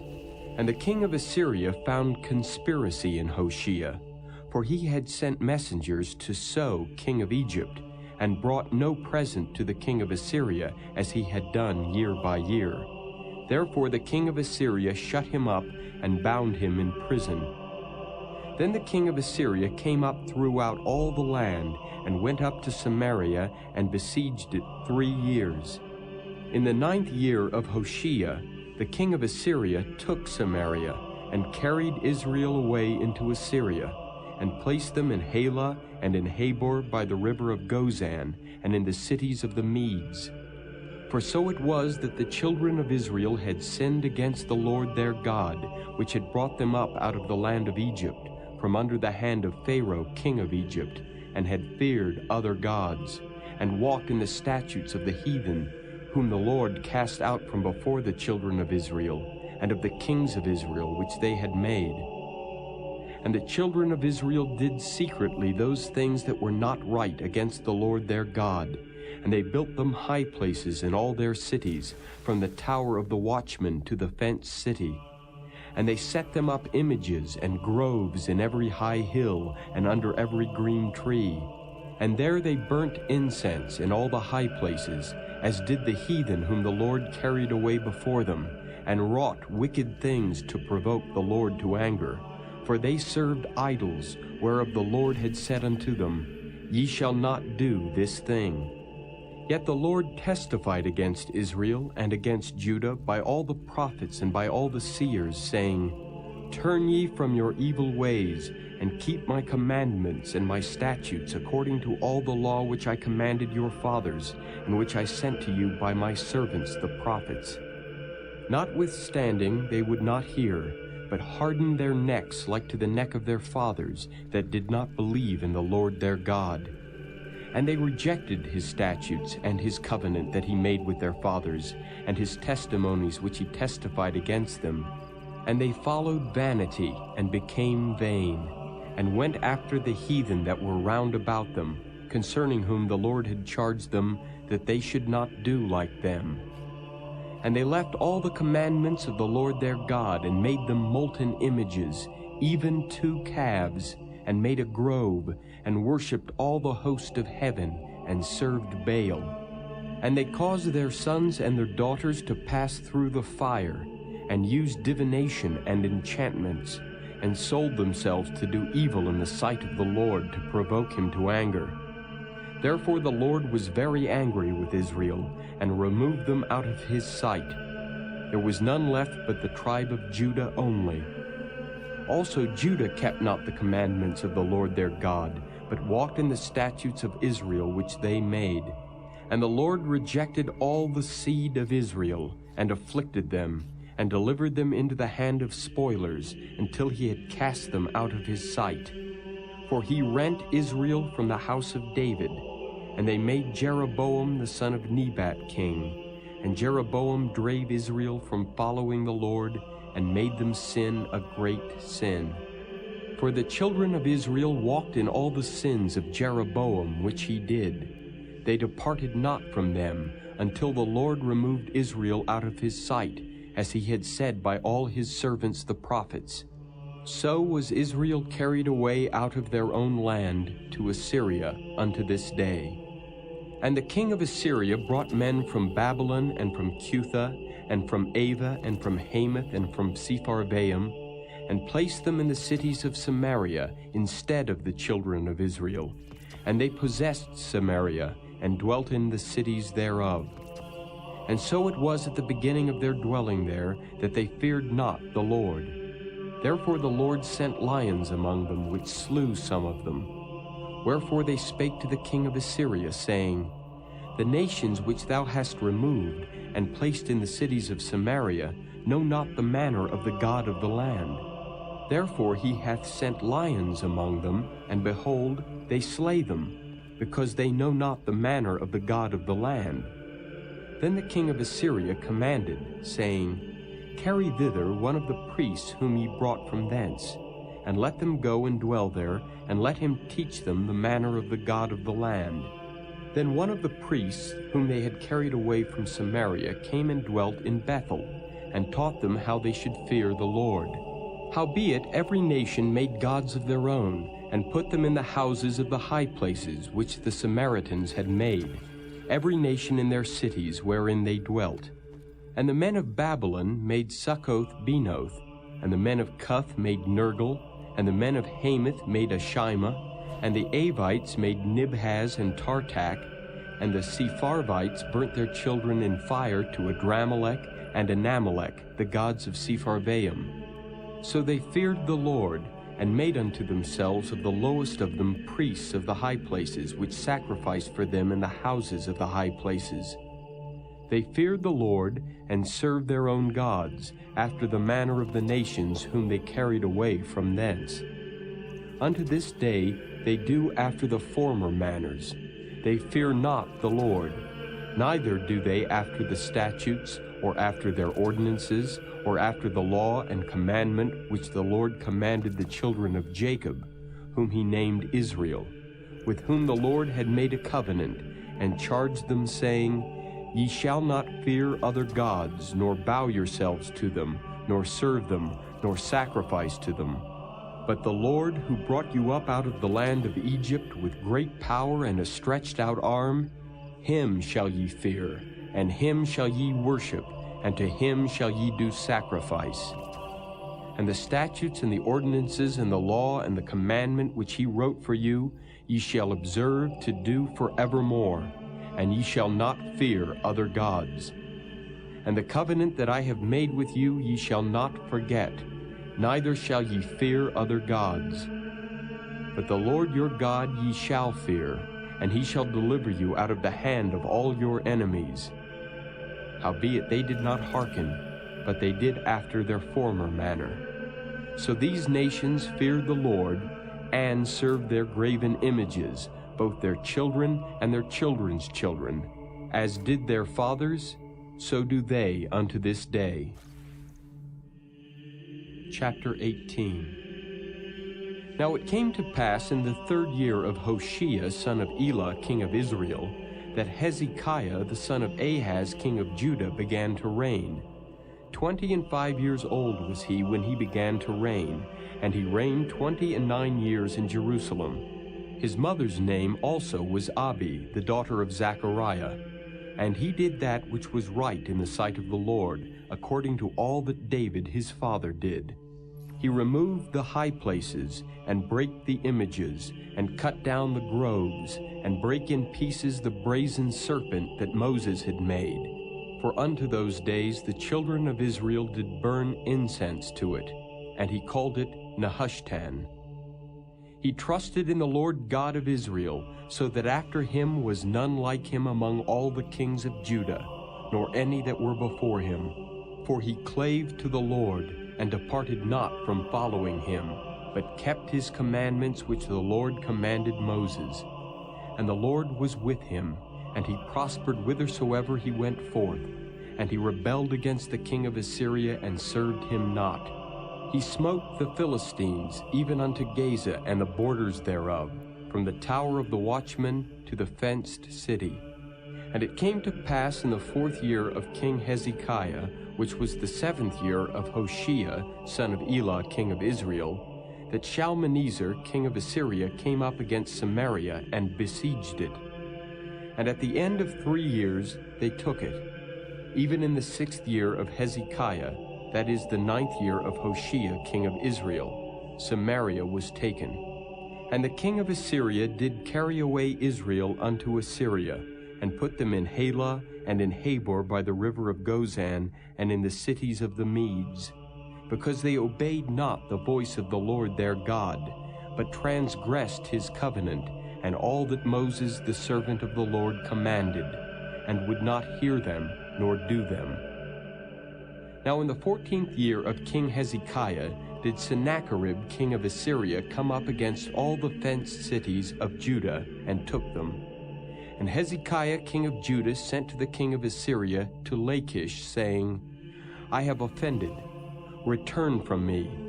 That which thou puttest on me will I bear. And the king of Assyria appointed unto Hezekiah king of Judah 300 talents of silver and 30 talents of gold. And Hezekiah gave him all the silver that was found in the house of the Lord, and in the treasures of the king's house. At that time did Hezekiah cut off the gold from the doors of the temple of the Lord, and from the pillars which Hezekiah king of Judah had overlaid, and gave it to the king of Assyria. And the king of Assyria sent Tartan, and Rabsaris, and Rabshakeh from Lachish to King Hezekiah with a great host against Jerusalem. And they went up and came to Jerusalem. And when they were come up, they came and stood by the conduit of the upper pool, which is in the highway of the fuller's field.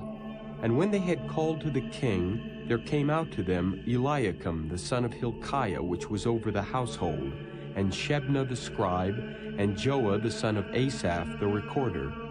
And Rabshakeh said unto them, Speak ye now to Hezekiah, Thus saith the great king, the king of Assyria, What confidence is this wherein thou trustest?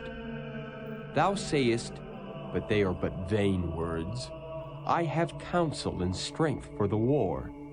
Now on whom dost thou trust, that thou rebellest against me? Now behold, thou trustest upon the staff of this bruised reed, even upon Egypt, on which if a man lean, it will go into his hand and pierce it.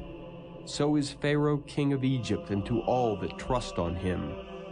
But if ye say unto me, We trust in the Lord our God, is not that he whose high places and whose altars Hezekiah hath taken away, and hath said to Judah and Jerusalem, Ye shall worship before this altar in Jerusalem? Now therefore, I pray thee, give pledges to my lord the king of Assyria, and I will deliver thee 2,000 horses, if thou be able on thy part to set riders upon them. How then wilt thou turn away the face of one captain of the least of my master's servants, and put thy trust on Egypt for chariots and for horsemen?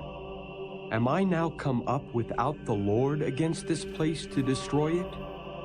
The Lord said to me, Go up against this land and destroy it. Then said Eliakim the son of Hilkiah, and Shebna, and Joah unto Rabshakeh, Speak, I pray thee, to thy servants in the Syrian language, for we understand it, and talk not with us in the Jews' language in the ears of the people that are on the wall.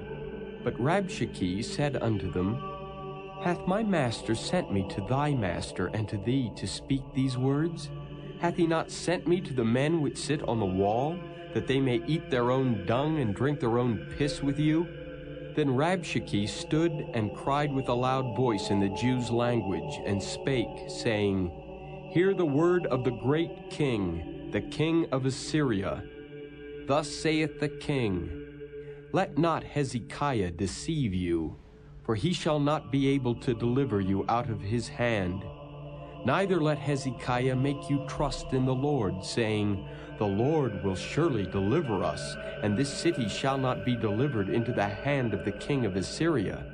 Hearken not to Hezekiah, for thus saith the king of Assyria, Make an agreement with me by a present, and come out to me, and then eat ye every man of his own vine, and every one of his fig tree, and drink ye every one the waters of his cistern, until I come and take you away to a land like your own land, a land of corn and wine, a land of bread and vineyards, a land of oil olive and of honey, that ye may live and not die. And hearken not unto Hezekiah, when he persuadeth you, saying, The Lord will deliver us. Hath any of the gods of the nations delivered at all his land out of the hand of the king of Assyria? Where are the gods of Hamath and of Arpad? Where are the gods of Sepharvaim, Hena, and Iva? Have they delivered Samaria out of mine hand? Who are they among all the gods of the countries that have delivered their country out of mine hand, that the Lord should deliver Jerusalem out of mine hand? But the people held their peace and answered him not a word, for the king's commandment was, saying, Answer him not. Then came Eliakim the son of Hilkiah, which was over the household, and Shebna the scribe, and Joah the son of Asaph the recorder, to Hezekiah with their clothes rent, and told him the words of Rabshakeh. Chapter 19. And it came to pass, when King Hezekiah heard it, that he rent his clothes, and covered himself with sackcloth, and went into the house of the Lord. And he sent Eliakim, which was over the household, and Shebna the scribe, and the elders of the priests, covered with sackcloth, to Isaiah the prophet, the son of Amoz. And they said unto him, Thus saith Hezekiah, This day is a day of trouble, and of rebuke, and blasphemy. For the children are come to the birth, and there is not strength to bring forth. It may be the Lord thy God will hear all the words of Rabshakeh, whom the king of Assyria his master hath sent to reproach the living God, and will reprove the words which the Lord thy God hath heard. Wherefore lift up thy prayer for the remnant that are left.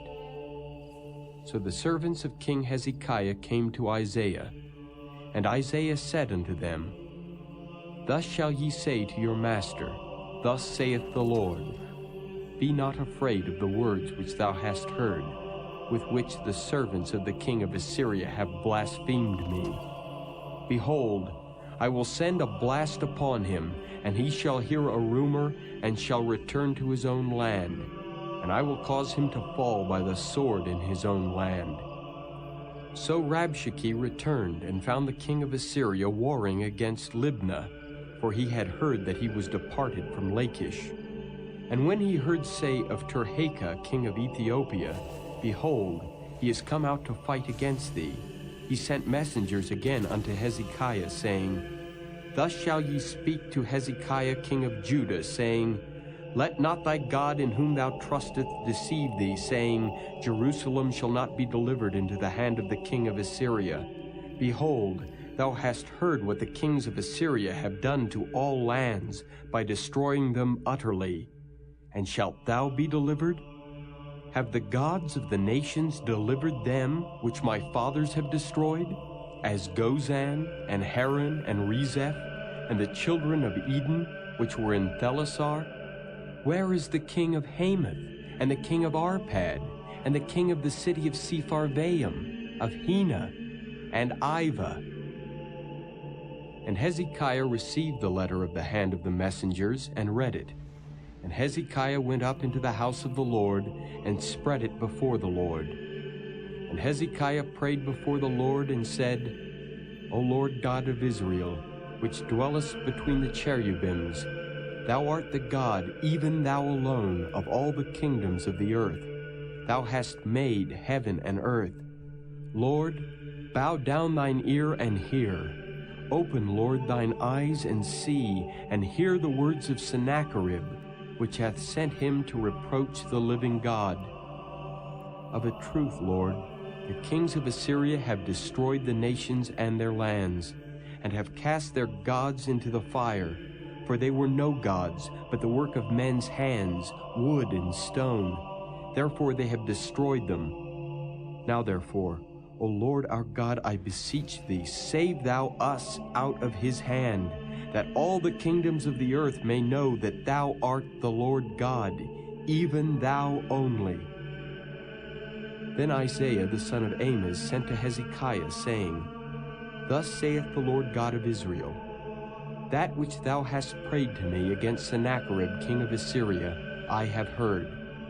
This is the word that the Lord hath spoken concerning him. The virgin, the daughter of Zion, hath despised thee, and laughed thee to scorn. The daughter of Jerusalem hath shaken her head at thee.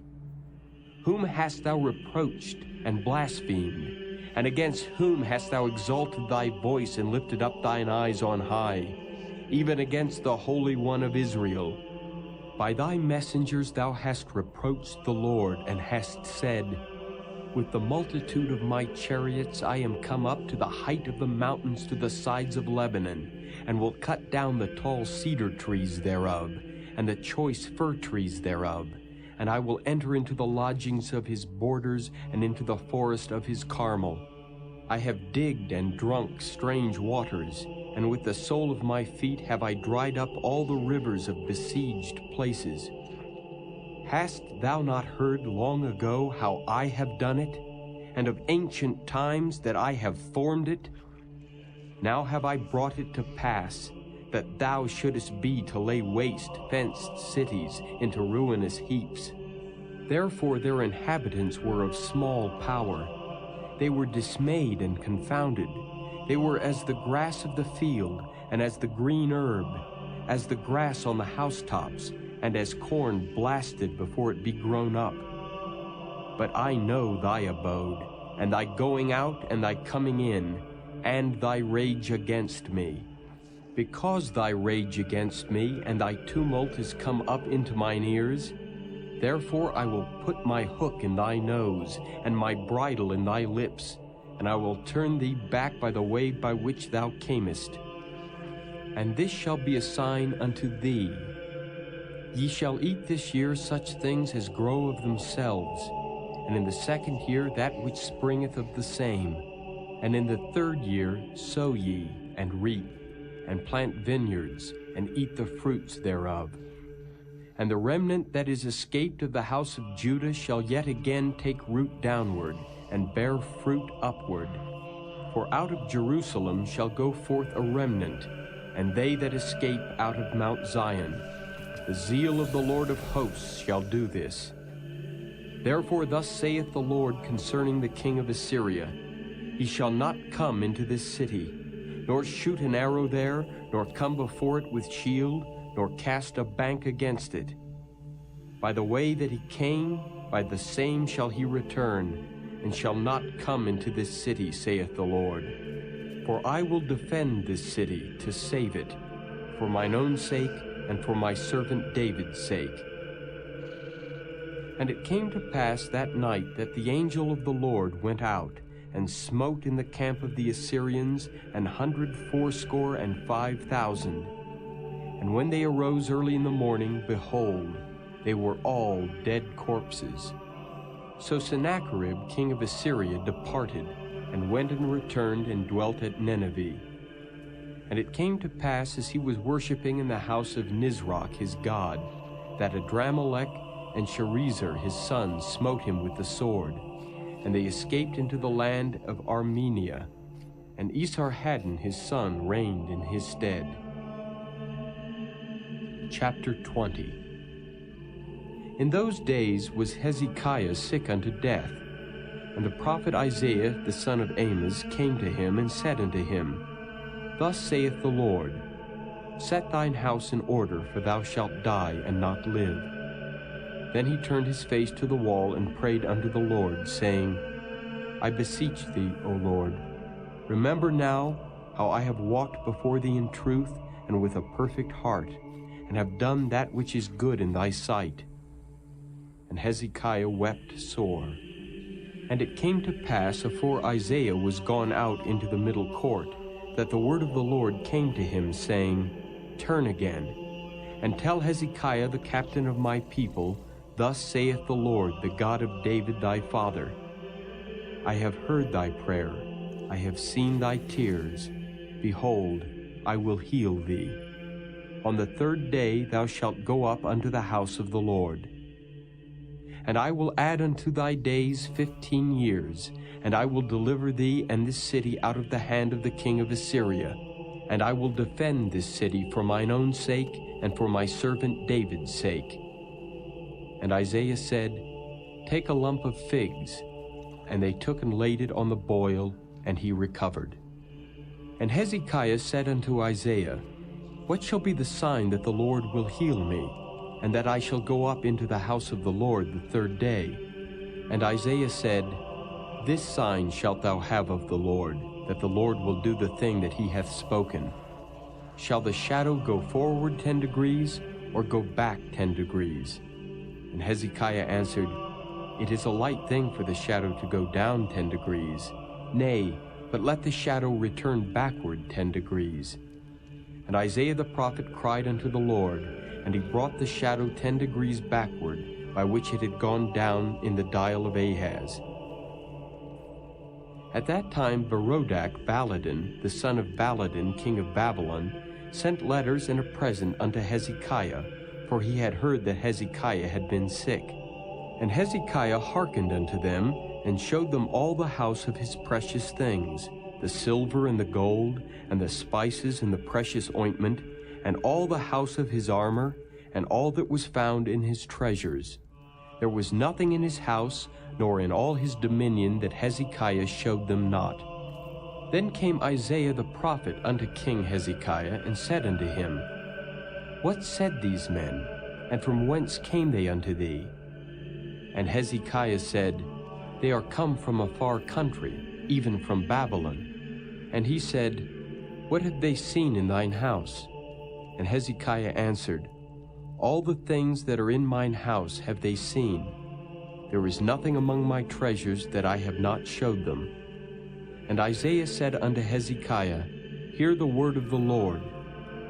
Behold, the days come that all that is in thine house, and that which thy fathers have laid up in store unto this day, shall be carried into Babylon. Nothing shall be left, saith the Lord. And of thy sons that shall issue from thee, which thou shalt beget, shall they take away, and they shall be eunuchs in the palace of the king of Babylon. Then said Hezekiah unto Isaiah, Good is the word of the Lord which thou hast spoken. And he said, Is it not good, if peace and truth be in my days? And the rest of the acts of Hezekiah, and all his might, and how he made a pool and a conduit, and brought water into the city, are they not written in the book of the Chronicles of the kings of Judah?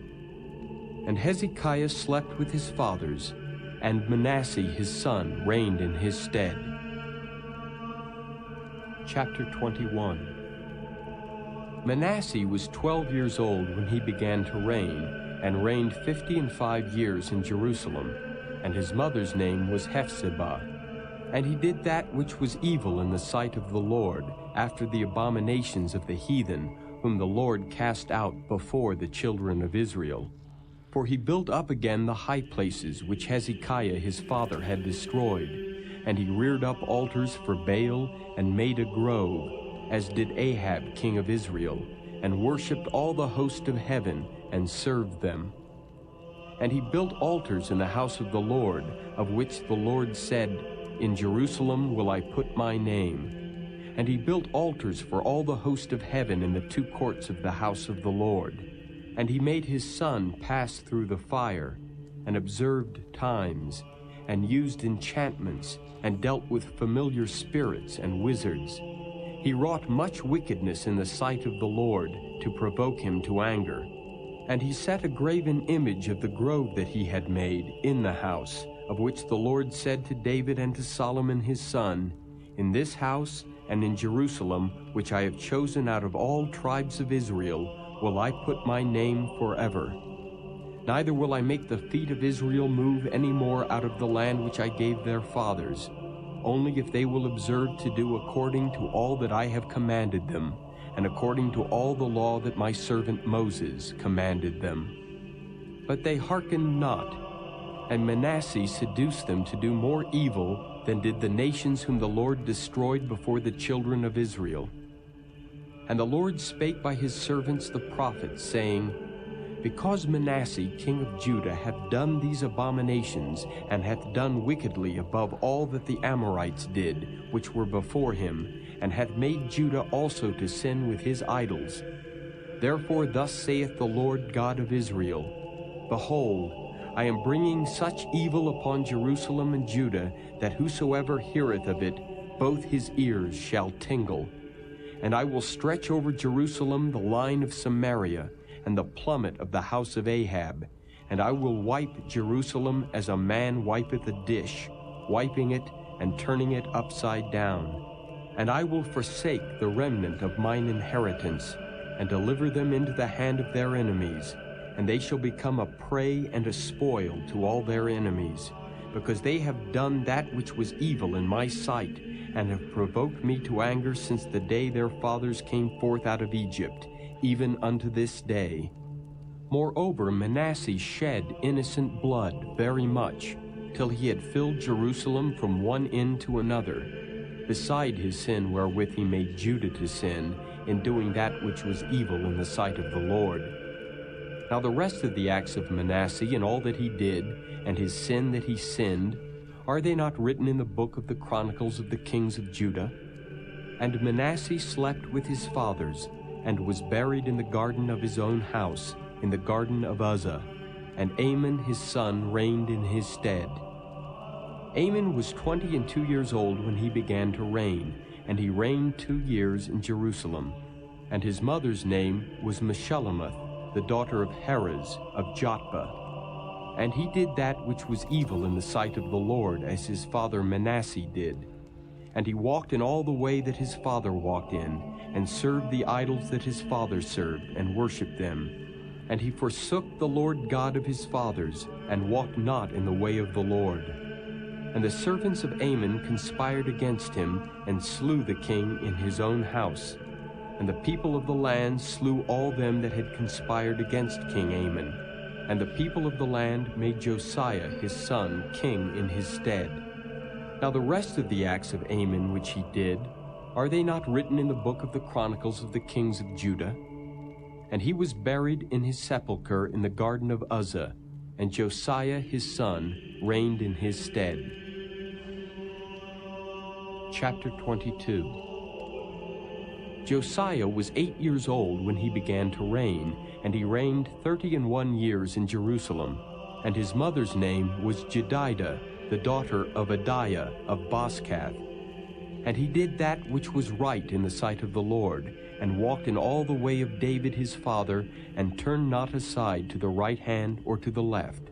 And it came to pass in the 18th year of King Josiah, that the king sent Shaphan the son of Azaliah, the son of Meshullam the scribe, to the house of the Lord, saying, Go up to Hilkiah the high priest, that he may sum the silver which is brought into the house of the Lord, which the keepers of the door have gathered of the people. And let them deliver it into the hand of the doers of the work, that have the oversight of the house of the Lord. And let them give it to the doers of the work which is in the house of the Lord, to repair the breaches of the house, unto carpenters and builders and masons, and to buy timber and hewn stone to repair the house. Howbeit there was no reckoning made with them of the money that was delivered into their hand, because they dealt faithfully. And Hilkiah the high priest said unto Shaphan the scribe, I have found the book of the law in the house of the Lord. And Hilkiah gave the book to Shaphan, and he read it. And Shaphan the scribe came to the king, and brought the king word again, and said, Thy servants have gathered the money that was found in the house, and have delivered it into the hand of them that do the work, that have the oversight of the house of the Lord. And Shaphan the scribe showed the king, saying, Hilkiah the priest hath delivered me a book. And Shaphan read it before the king. And it came to pass, when the king had heard the words of the book of the law, that he rent his clothes. And the king commanded Hilkiah the priest, and Ahikam the son of Shaphan, and Achbor the son of Micaiah, and Shaphan the scribe, and Azahiah, a servant of the king, saying, Go ye, inquire of the Lord for me, and for the people, and for all Judah, concerning the words of this book that is found. For great is the wrath of the Lord that is kindled against us, because our fathers have not hearkened unto the words of this book, to do according unto all that which is written concerning us.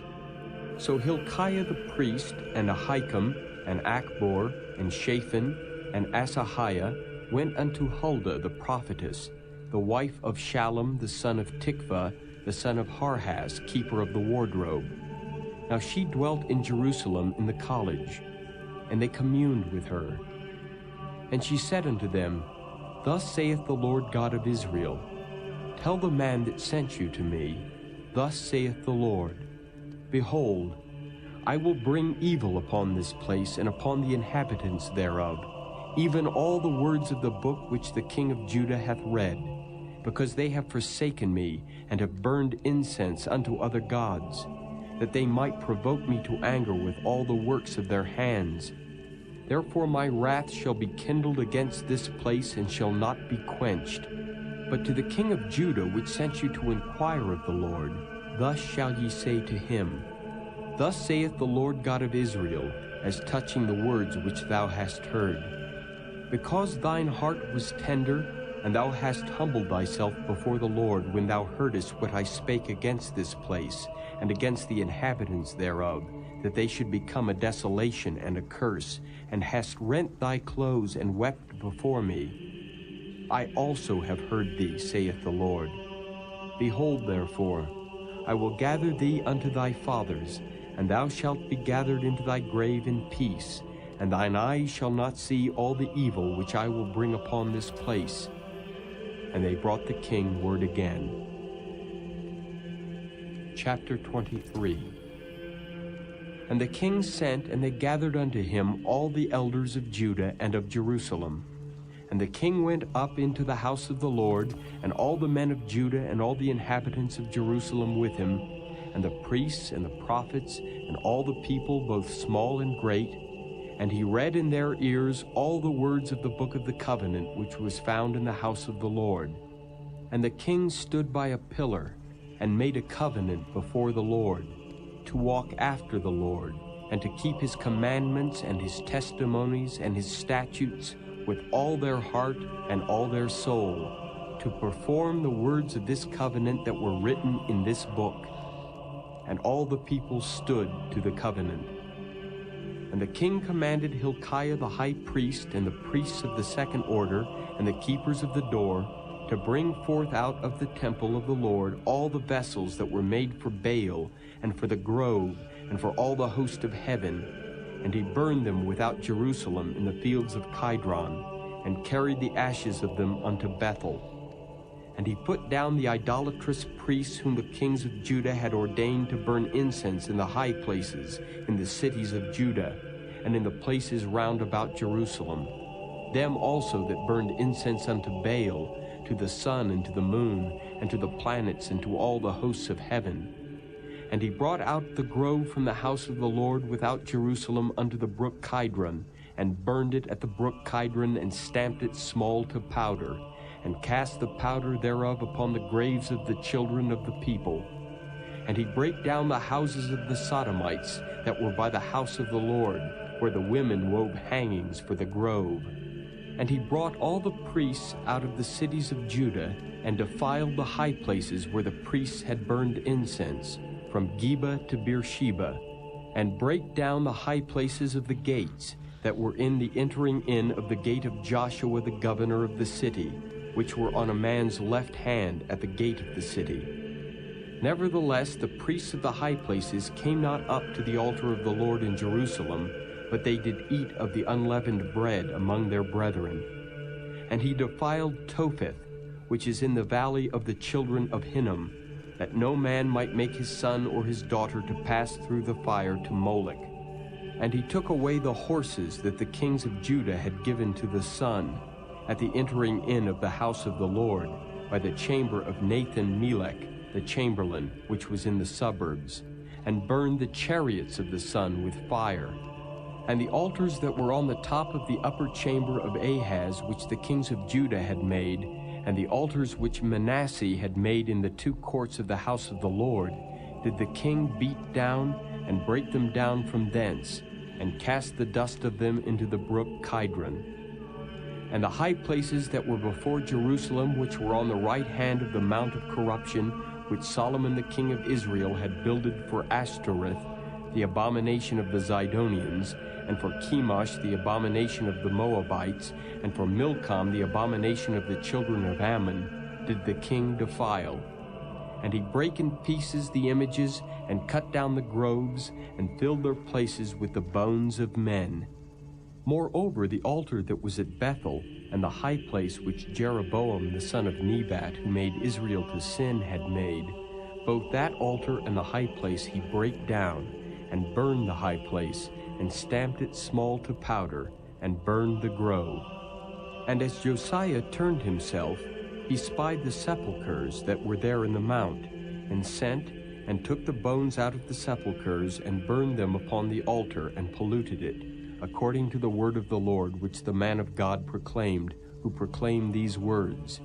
Then he said, What title is that I see? And the men of the city told him, It is the sepulchre of the man of God which came from Judah, and proclaimed these things that thou hast done against the altar of Bethel. And he said, Let him alone. Let no man move his bones. So they let his bones alone with the bones of the prophet that came out of Samaria. And all the houses also of the high places that were in the cities of Samaria, which the kings of Israel had made to provoke the Lord to anger, Josiah took away, and did to them according to all the acts that he had done in Bethel. And he slew all the priests of the high places that were there upon the altars, and burned men's bones upon them, and returned to Jerusalem. And the king commanded all the people, saying, Keep the Passover unto the Lord your God, as it is written in the book of this covenant. Surely there was not holden such a Passover from the days of the judges that judged Israel, nor in all the days of the kings of Israel, nor of the kings of Judah, but in the 18th year of King Josiah, wherein this Passover was holden to the Lord in Jerusalem.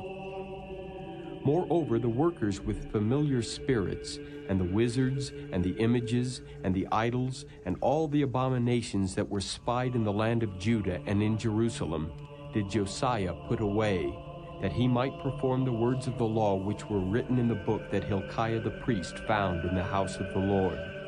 And like unto him was there no king before him, that turned to the Lord with all his heart, and with all his soul, and with all his might, according to all the law of Moses, neither after him arose there any like him. Notwithstanding, the Lord turned not from the fierceness of his great wrath, wherewith his anger was kindled against Judah, because of all the provocations that Manasseh had provoked him withal. And the Lord said, I will remove Judah also out of my sight, as I have removed Israel, and will cast off this city Jerusalem which I have chosen, and the house of which I said, My name shall be there. Now the rest of the acts of Josiah and all that he did, are they not written in the book of the Chronicles of the kings of Judah? In his days, Pharaoh Necho, king of Egypt, went up against the king of Assyria to the river Euphrates, and King Josiah went against him, and he slew him at Megiddo when he had seen him. And his servants carried him in a chariot dead from Megiddo, and brought him to Jerusalem, and buried him in his own sepulchre. And the people of the land took Jehoahaz, the son of Josiah, and anointed him, and made him king in his father's stead. Jehoahaz was 23 years old when he began to reign, and he reigned 3 months in Jerusalem. And his mother's name was Hamutal, the daughter of Jeremiah of Libnah. And he did that which was evil in the sight of the Lord, according to all that his fathers had done. And Pharaoh Necho put him in bands at Riblah in the land of Hamath, that he might not reign in Jerusalem, and put the land to a tribute of 100 talents of silver and a talent of gold. And Pharaoh Necho made Eliakim the son of Josiah king in the room of Josiah his father, and turned his name to Jehoiakim, and took Jehoahaz away. And he came to Egypt and died there. And Jehoiakim gave the silver and the gold to Pharaoh, but he taxed the land to give the money according to the commandment of Pharaoh. He exacted the silver and the gold of the people of the land, of every one according to his taxation, to give it unto Pharaoh Necho. Jehoiakim was 25 years old when he began to reign, and he reigned 11 years in Jerusalem. And his mother's name was Zebudah, the daughter of Pedaiah of Rumah. And he did that which was evil in the sight of the Lord, according to all that his fathers had done. Chapter 24. In his days, Nebuchadnezzar, king of Babylon, came up, and Jehoiakim became his servant 3 years. Then he turned and rebelled against him.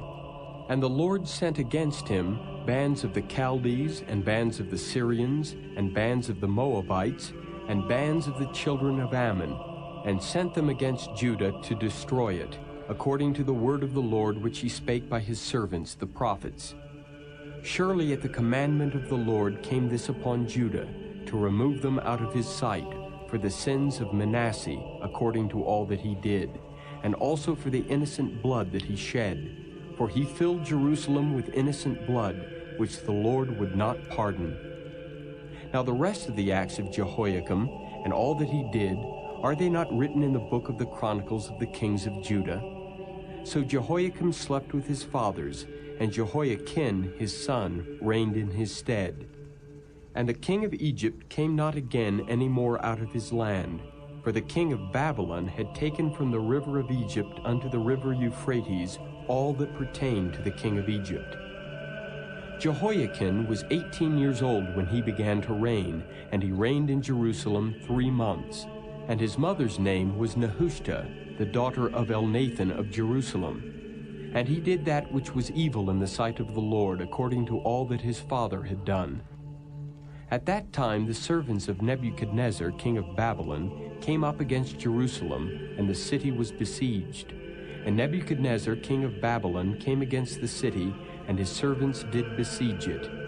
And Jehoiakim, the king of Judah, went out to the king of Babylon, he and his mother and his servants, and his princes and his officers, and the king of Babylon took him in the 8th year of his reign. And he carried out thence all the treasures of the house of the Lord, and the treasures of the king's house, and cut in pieces all the vessels of gold which Solomon king of Israel had made in the temple of the Lord, as the Lord had said. And he carried away all Jerusalem, and all the princes and all the mighty men of valor, even 10,000 captives, and all the craftsmen and smiths. None remained save the poorest sort of the people of the land. And he carried away Jehoiakim to Babylon, and the king's mother and the king's wives, and his officers, and the mighty of the land. Those carried he into captivity from Jerusalem to Babylon. And all the men of might, even 7,000, and craftsmen and smiths 1,000, all that were strong and apt for war, even them the king of Babylon brought captive to Babylon. And the king of Babylon made Mattaniah his father's brother king in his stead, and changed his name to Zedekiah. Zedekiah was 21 years old when he began to reign, and he reigned 11 years in Jerusalem. And his mother's name was Hamutal, the daughter of Jeremiah of Libnah. And he did that which was evil in the sight of the Lord, according to all that Jehoiakim had done.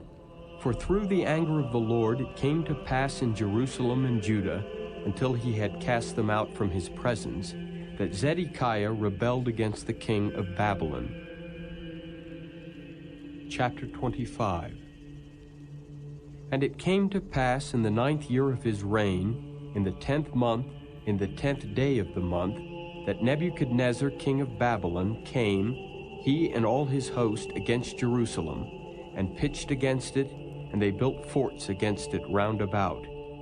And the city was besieged unto the 11th year of King Zedekiah.